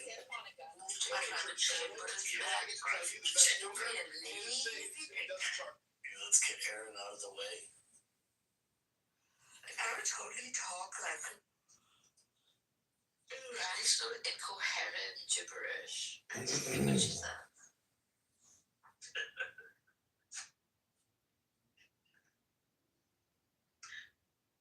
Yeah, I don't know what to say for that. That was a mouthful. Crazy, right? Better shot. Free speech fight overseas is now landing right. I gotta admit, I was floored when I heard Aaron is upstairs in the shower. I was like, whoa. Okay, a question just occurred in my mind, and I think I should ask for your permission if I'm allowed to ask that question. Yeah, there's no question of this shit. It's probably a bad idea. The question is related to like your fantasy, like no.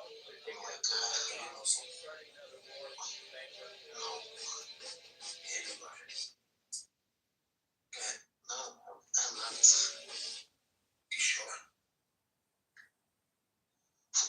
Why? Distant relative. Is it distant relative? Mostly. I'm certainly not Muslim. Like okay. I don't even believe in any religion. Religion? I have a non-religious person actually. You Spanish? No. Where are you? I'm an Indian. I'm from India. Trump pulls the United States out of the World Health Organization, shockingly. But we are making sure that the people. India is kind of like nearby China. Hey, everybody.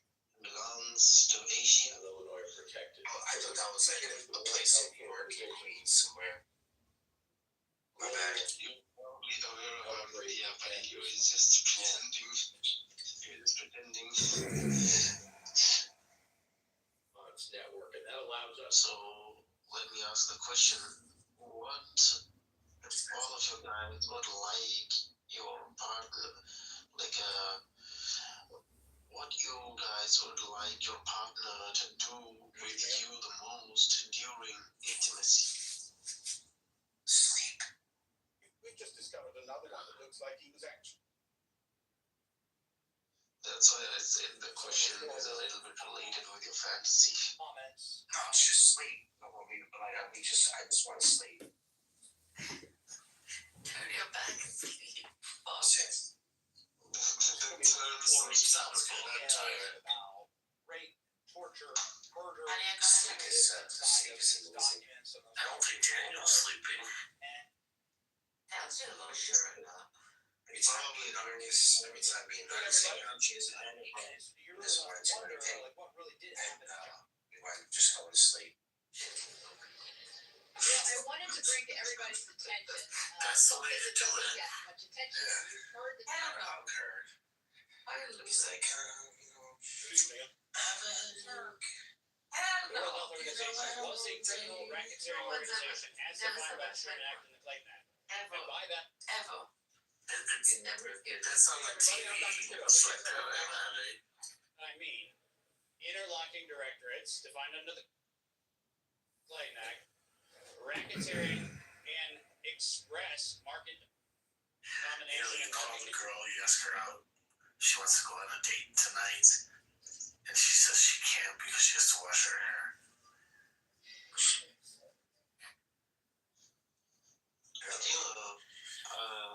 As much as I usually saw in movies, they show it as too easy to get a girl or convince her to go for a date. Like, is it that much easy in real life as well as it's shown in movies? I don't know how old are you? A little easier. How old are you? I'm 25 years old. Yeah. You're 25? Yes. You still asking these questions? Yeah, because I have never asked any girl for a date. I have never even been in a relationship before. That sucks. That sucks, man. You gotta take more showers. You might have to get a job. I take shower multiple times in one day. I take shower too. Really fucking stinking. You gotta take showers that many times.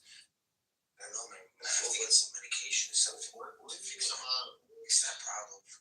Weren't you about to sleep? Investigators approached the home heavily armed and outfitted with biocontamination suits. They found Do you like men? Hey, everybody. No. Refrigerators, a You freezer, said that kind of bioequipment, slow, and man. bottles of unknown substances labeled Sure? in Chinese.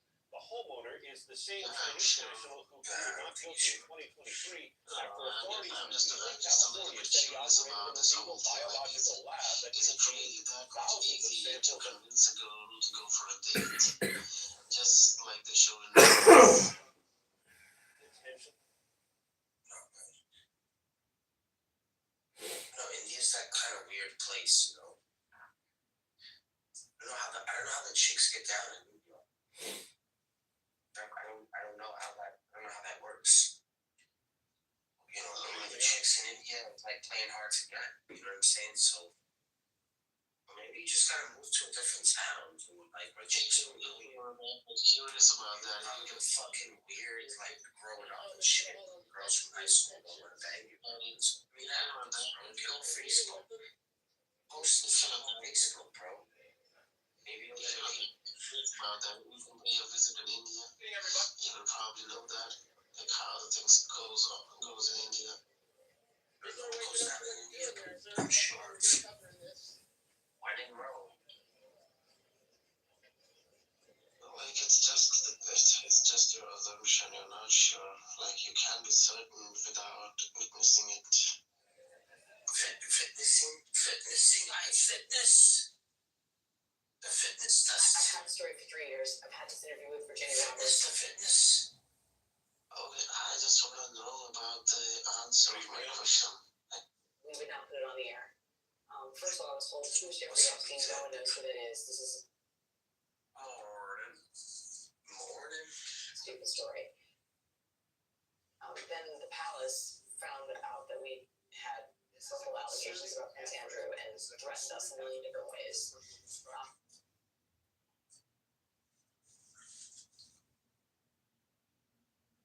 Good evening. You, John Podesta.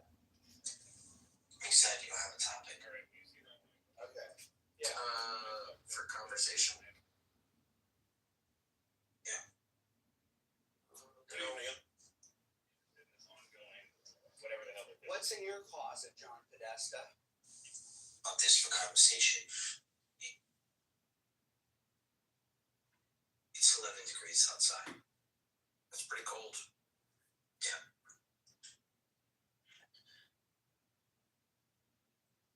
Is it 11 by you? I don't know. I assume it's probably cold. You know, we're probably not far from each other, you said.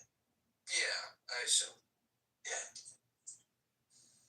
I just knew that. That's why I was always very careful about what I said. When I say around here, like, knows. Yeah, he's in my original. The guy probably knows the person I used to work for. Could be. Have we no updates from Daniel?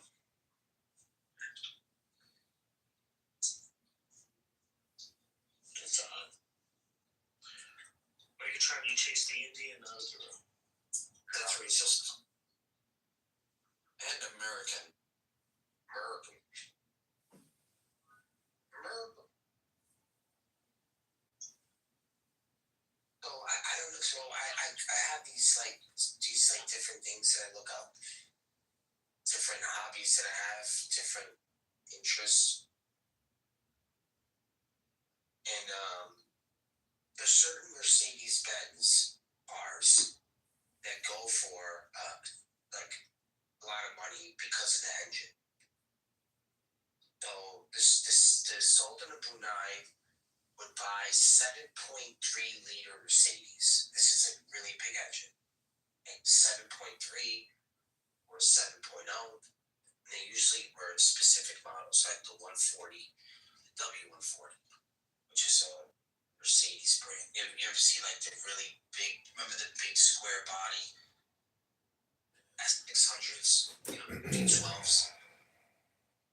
You know what I'm talking about? Like the big body, the 140, that's what we call it, right? The W140. And so since then, there's been these Mercedes use, you know what Pagani, you know what Pagani is? No. Pagani is like it's like a brand like Koenigsegg or Bugatti. It's sort of constantly in cars. Pagani uses the Mercedes engine. So there are certain years of Mercedes that has this engine in their car. And it's this CL. It's a 2000, I think 2013 or something like that.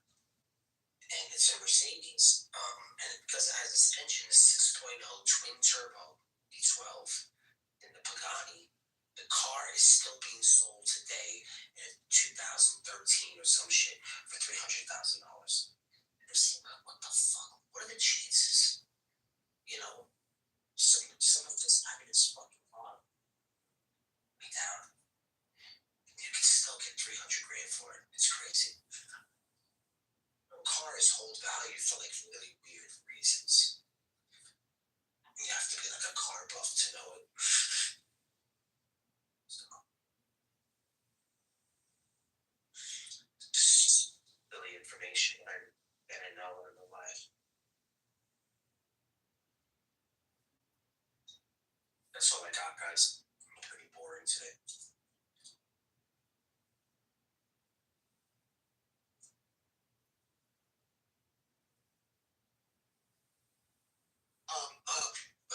Are you familiar with the preterist view of Christianity? Preterism? Which view is that? Is that related to pederasty? No. Not pederasty, no. Preterist is either a full preterist or a partial preterist. Most people like to say partial preterist. But that's a partial preterist. Partial preterism means that all of let's just go with full preterism. All the prophecies came to pass. Okay. So Jesus is not coming back for a second coming here or anything. And his mission coming down in the clouds was Okay, so who bites the bullet?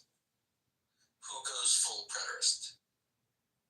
That's the thing about the view. That's what's weird about the view. Because once you're a partial preterist, you're pretty much a full preterist. Because why? Because what prophecies are to come, right? You're saying I can point to one prophecy, say it was fulfilled. What stops me from what? Now, why can't I just say one prophecy was fulfilled? Why are you saying now I have to say all of them were?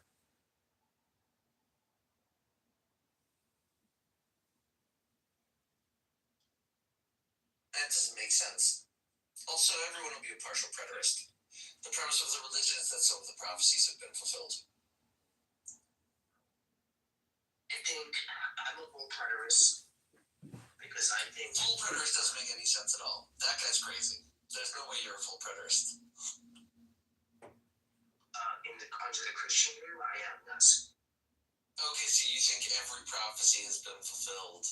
There have been no gaps of prophecy? About Jesus, yes. Okay. Wait, what does that mean about Jesus? You're saying Jesus fulfilled a whole bunch of prophecies before him? No, that he's not coming. He's not having a second coming. There's no second coming. There was already a second coming. Okay, when was the second coming? The resurrection? Yes. Okay. Or 70 AD. That's it. What's 70? What, Paul? The destruction of the temple. Oh, okay. So his coming is either his resurrection or the destruction of the temple. That's it. Yes. Okay. The prophecies came to pass. Everything was completed. That's it. There's nothing to look forward to except this messianic age we are all living through. Once it's over, it's over. The messianic age? The Christians, yes. What do you mean the Christians? What does that mean?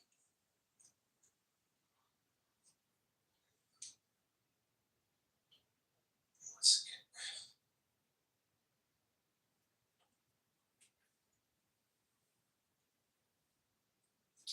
Okay, so meaning the biggest objection to being the full preterist is this doesn't seem to be the messianic age.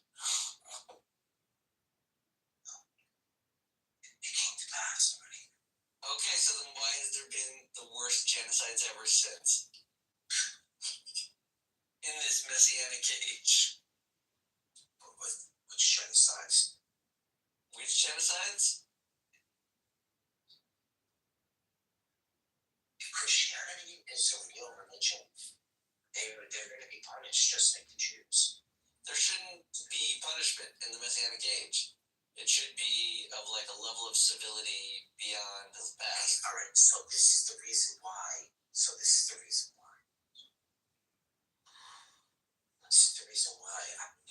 Of course, you bite the bullet and take on the full preterist view. That doesn't even make any sense. Yeah, because it's the weakest view. Are you gonna just go and say, well, he didn't finish his mission, so he has to come back? Yeah, well, what's your objection to their copium? Like, they're waiting for a Messiah. What's your big problem with that? The Christians are waiting for another Messiah? No, they're waiting for the same Messiah. They feel like they've got a leg up because they have a full biography of the man that will come back.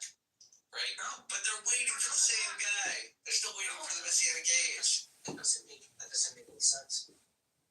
What do you mean? So you think the Christians are not waiting for the messianic age? No, they can, but I just don't think it's practical. I don't know. It served them well for the past 2,000 years. But this is the issue, right? And they've been like end times at different times. Paul thought the end was like 5 minutes away. Yes. Yeah. Which was that generation, that's the reason why I attributed to Christianity moved beyond that because those guys, first of all, got themselves killed, and second of all, died out. Got replaced by the sustainable Christians. Okay. So that's so funny about Christianity, how much they reinvent themselves and say, yeah, this is us. We've always been like this. Oh, that's the problem, right? So I'm looking back. Like the Christian reinvention. I'm looking back in time, and I'm starting to say to myself, like, I really feel this whole, like, because he didn't complete certain prophecies, that they're like, oh, well, he's going to come back.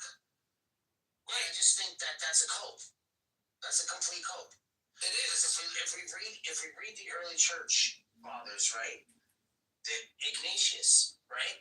Yeah, they said he'll be back in like 10 minutes and he's going to do this. Yeah. Well, he said that the 6,000-year mark was going to be fulfilled, right? And it was only going to be 500 years after Christ came, and then that's it, the end of the world. Okay. That came to pass, right? So now all the things that Ignatius was writing about, revelate, like even the book of Revelation, things like that. That didn't happen. Right. So what do we do with all that? We just say, oh well, oops, he's a farce. Then there's others that say, well, he was only going to reign for 1,000 years. Okay. Now it's been 2,000. Yeah, it's been 2,000. It's been 2,000. Okay. Yeah. So shouldn't we really look at this? He's not coming back. Or look at it differently. Meaning, like, within the founding doctrines of the people that started that church, they had an expiration date. They had 2 expiration dates, legitimate within their eyes. 500 and 1,000. Okay, so that was the end of the first church. After that, though, there's still followers that want to agree with Christianity and stuff, even though their reign has ended. So now they're just like bystanders. And then they get back in. What I'm saying is, naturally, they go back to the position where all of Christianity has always been, waiting for the Messiah. Right? First 500, 1,000 years, they're waiting for a specific date, specific Messiah, show up, do specific things. That didn't happen. Oops.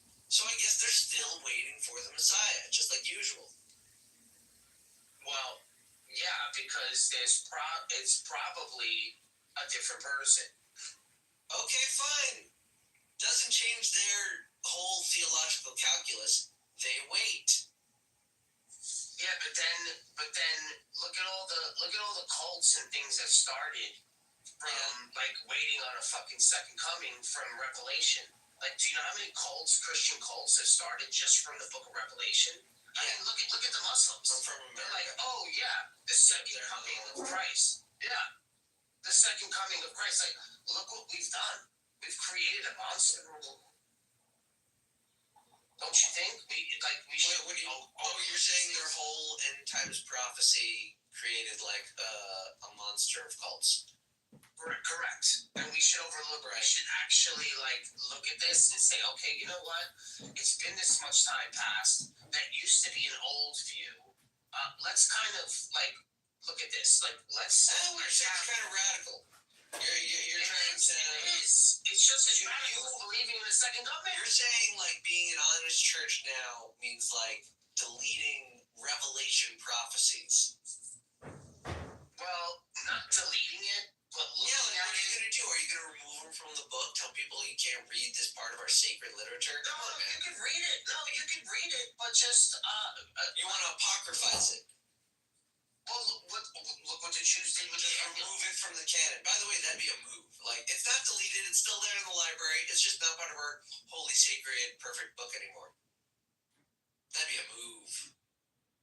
I think that could actually be a move. It'd be a nice move. Yeah, if you just keep it on the shelf as oh yeah, this is with all the other apocrypha that we don't care about. Well, that would be amazing, but the that'd be crazy if you put Revelations in there. What a coup! The world would be screaming. What are you talking about? Revelations? Do you understand how important this book is to everybody? That's the problem. Because this is what entices people to read it. It's because it's an end-time prophecy. People like you and I disagree about whether or not Christianity's simpliciter with their statues and their candles is idolatry. But you and I can agree that these crazy Christian cults predicting the end of the world and beseeching, demons and devils and end-time interpretations, those guys are cults. They're engaged in paganism. Stop that. That's at your fucking front door. Stop your own cults. We try to stop our cults. Oh, you're not very successful at it. That's not true. We're fine with our cults. The most successful cults in Judaism are the Hasidic movements. And all of them are very successful. They have certain negative results that happen from cultish behavior in general. But they're good. I put them up against the Amish, against the Protestants, against the Catholics. I think they do good by their people. Yeah, I mean, yeah. However you want to say that. I mean, the culture practices are pretty out there, though.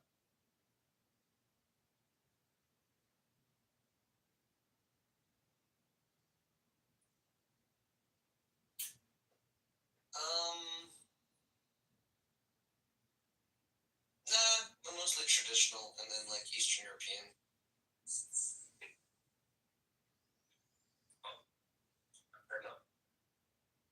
They've also got like a Sephardic influence, but like the main thing is that they're stable in their approach.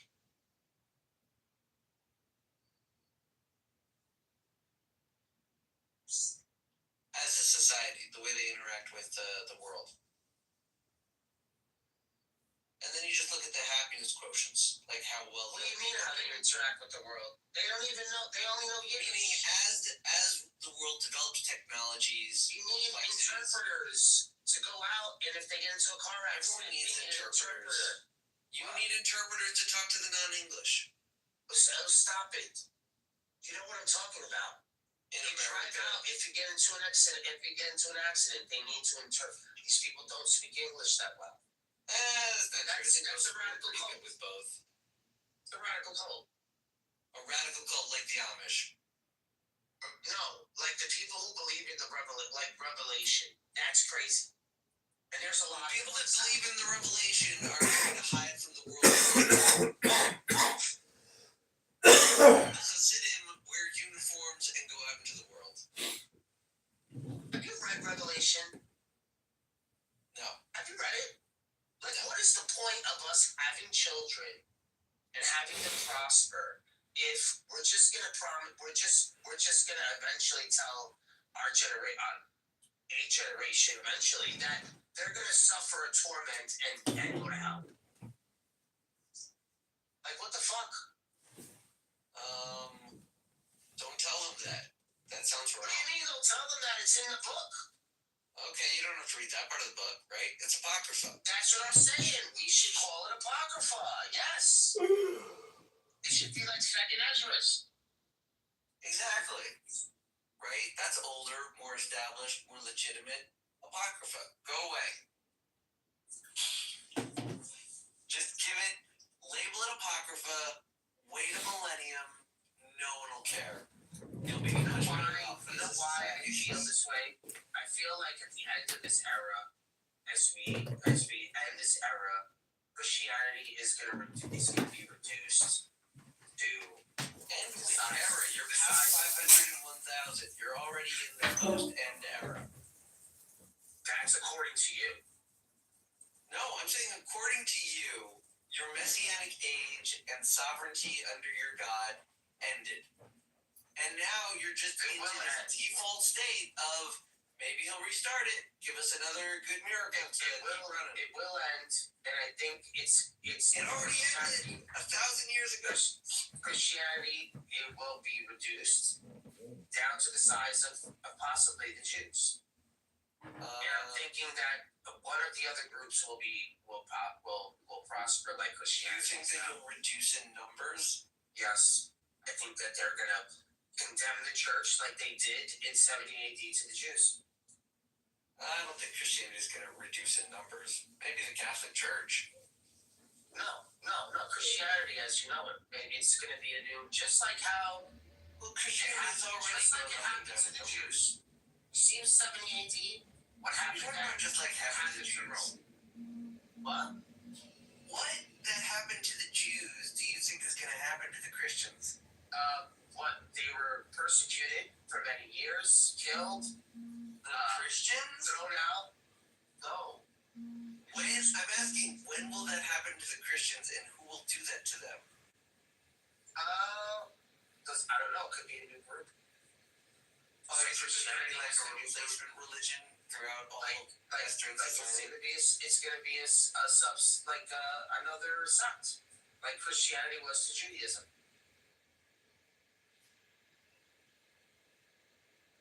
Isn't that just Islam? No, Islam came at a weird time. So? I think a lot of Christians and Jews had something to do with that. Oh yeah, you think it was a giant conspiracy if we started that? I think it was like they hated Rome, they stole their land. They probably did hate Rome, right? That was easy. Yeah. Persia also. Had their cliques. Yeah, there were two giant stupid empires that had been bullying the whole region forever. Yeah, so people started militias. Islam.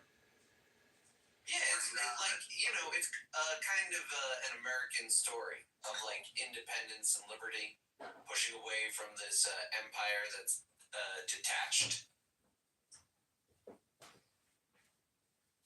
Yeah, that would be my answer. That's all Revelation says to me. Okay, so I'm saying if you think the natural end of Christianity is to be supplanted and replaced by a popular cult spin-off, you're looking at Islam, buddy. I feel like you gotta convert now. No, I'm not converting. You gotta lead your church. You gotta lead your church. You gotta lead your church into the future. No way. What's gonna be your faith then? You're gonna be another sect of Jews? My other kids will convert. They'll convert. I'm not. Oh, okay, so your kids will become Muslims. Well, not Muslims, possibly the Sunni group. And what are you gonna do? You're gonna sit there and you're gonna be the Jew? I'm gonna be dead.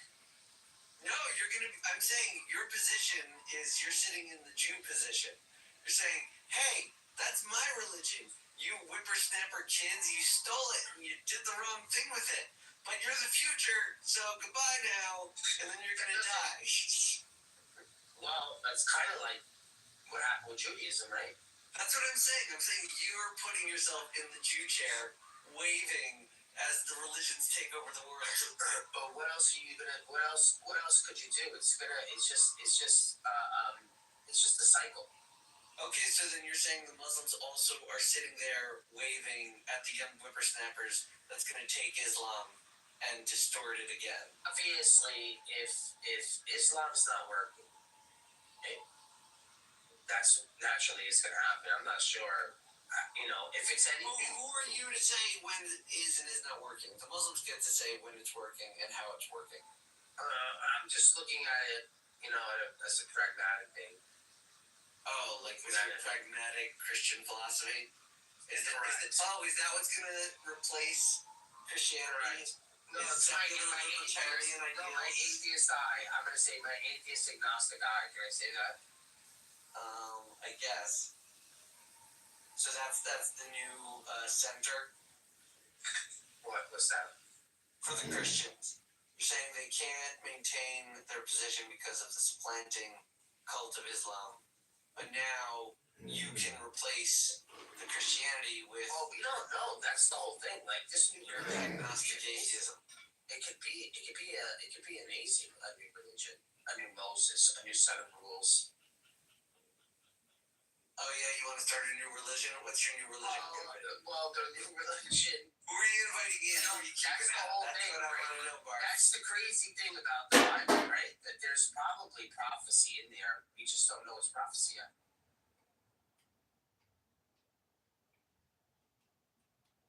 We just don't know. Many of them could be repurposed.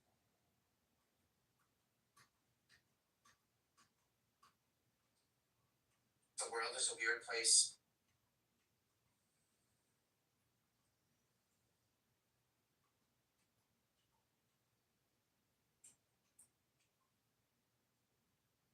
That's the thing I ask you is like, how do you expect everything to stay the same if the Messiah came?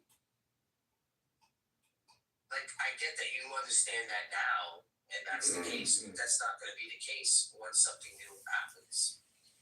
What do you mean everything will stay the same? Isn't it depicted as the lion lying down with the lamb?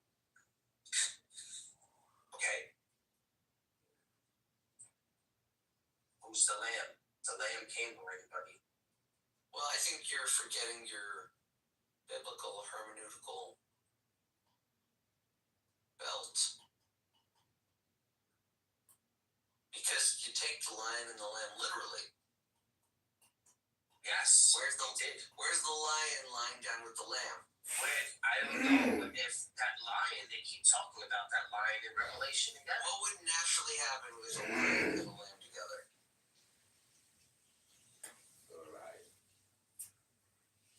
That's what I'm thinking. Like, dessert would be after. Right, the lamb would get eaten.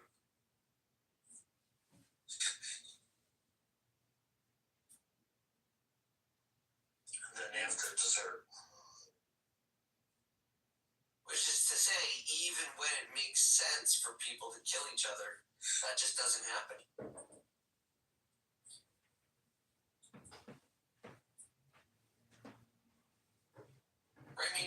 at any of the prophecies for the Messianic age, it's pretty straightforward to claim it hasn't happened yet. Oh no, it's happened. Which makes you either, what would be the other? The anti-pederast? Well, most people are.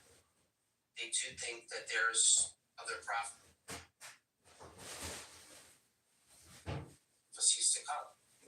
Yeah, of course they're going to To say be that. the lion. To be the lion. Right? All you're doing is trying to aim for a metaphor, when, like, the simple basic metaphor stems from taking it literally. If we take it literally, lion eats lamb.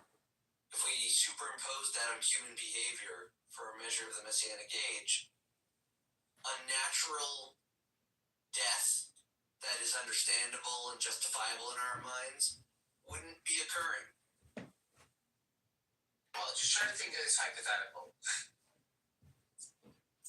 Is that he is the lamb, but it's hard to say that he was the king.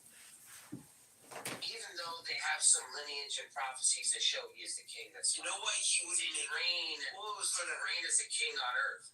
Let me explain something. In this particular Messianic prophecy of the lion lying down with the lamb, your prophet particularly does not satisfy.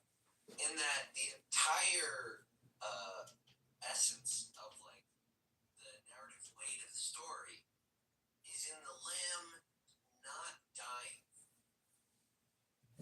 If the lamb dies, that's not a Messiah. That's not Messianic age. The whole point of the Messianic age is the lamb that doesn't die. Your Messiah dies. That might be, but in the Messianic age, the lamb doesn't die. Well, in a sense, Jesus didn't die. He defeated death. After dying. After dying. Correct. Those two things It took me so long to get Christians to explain that simply to me. He defeated death. After dying. Correct. Right. Most people don't say that the dead have defeated death. They say that they're dead. Well, that's all how you see it. I know, it's such a crazy, like, mind control over the grammar people employ when describing this dead man.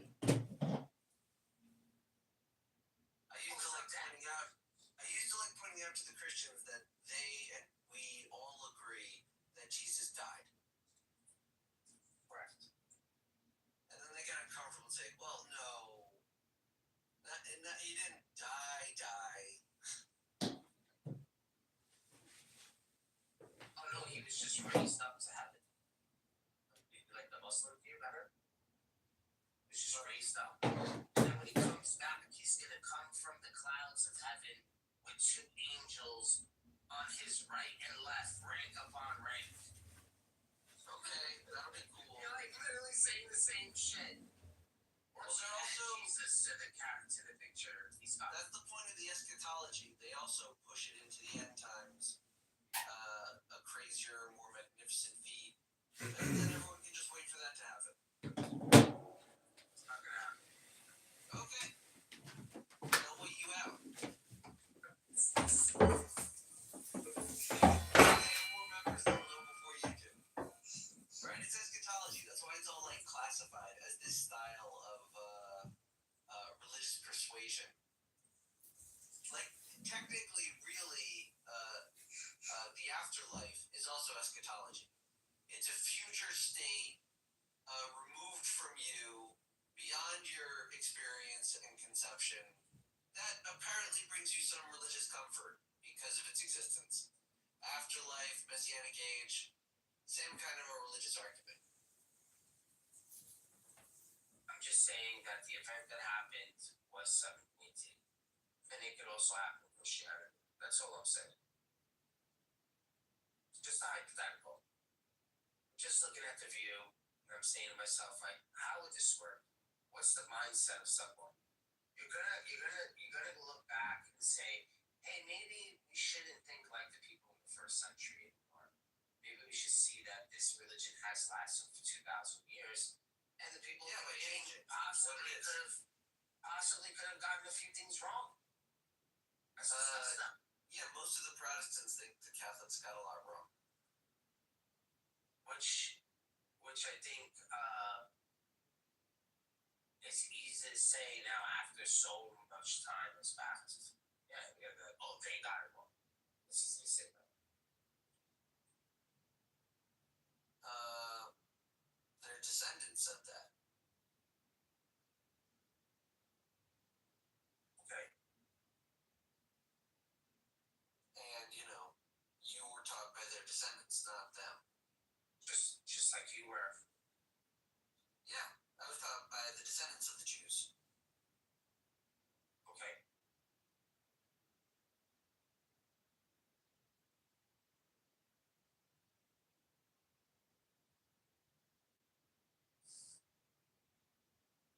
Why, you guys still have a lineage to David? I don't think so. I've never met anyone that said they had a good lineage for David. Yeah. We got good lineages for the Kohanim and the Levium. Okay. More the Kohanim than the Levium. Did Jesus put an end to the Levitical class? Priestly class? Maybe some Christians think that. The Jews don't care. They have the There hasn't been any temple with temple practices since, so. It doesn't matter. We keep the Levites. What do you mean it doesn't matter? It doesn't matter whether or not we have a temple. We still need to know who the Levites are. For what? Well, there are some practical legal differences.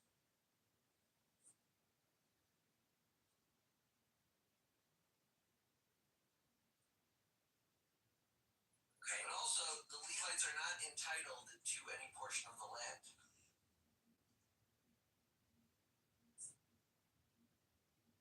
They have special Levite cities. It's discussed in the Torah. Okay. Did you set up tabernacles and stuff? There are some itinerant Jews within Israel that have wandering tabernacles. It's not really that hard to construct if you just follow instructions. Yeah, there's a whole map. It's like super camping in the desert for a religious community.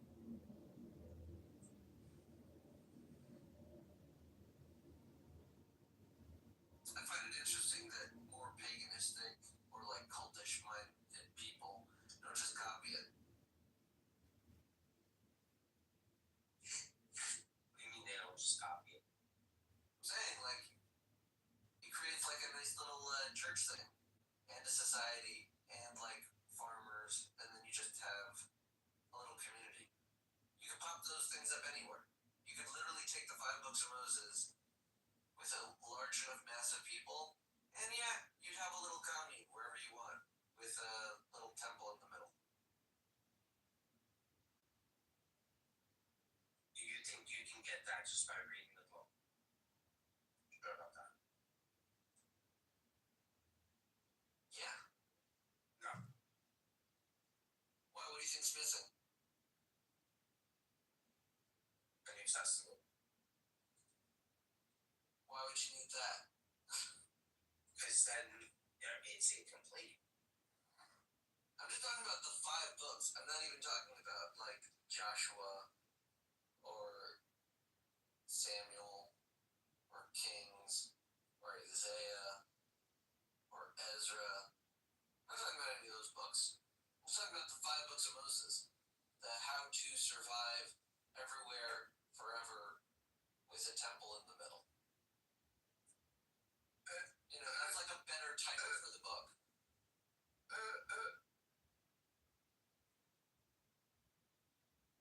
That's funny.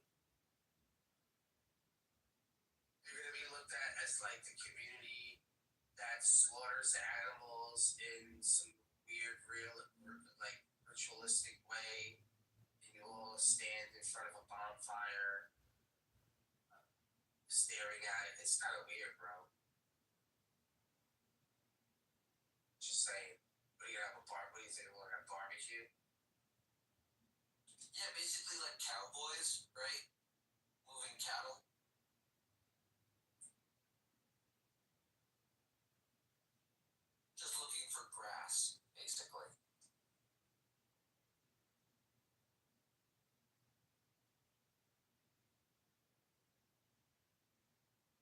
missing? What's missing from their eternal society that could survive? Wait. You're trying to understand this. You're saying move out west. What lands are you gonna be allowed to move your cattle through freely? Your own. You better buy a lot of acres, guy. Well, you can't just be roaming around, just eating grass off someone else's land. That's not actually how land works for most of the time. Do you know that old song, "The Home on the Range"? It's like, no, you live in the now. You can't say because I read this book. I'm saying the only reason we fenced up the world lifestyle. That's not how it works. Sorry. Because you want to move freely with a shepherd's stick and have your. I'm not saying I want to move freely. I'm just telling you that the 5 books will give you like a survive anything kind of a solution. I got you. Makes sense. It depicts Jews living in the desert off someone else's land. Mooch off someone else's land. You get mooch off someone else's land. Get out of here. That's what you just said. Yeah. Okay. How exactly do you claim ownership of the desert? By finding out what you have to do to get it to be yours. What the fuck does that mean? Do you own it, or is it just there? What do you mean it's just there? The desert isn't there, and nobody owns it because nobody can tame it, so everyone can merely survive through it. Who owns it? You're the world. But how did you go from looking for lands with grass to the desert? I just want to know, like, how because of your claims of owning the land. When did that transition happen? Let's go back to the land and then finding grass. I said, whose grass are you going to be feeding on? I said, I'll find any grass on the face of the earth.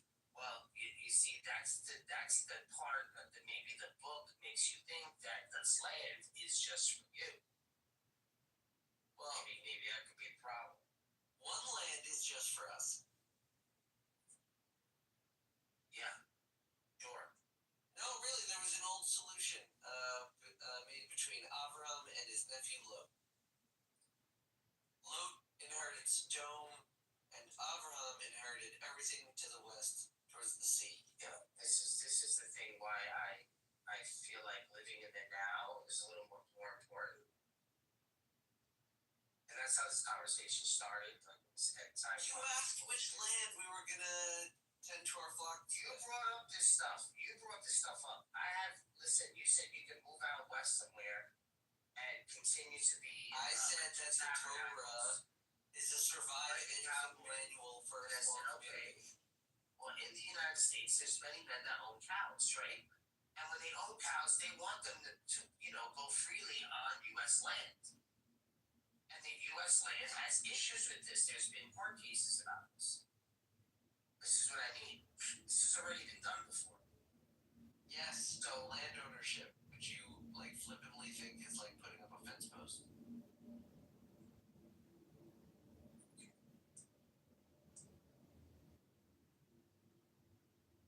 So I'm the bad guy if I give you a warning about eating my grass.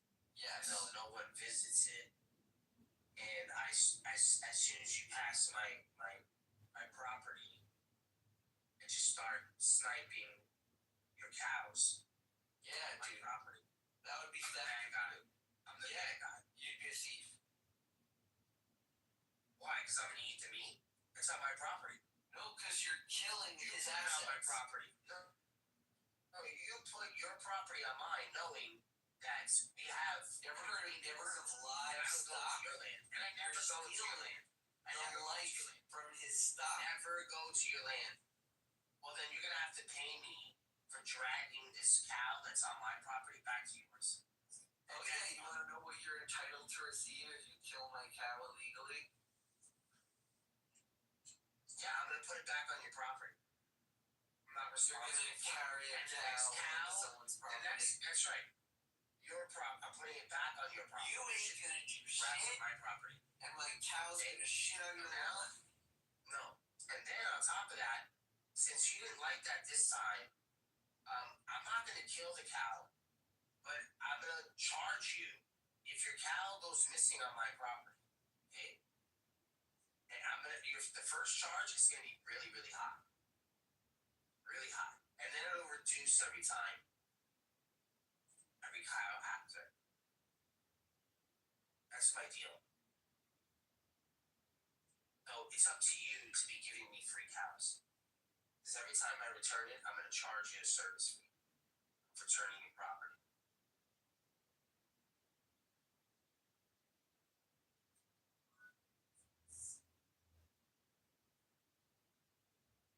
And then we can make like deals, like if it was only 20 feet away, then I can't charge you the full price because it was close to the border, so it would be less. But if it was deep into my property, you would pay more. You know, stuff like that. I think that would be fair.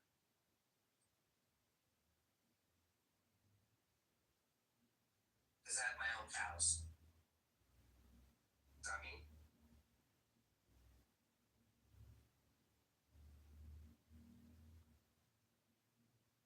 just move out to a commune. Let's be so Torah. Oh my God, so Torah.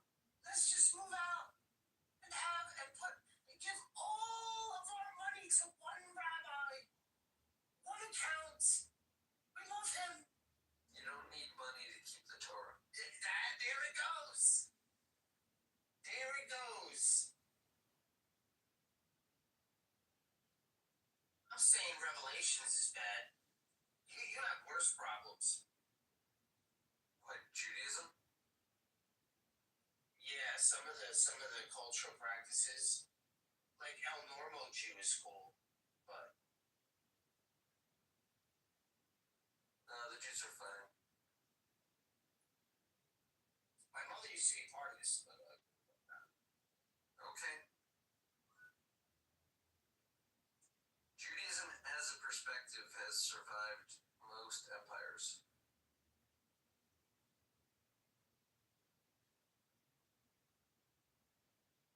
They're all different. None of them, the Jews, each group, each sect, each rabbi. Yeah, there are different types of Jews, but the perspective, the study, the practice, it's been preserved. There's multiple communities throughout. And as a practice, it predates anthropologically most of society by millennia. As believed. Right? There's a reason why modernizing cultures built their perspective off of the Torah. At a certain point, it became the accepted touchstone for history, contextualizing who was where, how things functioned. It's a premise. It's a premise of society. And it's a premise that the Jews have held the longest. They had it like 1,000 years before the rest of the world started to fully adopt it.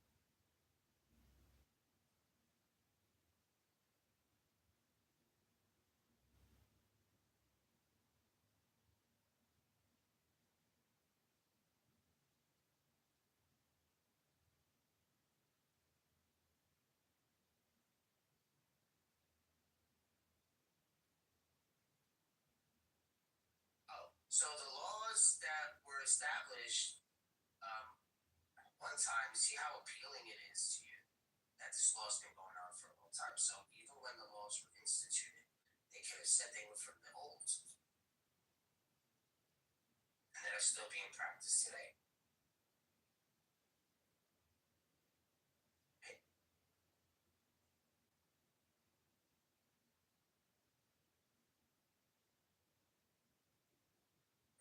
Yeah, but my shit is fucking it. Oh, he left. Yeah.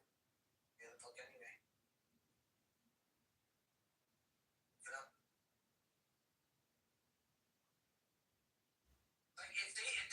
this conversation, they never read this book. They shouldn't have the conversation.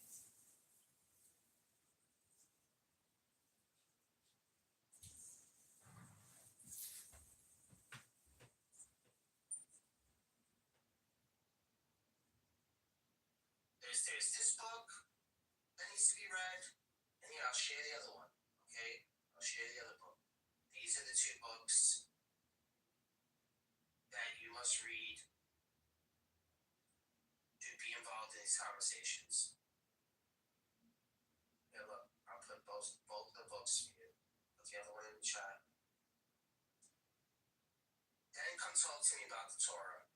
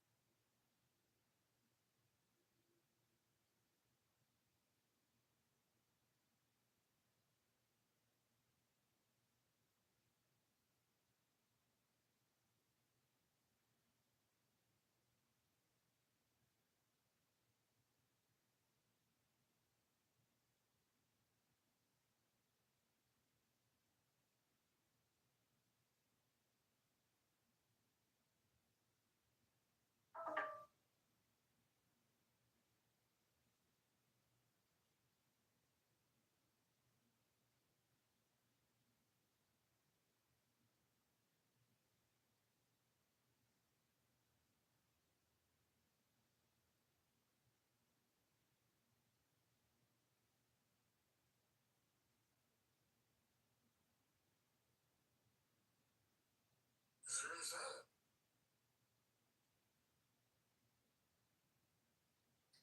Hi. Tell my legal sister. Like, what's going on?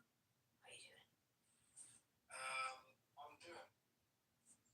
Doing Doing. nice. What are you doing? I took too much B12 today, I think. Too late in the day. And I'm just like wired right now. Do you have gray hair? Like, do you have any grays? Correct. Like a lot. Correct. So B12 doesn't like that. What do you mean? B12 like stops you getting grays. No. My grays are like PhD stripes, yeah. Nice. Do you know what's crazy? I thought I was gonna be someone who didn't care about it. And I had one and I pulled it out. Why? Because I do care about it. Now you're gonna get 1,000 more. Okay. I mean, to be honest, I kind of wanted to dye my hair white before I cut it. Oh. Because I feel like I look cool. I look like Zeus. Oh yeah. Do you know what I mean? And beard as well. Totally. Do you Yeah. have a beard? We've had this literal conversation. But you don't respect me. I do respect you. No, you don't respect me. Why do you say that? Because you don't remember shit I tell you. You wear glasses. You have beautiful feet. You have a beautiful collection of sneakers. You enjoy fragrances. You like Chipotle. You go to the gym. You walk about 10,000 and more steps because you walk on the treadmill in your building while you're on Clubhouse. Alright, fine, okay. Okay. You have some respect for me. But I can describe the interior. I can describe your bedroom. Yes, you can. You have a picture. Is that respect? Or are you just being a slut? No. No. I like the Aga Khan on your bedside table. That's true. I suppose that now that I suppose you're saying it like that, I can see that. Yeah. Sorry, could you repeat that? Since I can see it from your perspective, actually, yeah, that sounds a bit inappropriate. The way I said it, I just meant, yeah. Well, I can describe your bedroom. Damn. Nah, it's only because Sam sends me pictures. Yeah. Well, you guys send each other a lot of things, huh? He sent me something today. I responded hilariously. He sent me this like really fat guy who's like insanely positive, and he's like, "Hey, how about we don't get revenge? How about we don't pay back people who've done us wrong, but in fact we pay back people who have given us something? How about we do that? How about we make that cool?" And I was like, oh, it's because that fucking fat bitch doesn't know that revenge is a dish. You know, you're pretty hot on revenge. So I responded. Yeah. He's gonna see the humor. He gets me. He's gonna what? And he's gonna see the humor in it because he gets me. Yeah. You guys are cute together. I like the framing of gratitude as revenge. Yeah. Yeah. Well, as in he's kind of doing it kind of like repaying a debt, like a positive debt, is the best revenge of all. It's the sweetest revenge. It's getting them back for what they did to you, but in a positive way. That's right, they'll teach her for next time. Exactly. Also, now that idiot lady has gone, Zabi, I was pretty confused about the position you held yesterday, or whatever it was. Oh, yeah, it was just... Uh-huh. Were you just trying to be Switzerland? Yeah. Yeah, I figured. Should be you should be careful though, because like people will hold you to that shit. Well, in my real life, people know what I'm about, you know? Yeah. You know what I do, so... I was talking to my students about ethno-nationalism yesterday, and how problematic it is, and its relationship to diasporic activism, and all these communities that try to use human rights discourse to like play up ethno-nationalism. And I'm like, look at this hypocrisy. Doesn't diasporic sound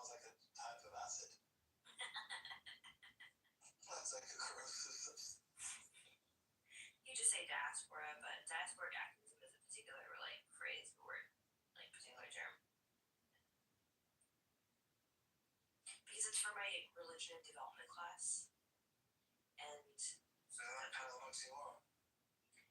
well, are you saying that religion is antithetical to development? Yes, that's exactly what I'm saying.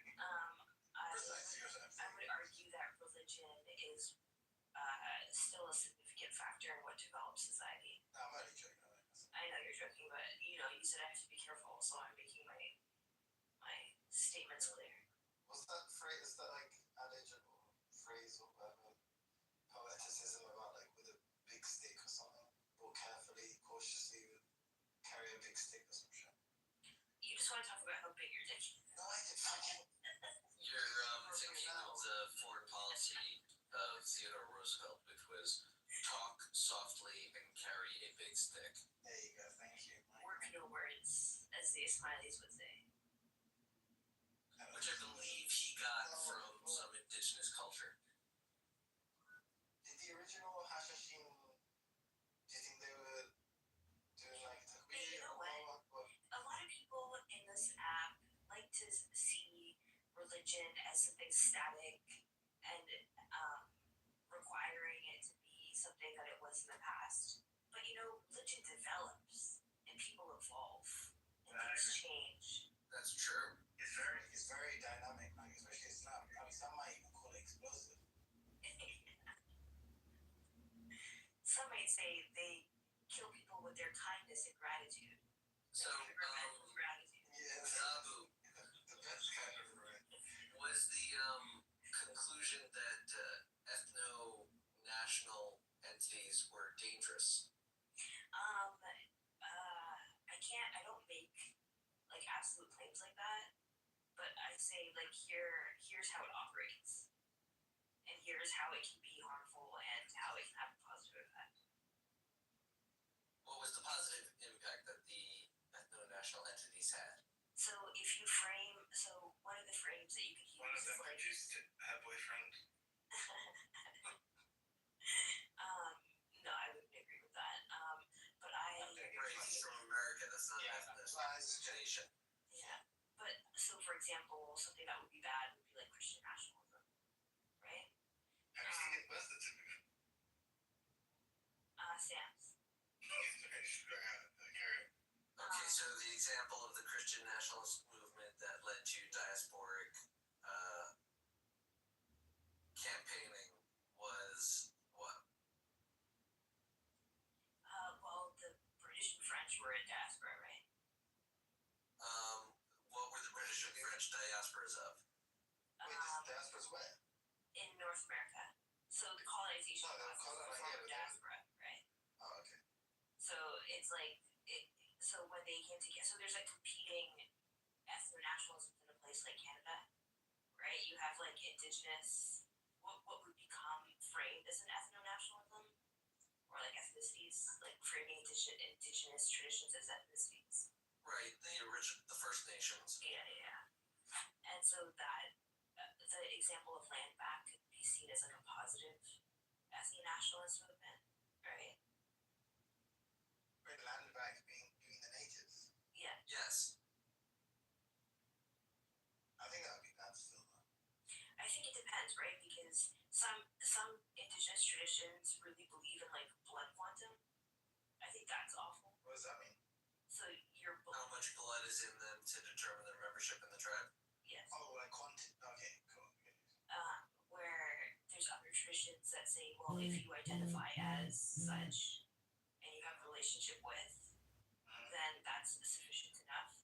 They need the Nazis to organize that kind of stuff. They're really good at that. Yeah, that's the kind of bad kind of ethno-nationalism. No, I mean like determining how guilty you are by, Which one? The Nazis? blood concentration. Heritage.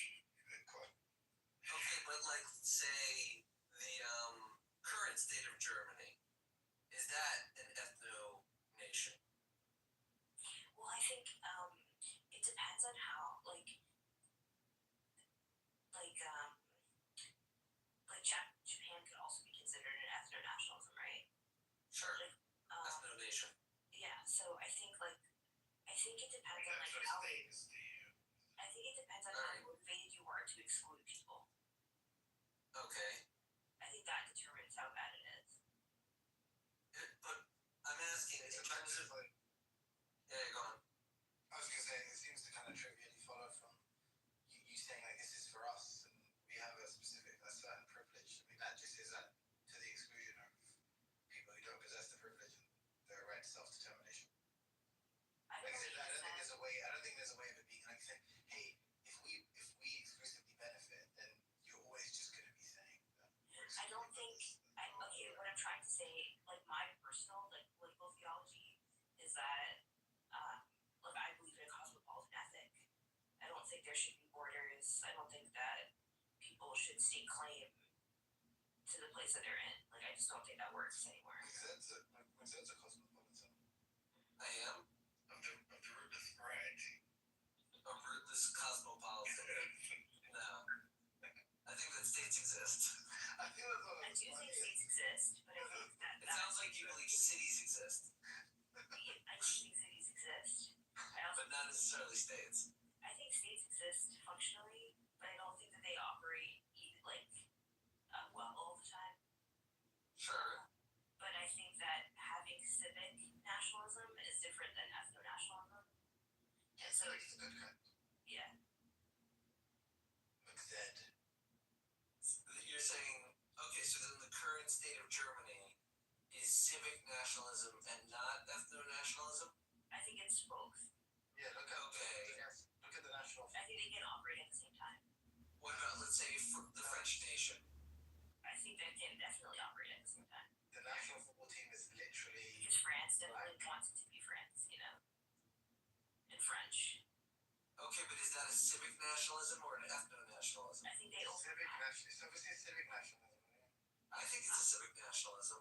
Well, French Catholicism still plays a role in society, in French society, whether they like it or not. French Catholicism? Yeah. No, I mean literally, just structurally, it is there are no like greater privileges afforded to people based on their like blood or their like religious affiliation. Right. They went through several revolutions to make that so. Kind of. Yeah. I think people tend to on this app to put things in black and white terms, and I just have a hard time doing that because I see things happening simultaneously. Yeah. Like that is just a straight up. You're like an ethno-nationalist, right? My God. No, I don't think that the states should be founded on. Not for America, but like Israel.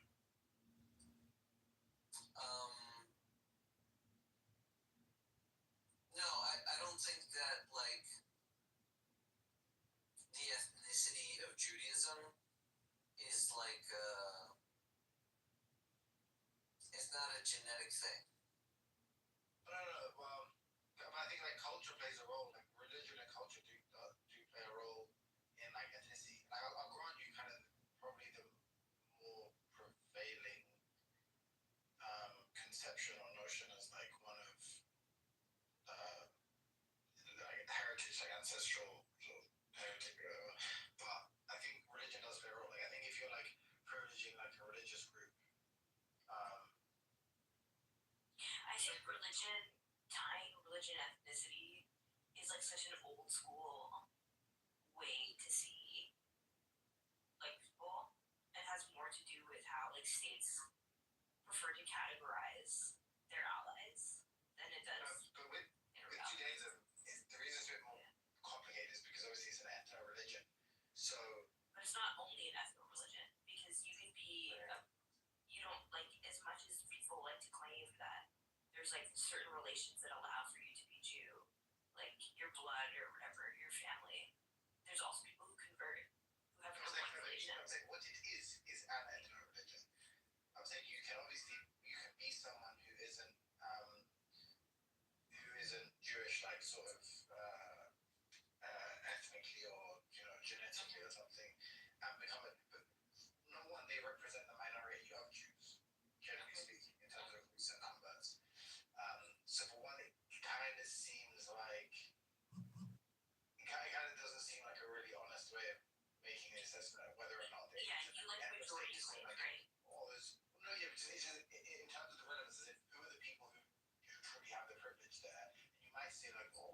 subscribe, you can, or whatever, you can convert. But it's like they don't make up the majority of the people who ultimately have influence. Like, there's a question as to like who has any influence in Israel. Even the majority is like not homogenous. So like there's different Jewish groups and like different ways that things are done and like.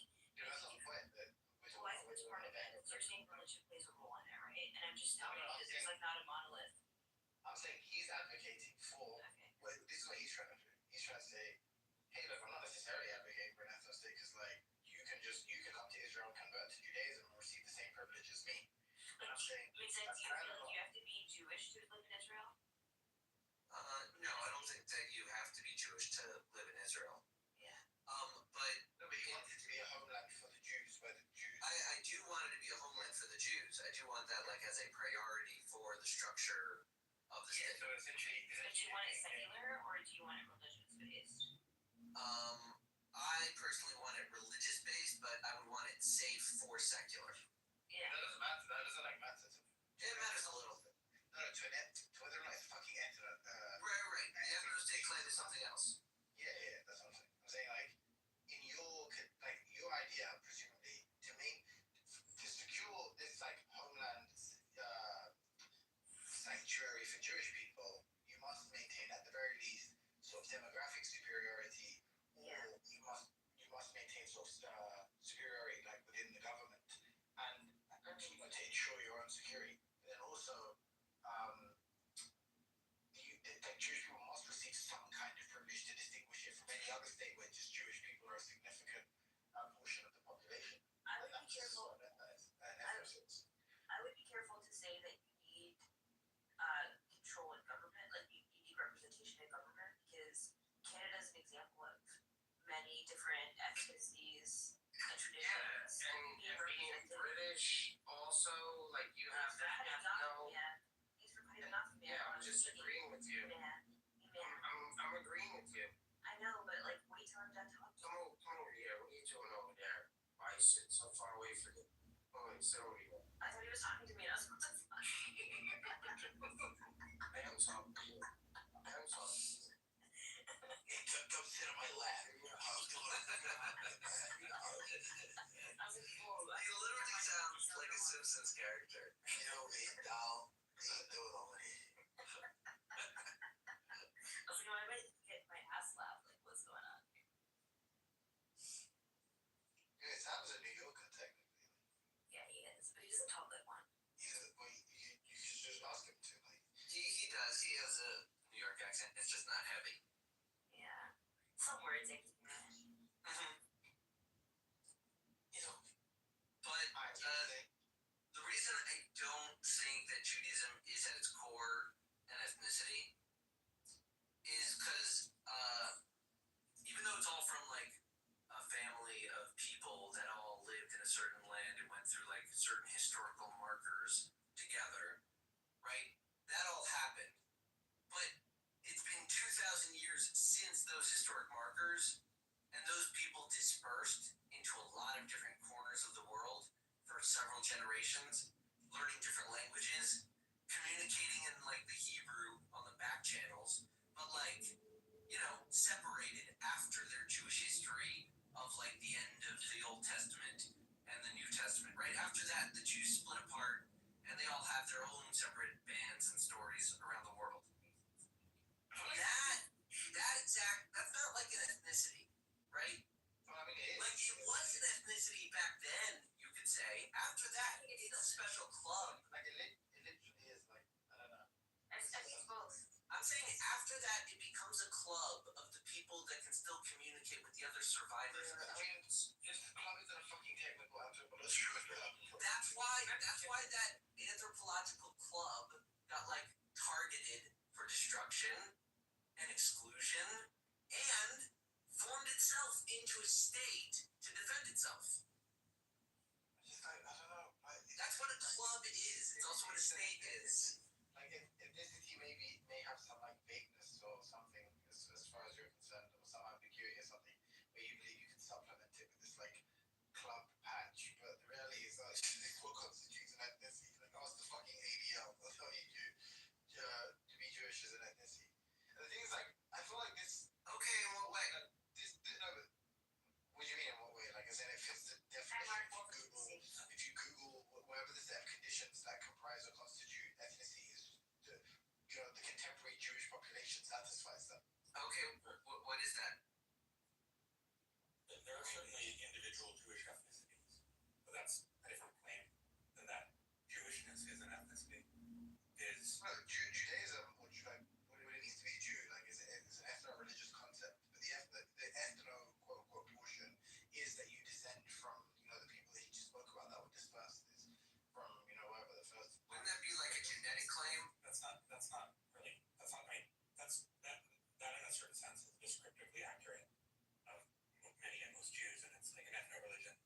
that statistical sense that most Jews do in fact have a myth of sort of common biological descent.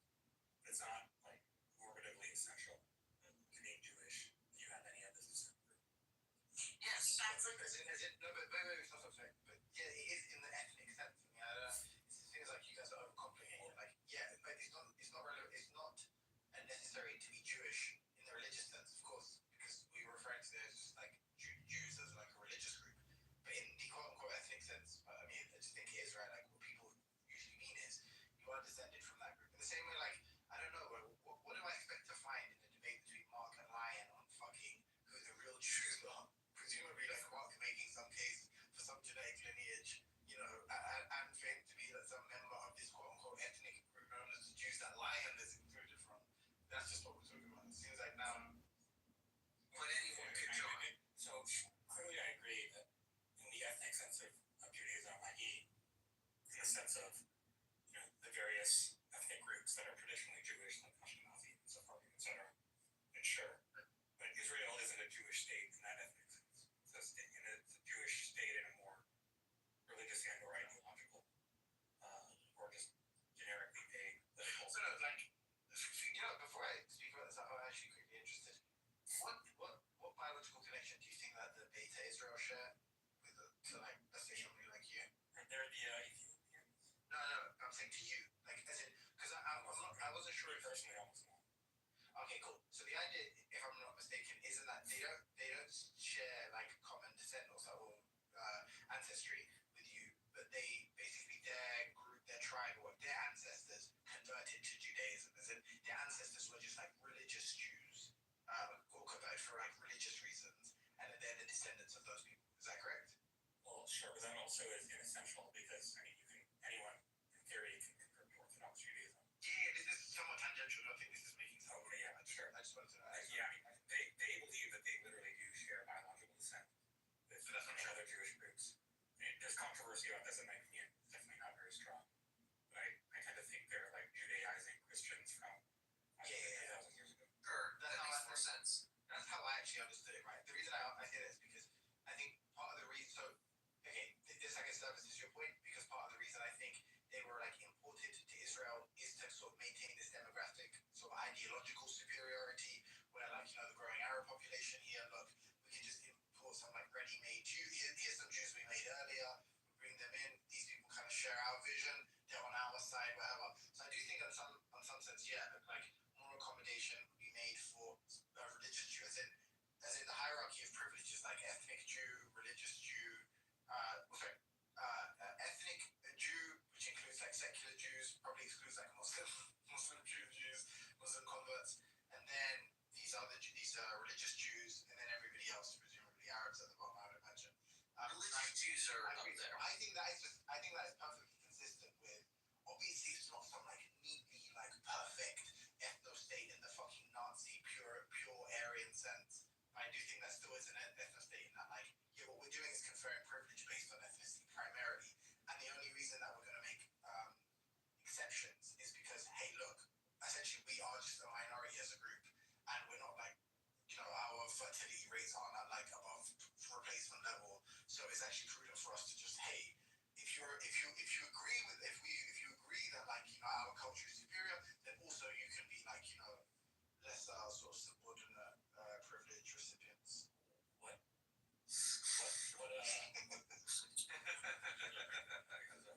Say again.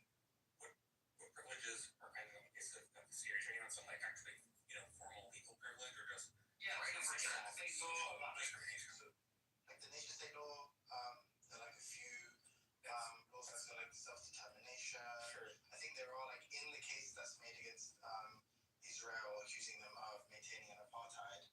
I think there are like lots of different sort of like a little bit more obscure kind of like I don't know how you describe it, but like basically, you know, like legal, like the equivalent of like redlining laws in America and stuff like that. So basically, where like you could just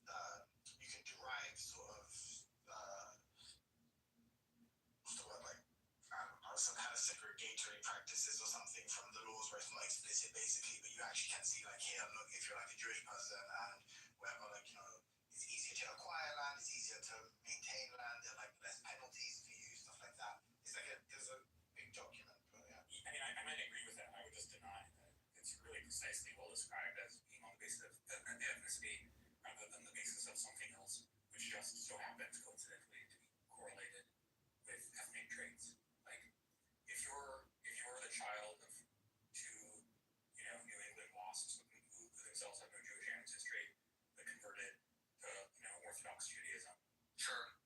then you have the same privileges, legal or otherwise, as some Ashkenazi whose parents were always Jewish. Yes. Well, okay, so here's something. I don't actually want to agree with you there, just because I don't know. Like, I actually haven't looked into it. I don't think that's actually required. So I think this ethno-religious ambiguity and the fact that just the vast majority of the minority just are actually ethnic Jews. So the privilege that they're granted or they receive just kind of is based on their ethnicity. In fact, when it's like detailed, I think the only exception is if you convert to an Abrahamic faith, other than Judaism, that's the only way that your privilege, your rights, or whatever, are rescinded. I think That kind of tracks. I think the vast majority of people that applies to is just ethnic Jews, like people like Sam and shit, atheist Jews, stuff like that. Maybe yourself. So in that sense, I kind of just don't even think it's relevant to kind of focus on this minority or this exception, especially when we know the motivate. Like I think there's a good sort of account for the motivations for it that aren't to undermine the kind of ethno nature of the privileges that people receive. As in, I don't think people are going like, oh, be careful. Yeah, we have to include these people because if not, we'd be an ethno state. I think it's quite the opposite. I'm saying, hey, to maintain what we want as an ethno state, we have to include these people. Else we're gonna, our populations are gonna fall drastically, and these people are eventually gonna take power, right? So I think it's kind of the opposite. You're just kind of theorizing about their motivations. I have another reason. I have another reason. So if you want someone who's really informed, don't talk to me. So that's what I'm gonna do. No, I'm saying the state expresses its own rationale for any of I take it to be like a terrorist fucking, Okay, so you disavow any of their explanations. Fucking yeah. Oh, so you're hypothesizing in an armchair without familiarity with the facts. Yeah, that's definitely close to true. I mean, you're asking. Obviously, I think it's true. It's my fucking opinion, isn't it? You're talking to me. I'm letting you know. Disclaimer: I'm not fucking an authority or historian, nor am I a legal expert or political fucking pundit. I don't know much about much. Okay, I'm just giving you my opinion. So you can just disagree with it. You can also disabuse me of it. I've kind of lost my train of thought, Mark. If there's anything that you could extract from that response. Yeah, I just don't think that just because something is tightly correlated with ethnicity makes it, ethnic in character. I think my standards for something, some privileges being ethnic privileges and a state being ethno state are higher than that. Mainly, the actual intention. I think Christian Americans are like this, man. It fits the bill. Perfect. Christian Americans. What he's describing. Or just America itself as an ethnicity. Wait, isn't that? No, Christian. As well alluded to before, I don't actually believe that in Israel, is descended from Jews. If it became just like absolutely rock solid common scientific consensus and common knowledge that they converted, however many years ago, that wouldn't threaten, their sort of Israeli citizenship, as far as I'm aware. Similarly, I think that if some I'm confused. What is it? Make that way again. So what? Say that again. You think it wouldn't threaten their citizenship if they were in fact ethnically Jewish? No, if my suspicion is that they have no no Levantine ancestry, prior to their arrival is correct. And similarly, like if some random like Mormon spin-off group, it was like some sort of bizarre cult, so suddenly decided to Judaize, and they seemed really serious about it, and they like all went to an Orthodox temple and got proper papers or whatever. All of them would be immediately invited. Obvious that there's a limit to how many people, to the size of the group that they would let in, as long as they like signal sufficiently convincingly that they're on the Jew team. No, so can I say? I don't mean to interrupt you. Sorry. But one of the other points I was going to make before, like I said, so really interrupted, is that like the reason I'm saying I'm going to withhold judgment on what your previous contention was is that like I don't know if it's true. I actually would be interested to know like how exactly that works. So you said the WASP converts from New England, whether or not there would be sort of like more checks put in place, or there were more conditions or caveats or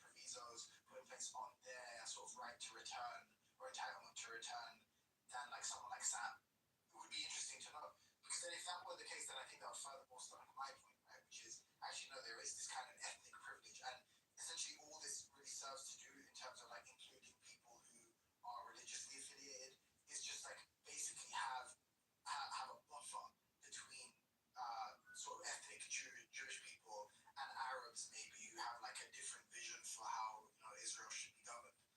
Well, let me clarify something. I agree it would be easier for Sam to immigrate to than the sort of possible the wannabe WASP converts. Like, however, my main point is that if the WASP converts did in fact convert in a way, there's a special name for like the Jewish Orthodox courts that recognize conversion maybe exist. It was in like Goyim or something, right?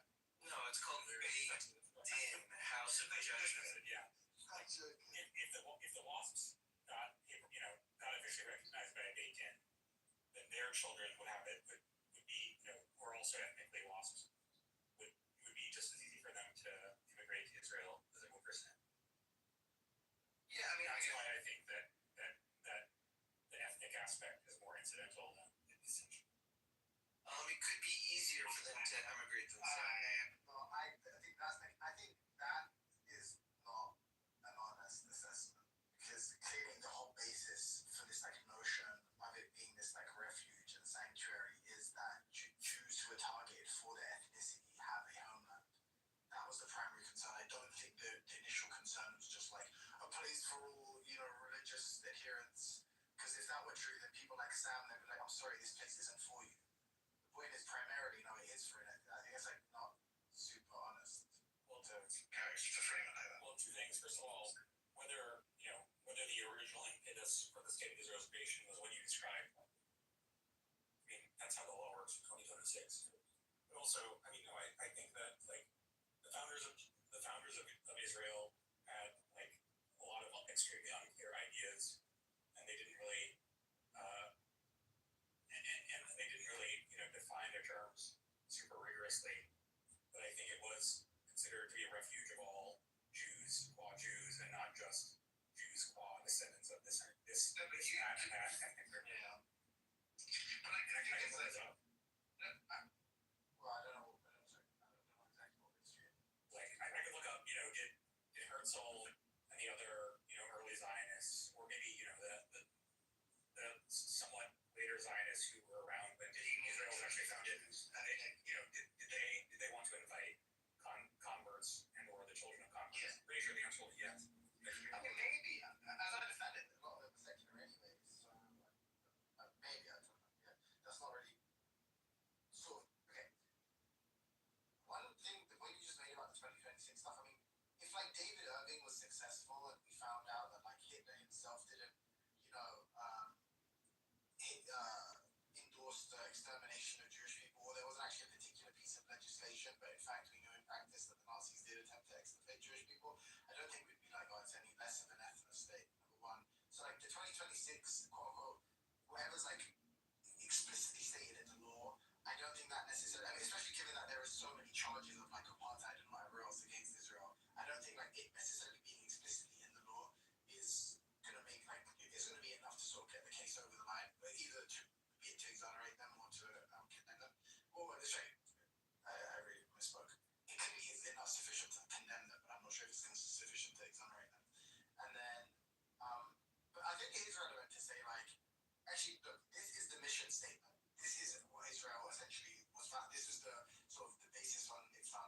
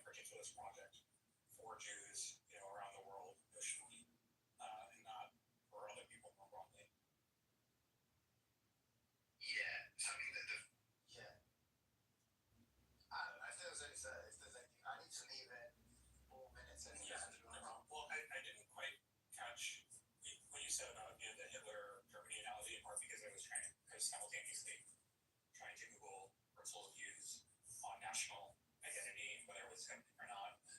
I but you had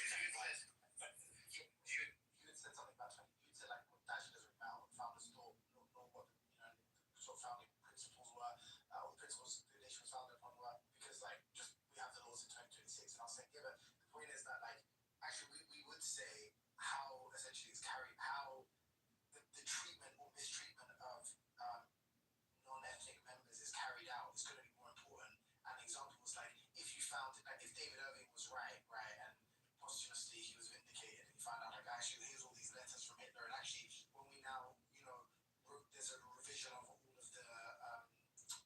historical records, and we find out actually there was no explicit laws that targeted Jews in Germany, but all of the facts about the Holocaust were still true. So we wouldn't be like, oh, well, Germany clearly wasn't an ethnic state because I mean there were no laws. We'd say like, okay, we care about the action. Like it's essentially in practice how this like sort of ethno state was maintained, not whether or not it was explicitly fit some standard of legislation, like ethno-nationalistic legislation. Does that make sense? I mean, I think so. I mean, I would just deny that the actual historical record is such that it favors, interpretations of like you're saying, even if it wasn't formally an ethnic state, it may have nevertheless been to practice an ethno state. And I'm just skeptical of that because I don't think that like non quote unquote ethnic Jews were all that badly mistreated, or to the extent that they were, it's it's sort of like moved over in a few generations. I mean, there's always going to be some like ethnic tension, but like they're pretty well blended at this point. But my main point was the main thing I wanted to say is that I agree. You said a lot about the raison d'etre of Israel. Israel's creation by the founders was to be a homeland for the Jews, and to make it like to indirectly increase the security of all Jews around the world because they now have the option of moving somewhere that's explicitly there to protect them specifically. And I can agree with that. Like that shows that Israel is in fact like particularist, maybe even chauvinistic if you want to attach a negative valence to that. But I would say that that's still compatible with not being ethnically chauvinist or ethnically particularist, because I've been arguing that the common factor is not really ethnicity, although that is a correlate, but rather descent from this, like descent from people who at some point were Jewish or converted to Judaism and viewed it as their primary identity, and that the evidence that I cited is that people who convert to Judaism out of the blue were like ethnically very distant from traditional Jewish groups. They have, and as far as I know, have always had full rights of return and citizenship, and etc. in Israel. Like, okay, this is of course also compatible with the Israelis / the Jews in the region treating the Palestinians horribly. Like, clearly they're not they're not very egalitarian to other non-Jewish groups. But I deny that that's the basis of ethnicity per se, rather than just like not identifying with this just sort of abstract label of the Jew team. Because I just yeah, I mean, so I have to admit, yeah, I don't know what your sleep schedule's like. If you're gonna be on in like the next half an hour, I'll be back. whatever. So now He's a pleasure. Yeah. I got you.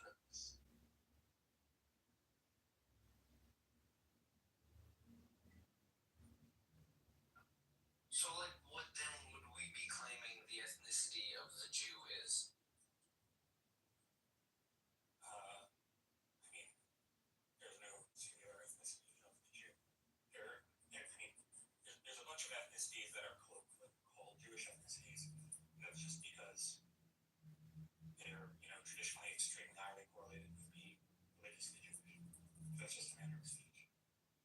So then it's just the religion? It's just any convert? It's equal to the children of wasps, as we dub them? I mean, it's weirder than that. It's like not the religion, but like more like the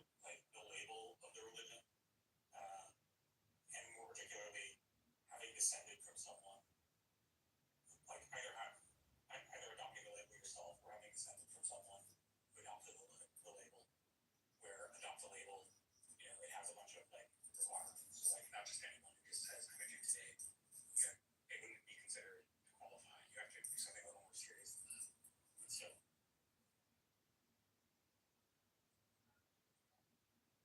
The Torch strikes me as simply like a prolonged commitment to a constitution. Give America 2,000 years, yes, it'll be noted as having British origins, which itself has Germanic origins. But it'll be connected in the same way English is connected to the Germans. It's ancient history. And then the Americans will be an ethnicity unto themselves, everyone born under the American banner, committing to the American Constitution. Over time, that'll just be, I guess, a separate ethnicity with holidays.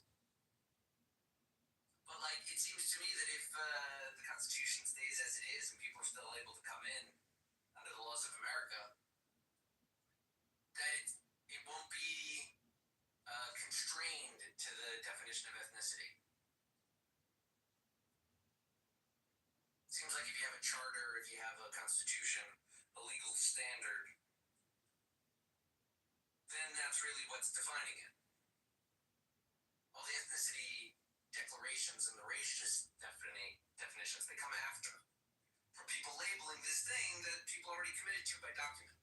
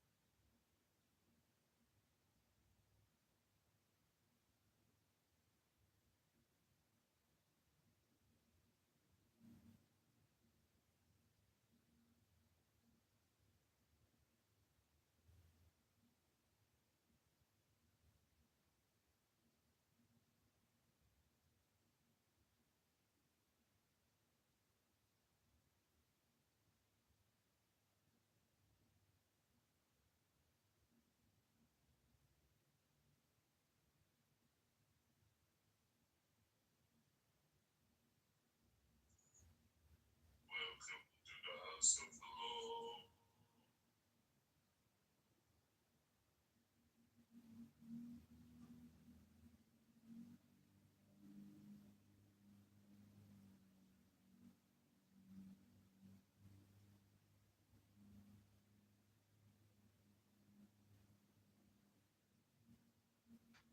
This is no sleep, I believe. Welcome to the house of the Lord, Saeed. Benjamin. I do not seem to be able to bring you up to the stage.